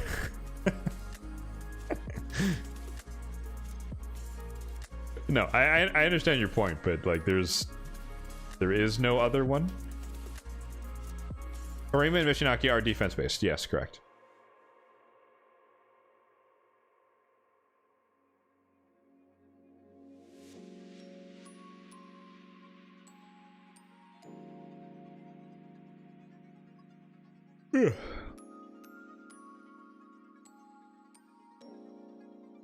So yeah, apples to mostly apples. We've got 421 here versus 360. I think that's beyond the margin of error as far as variance in the runs. So I think it's definitely an improvement. In terms of boss turns, we did 180 versus 175, so it's around the same amount. The bosses took roughly the same amount of turns, which means that by proxy we took around the same amount of turns, and we're getting 60 million more damage, which is appreciable. So Harima did about the same, 133 versus 129. She did more. Varl did a decent amount more, 119 versus 95. Even though he died a bunch in this run too. He probably died in the other run, we just didn't see it. Esther did less, which makes... No, sorry, Esther did more. 42 versus 36. Benalisha did more. And then, yeah, there's the big difference. Sify did 3.8. Of course, she's not built for damage, but Juhanarok, even in the non-crit rate build, did 15 million damage. So I'm actually not going to keep this one either, because we're going to fix her build.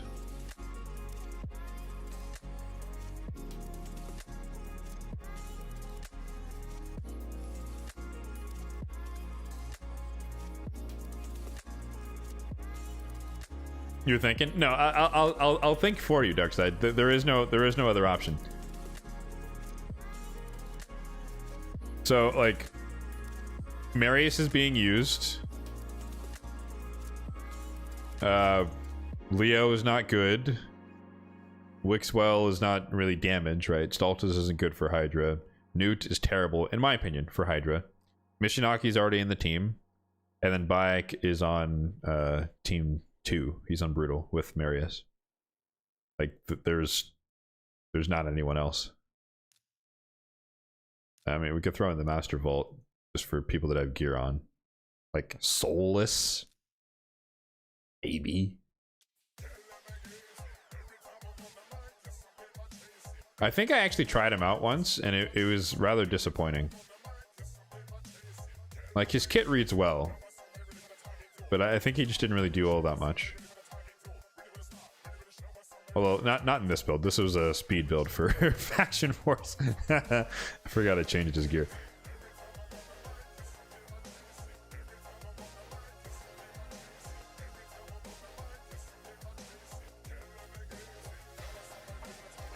I mean, like, maybe, like, for only hell no. Absolutely not. What's his name? Lysanther?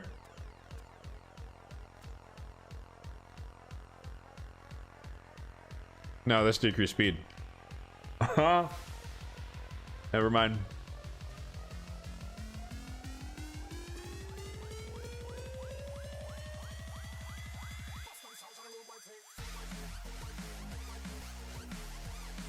Esme, I don't like Esme. because her increased attack is really terrible.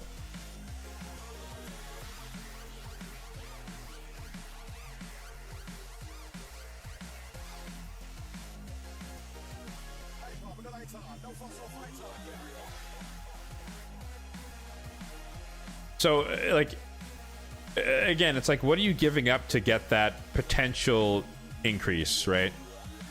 So we get increased accuracy, which I don't need. We keep increased speed. We don't get turn meter fill, which is important. We get block buffs, which is good, but we already have it covered. We get weaken again, which we have. Or I guess Estrid had that, so that's the same. And then we lose increased attack, because this is a 4-turn cooldown as opposed to Estrid's 3-turn, you know, effectively with the extra turn.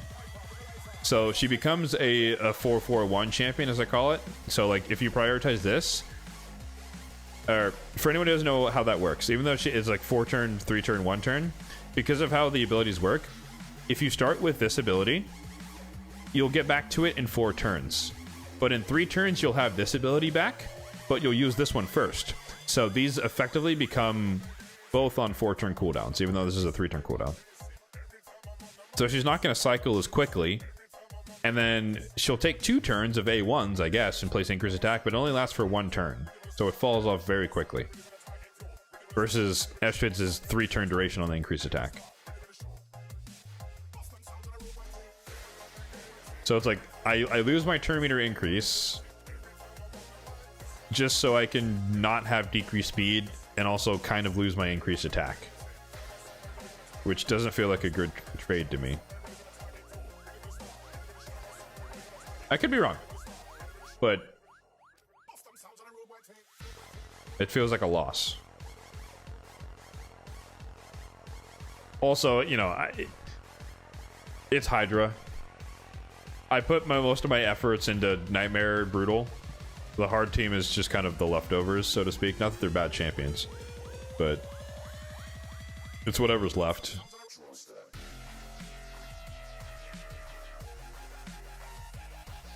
Oh, right. I gave her these. I forgot about that.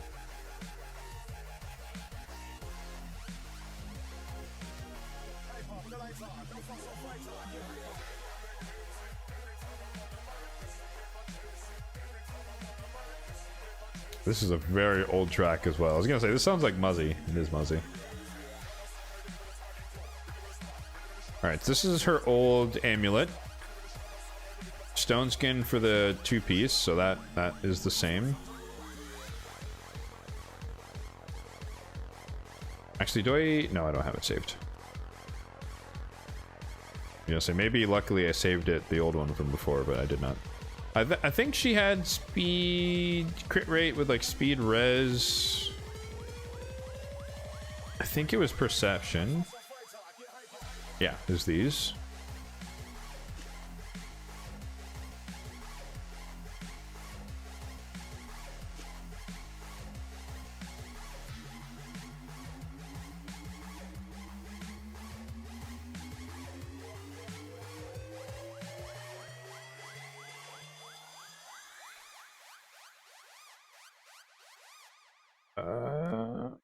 Not liking what I'm seeing here.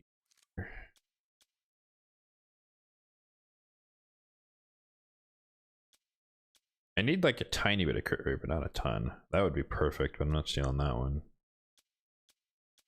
They had a good chest on before. I just don't know where it is now.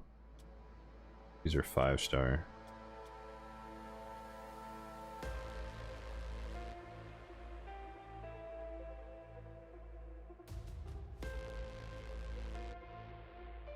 Could probably steal this from Lexwell. Any level 18 relics? Nope, I have not 6-starred a relic yet. I haven't decided what the first one's going to be. It might be the one of my Hallowed Hills, though. That's kind of my first guess. I haven't really done anything with relics in a while. I need to, though, at some point.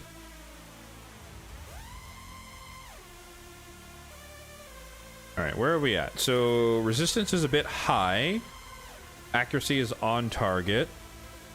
And we need a little bit of crit, a little bit more speed. So this is stone skin, so that fits. Perception is okay, which means to probably change the helmet. So this is hella res, but we don't need that much.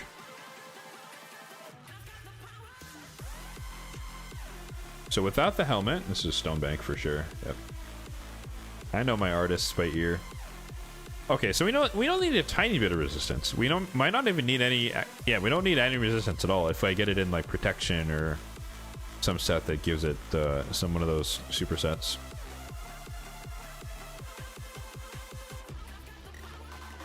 So if I just go speed crit,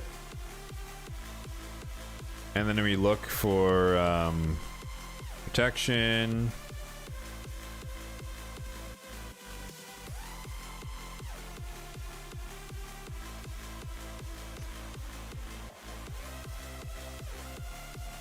Oh no, we need 9 crit rate.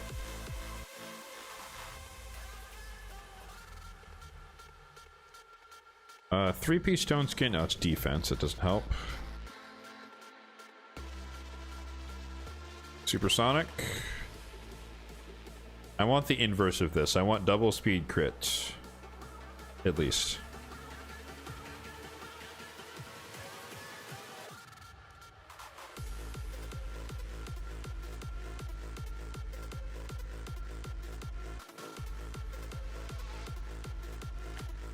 Bang on. Speed crit res.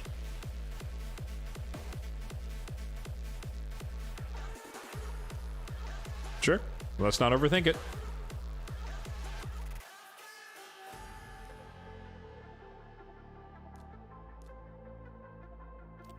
Simple as. So then if we come back here, what did we say? It was 420? I think it was 420. So if we do a quick battle, I think Johannarok did, I want to say 15 million damage, somewhere around there. So it should be a little bit higher. Not much, but it should be a little bit higher. Oh no, it's not higher. Nice. It did absolutely nothing. No. I think it's just the distribution of damage changed. Mishinaki did a lot more. Harimi did about the same. Varl did about the same.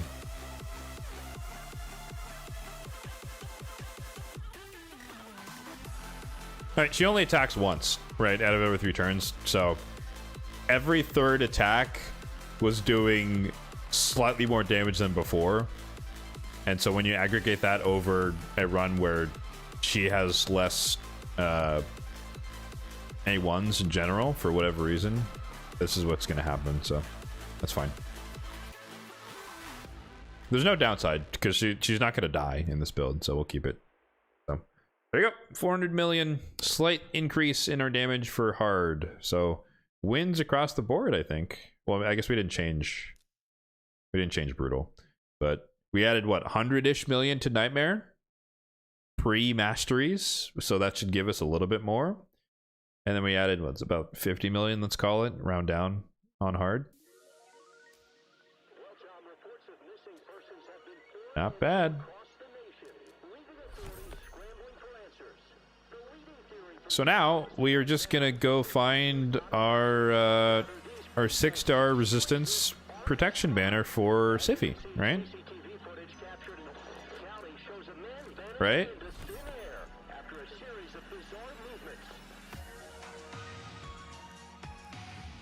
Right? Surely this is the week. Dwarves? No. Argo? Ah, demon spawn.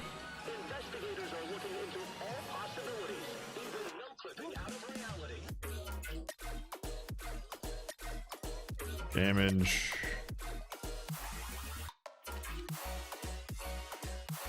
Bummer. Well, maybe next week. Ooh, I'm winning. For now.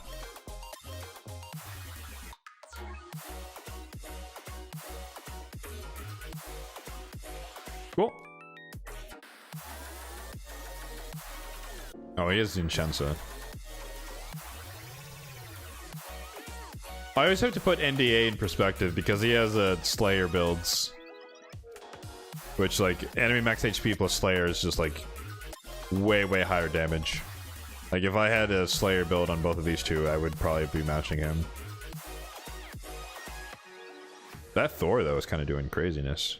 I assume that's because Vincenzo is the one bringing him in. And I guess he has the... Well... He's running Donnie instead of, like, Lamasu. I guess that's an AoE reset versus single target. Yeah. Anyways. Alright.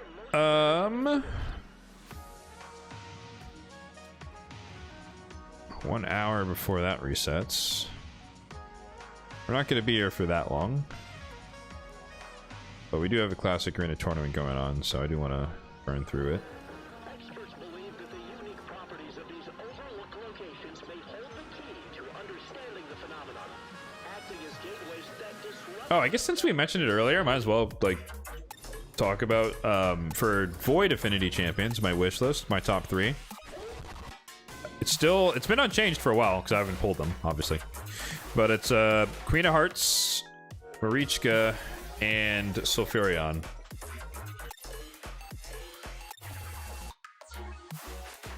I feel like people don't really talk about Queen of Hearts as much anymore, because everyone thinks, like, you know, her buff strip True Fear is bad into Mercurial, which it is. Crap. Why does he have a feral Lamasu? Why have you done this?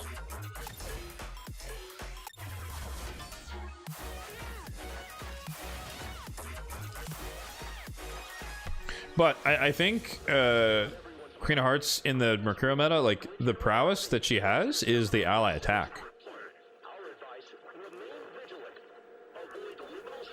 Right?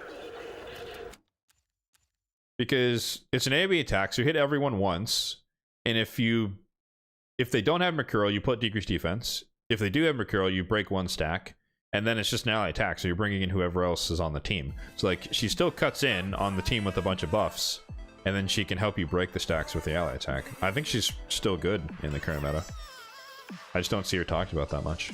But, like, this isn't as good anymore. The Death Brand and whatnot, but that's what the ally attack is for. I don't know. So, I still like her.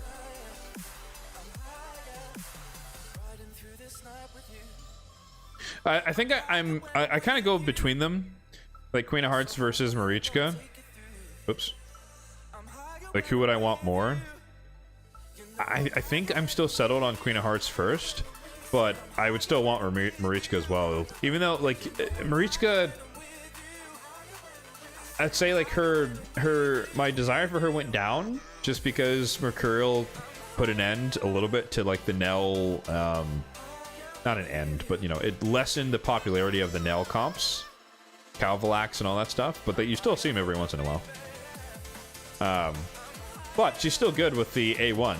Even if you lock her out, right, she can just bring in an ally who can join in the attack, and that might break total guard stacks as well. And then the passive, of course, being the passive. So, I don't know. I would take them both. I don't know. I'm in between.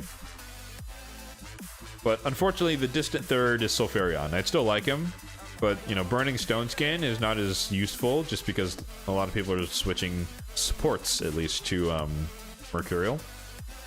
But for PvE, I'd still like to have Sulfurion.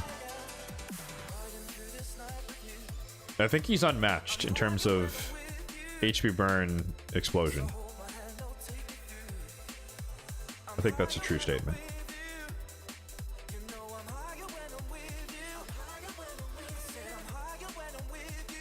Alright, is this 1 run? 11? Yeah, 1 run.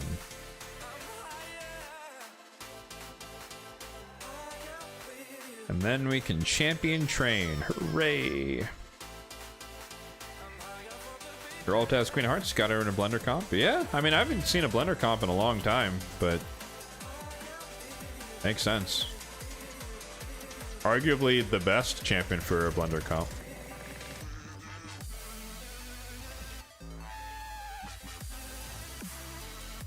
I think some people would pick Osgren.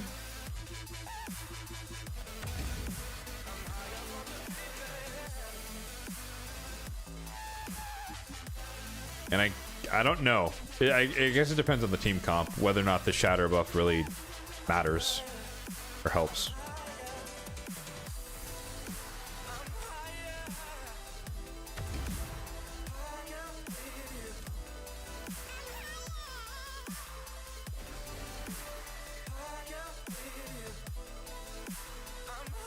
All right. Team is retired, I think. I think we're done with that.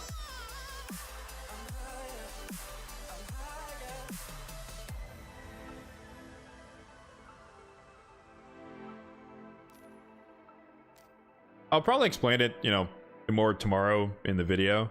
But these are my picks for the progressive chance. I don't have Helikath. He's one of the fusions that I messed up in my past.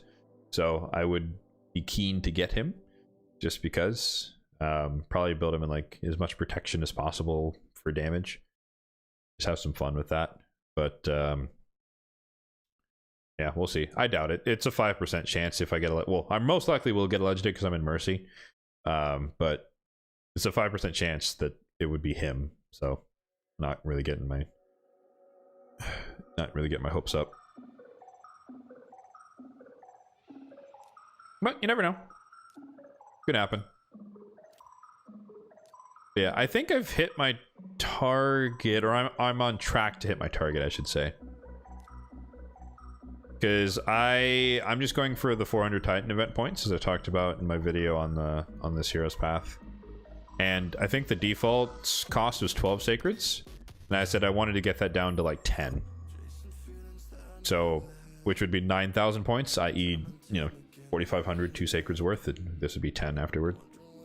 I don't think I can reach the next, you know, 3 sacreds worth. But this is when I'll have to double check the math. And because in my spreadsheet that you see in the videos, it's rounded. So I have to go in and actually break it down and see like how much excess am I above, because they're not round numbers when you add all these things up. So I need to see if it's possible to get it down to like 9, but definitely no less than 9 sacreds. Yeah, what do we got here? Starstone, nice. 50 Plarium points. Oh man, that's actually a big deal. I'm getting real close. Actually, that's a good question. How close are you guys to Sersha? I am 3,000 points away after that extra 50 points. I think I'll have her this year. But it's gonna be a bit. A few more months.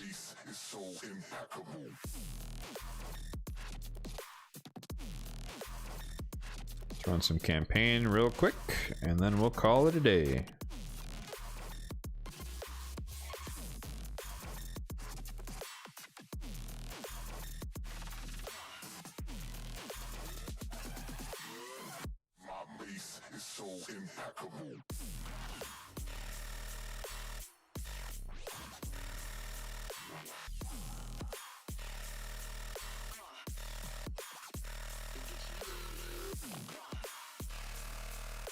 Wow, this is some deep bass.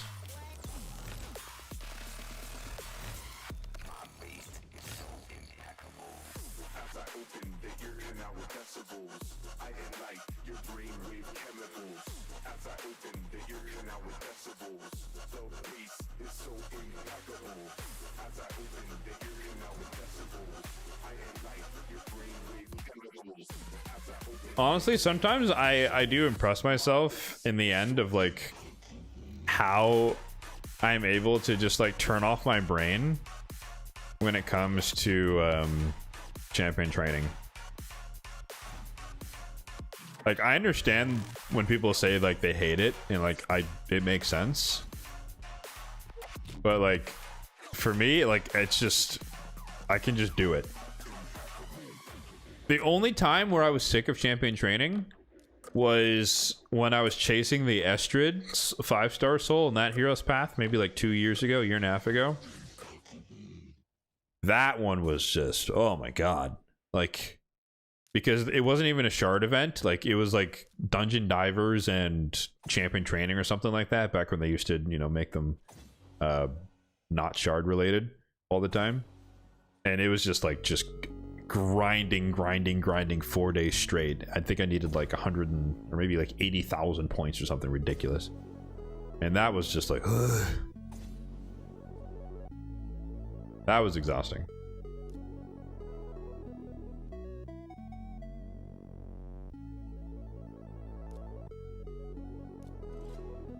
$10,000 away from Sersha.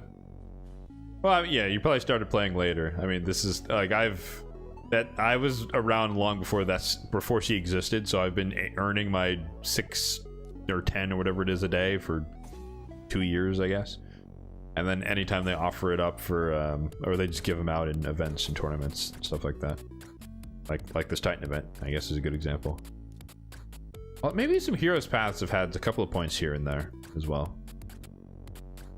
Like, if they ever show up randomly in things, I try to get them.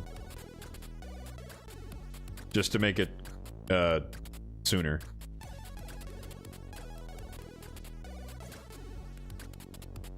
I do actually intend to use her, believe it or not. Like, not unironically, I do intend to use her.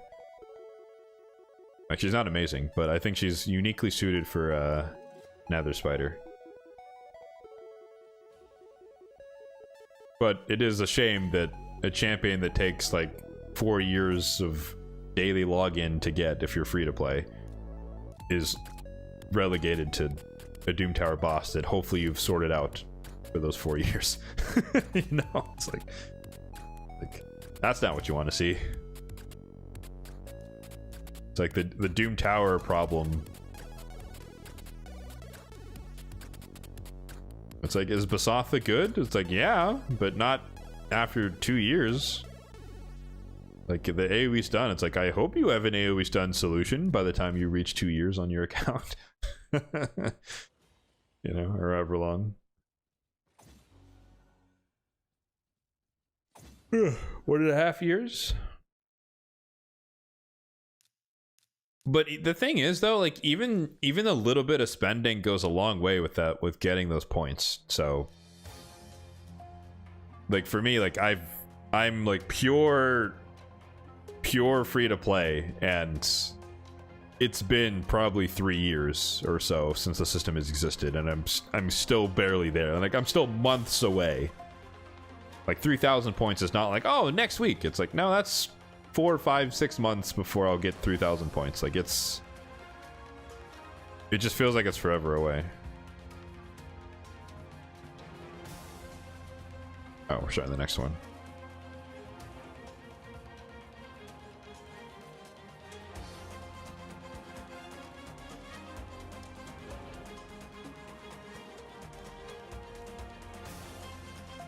How did I accumulate so many multi-battles? You literally get them every day, right? Or, sorry, you get a fixed amount every day, and I never use more than that on a regular basis. And then, the main thing is Live Arena. This advanced quest, every single day, well, most days, where I have to do one battle, or, you know, win. Well, I guess I don't have to win, but most of the time I do win. But just getting 20 a day, slowly over time. I don't need to use multi-battles that much. Or rather, better stated, I don't need to use more than the daily amount you get for free most days.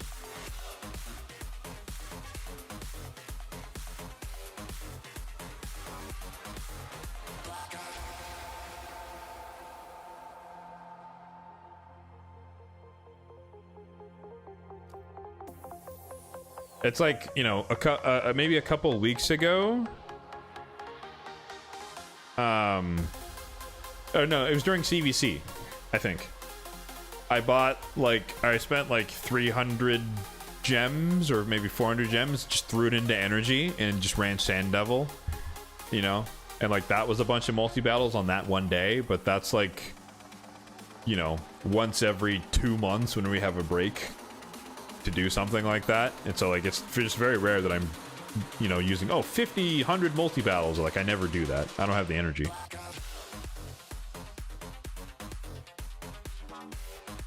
You only get the replenishment under the cap? Is there a cap? I don't know. I don't pay attention to the number, to be honest with you. It's been multiple thousands for years at this point, and so I use what I need, and the rest just accumulate over time. But if I had to guess, the acceleration in more recent years is definitely the live arena advanced quest. Where just getting one win a day gives you 20 battles, and if you use 0 battles for the day, you know, just do the math on exponential growth there.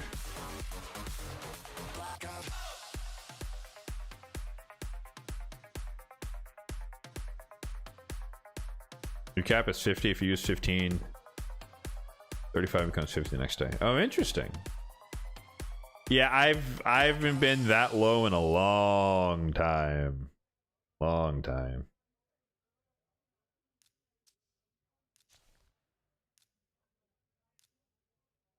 You don't have the patience? I wouldn't say it's about patience. It's not like I'm deliberately doing it slowly. It's just like most of the time I'm at my computer and I don't need to run, or like I'm not sitting above the energy cap that often. So it mostly in one go, you know, most things cost 40 energy, talking super raids, right? So I run it 3 times. You know, and that's like cool. I use 3 multi battles. Like it's not, I don't have like, 500 energy. All right, Fire Knight, here we go. And it's like, no, usually I use a refill and then I run 3 runs, and then I use a refill and then I run 3 runs. Like I don't collect a bunch of refills and then run it all at once. Sometimes I do, but most of the time I don't.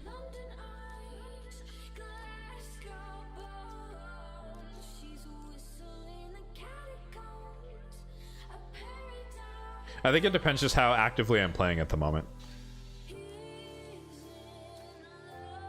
Like if I'm like trying to cook at the same time, then I'm going to be running more background battles. But even then, sometimes I'll just walk over to my PC, hit replay, and then walk back to the kitchen or whatever, you know. So that might not even be true in of itself. Wait, do I have a void?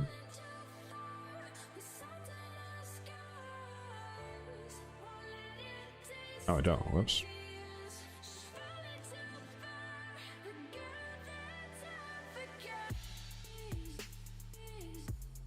Some people are. Yeah, some people most certainly are using third-party tools to run multi-battles, auto-clickers, and all that stuff. It is permitted, but I personally don't.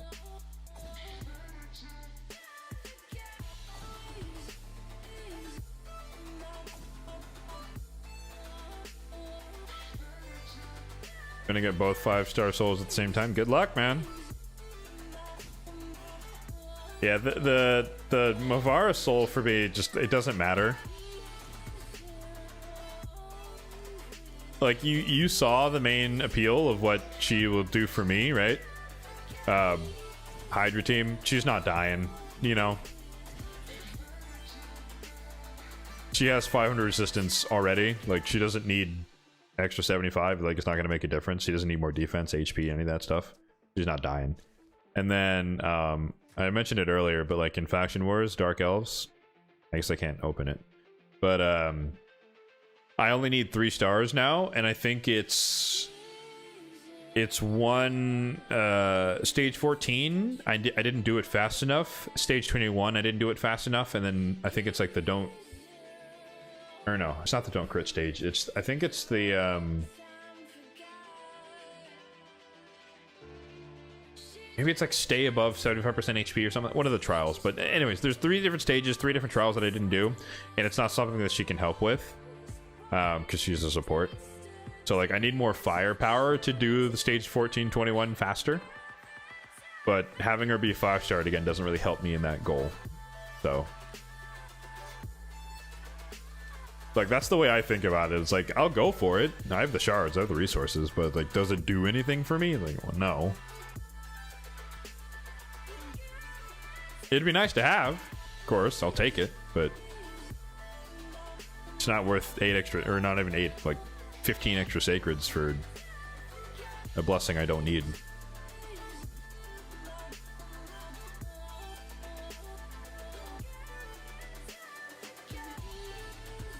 It's not necessarily a mistake. It depends on what your goals are, right? All I'm saying is that for me, it doesn't make sense. It could make sense for anyone and everyone else. So, if you believe it's the right decision, it is the right decision. But you gotta trust yourself. And I can't help you there. All right. That is going to do it for the day, guys. I appreciate all the views. Appreciate the oh, we got a hype train going there for a bit there. That's cool. But yeah, appreciate all the gifted subs. Thank you very much. I do appreciate it. It does help contribute. Most proceeds get reinvested into the background stuff. So, like, I've mentioned it a few times that, like, you can't see it because it's below me, but like, I'm sitting in like a folding chair right now. So my next big purchase is like getting a nice posture forcing chair. So proceeds will go towards that. And then eventually I think I want like a new upgraded webcam. Get something a bit more, modern with the 4K era that we're in, stuff like that. So I get my point being, proceeds go towards reinvestment into the setup here. So improve the quality of the content. But yeah, thank you all for all of that. Let's find someone to raid on the Twitch side. Let's see, scope out some people here. I got ahead of myself. I was gonna get to that. I haven't gotten there yet. But as my my outro, I kind of make it up as I go, honestly. But they're every week. Every Saturday morning, at least 10 a.m. Pacific time is the normal streaming time.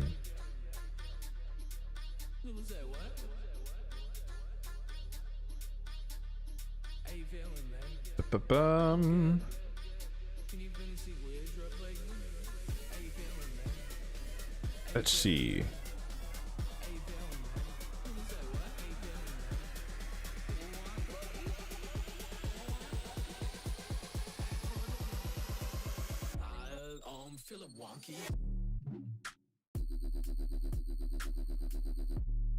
Okay.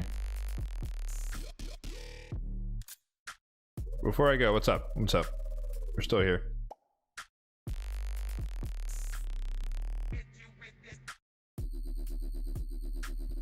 Wow, that is some deep bass trap. Okay.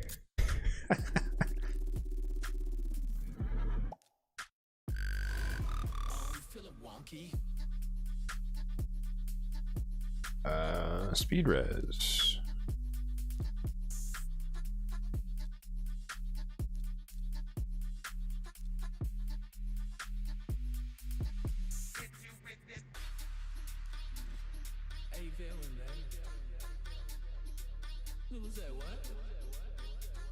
Can I remove you?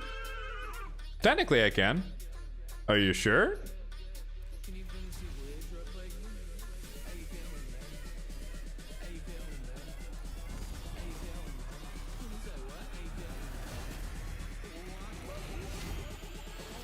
It is a lottery, so it's not, you're not guaranteed to win it this time around. I don't think there is a really solid definition of what worth the look means. Like I've said, it's not about necessarily it has to be super end game progression and super entertaining. It's like it's the intent is to help someone with their account, right? And so that's the main appeal, right? It's not about the well, it's not about anything else, really. God, the Siffy heal here is crazy. Come on, Marius, put him down. Oh, he's not ready yet. Marius! Marius!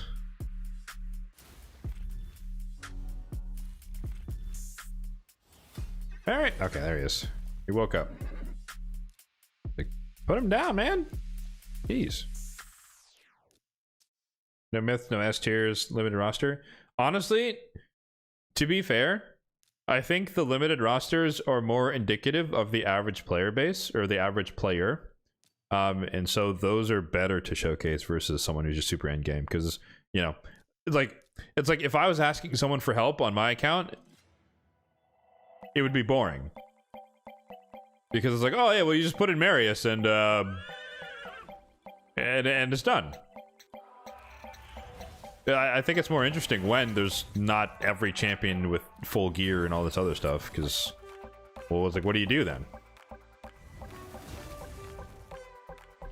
So, we'll keep you in, unless you. It's up to you. It is optional. It is opting in, right? So if you win and you change your mind, ah, damn it, we just died to reflect damage. That sucks. But yeah, if you win and you change your mind, we're time to Paid Link. Oh my goodness, we got smoked. Rip. Okay. Can't finish my sentence. But yeah, sorry. If you change your mind, if you win and you change your mind, you can let me know. But until then, we'll keep you in. There's no shame. All right. There we go. We're gonna raid Detach, I think that's his name.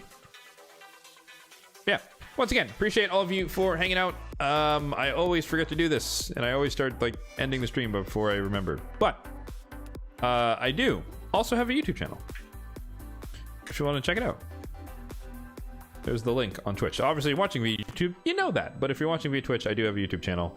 It's more of similar types of content where, like, I focus, you know, I'm endgame, but I focus on the free-to-play aspects of saying, you know, what is capable, or showing you what's capable to do in the endgame despite not spending any money. It just takes a lot more time and effort, blood, sweat, and tears. So that's kind of the appeal. And if you're into that stuff, then you may or may not enjoy the content. So you feel free to check it out, see if it's up your alley. But so yeah, these streams are every Saturday morning, 10 a.m. Pacific time. So we'll be here next week, fresh month. Fresh content. Who knows what it's going to be? Probably talking about the new fusion or whatever the next collaboration is, or whatever is happening in the game. So yeah, super fun. Can't wait until the next time. Appreciate you all once again, and once again, shout out to our Takeover E, John. Good. Hopefully we helped you. And once again, shout out to I guess John and Franco for the gifted subs. Appreciate it. Thank you very much, and I'll catch you all guys on the next one.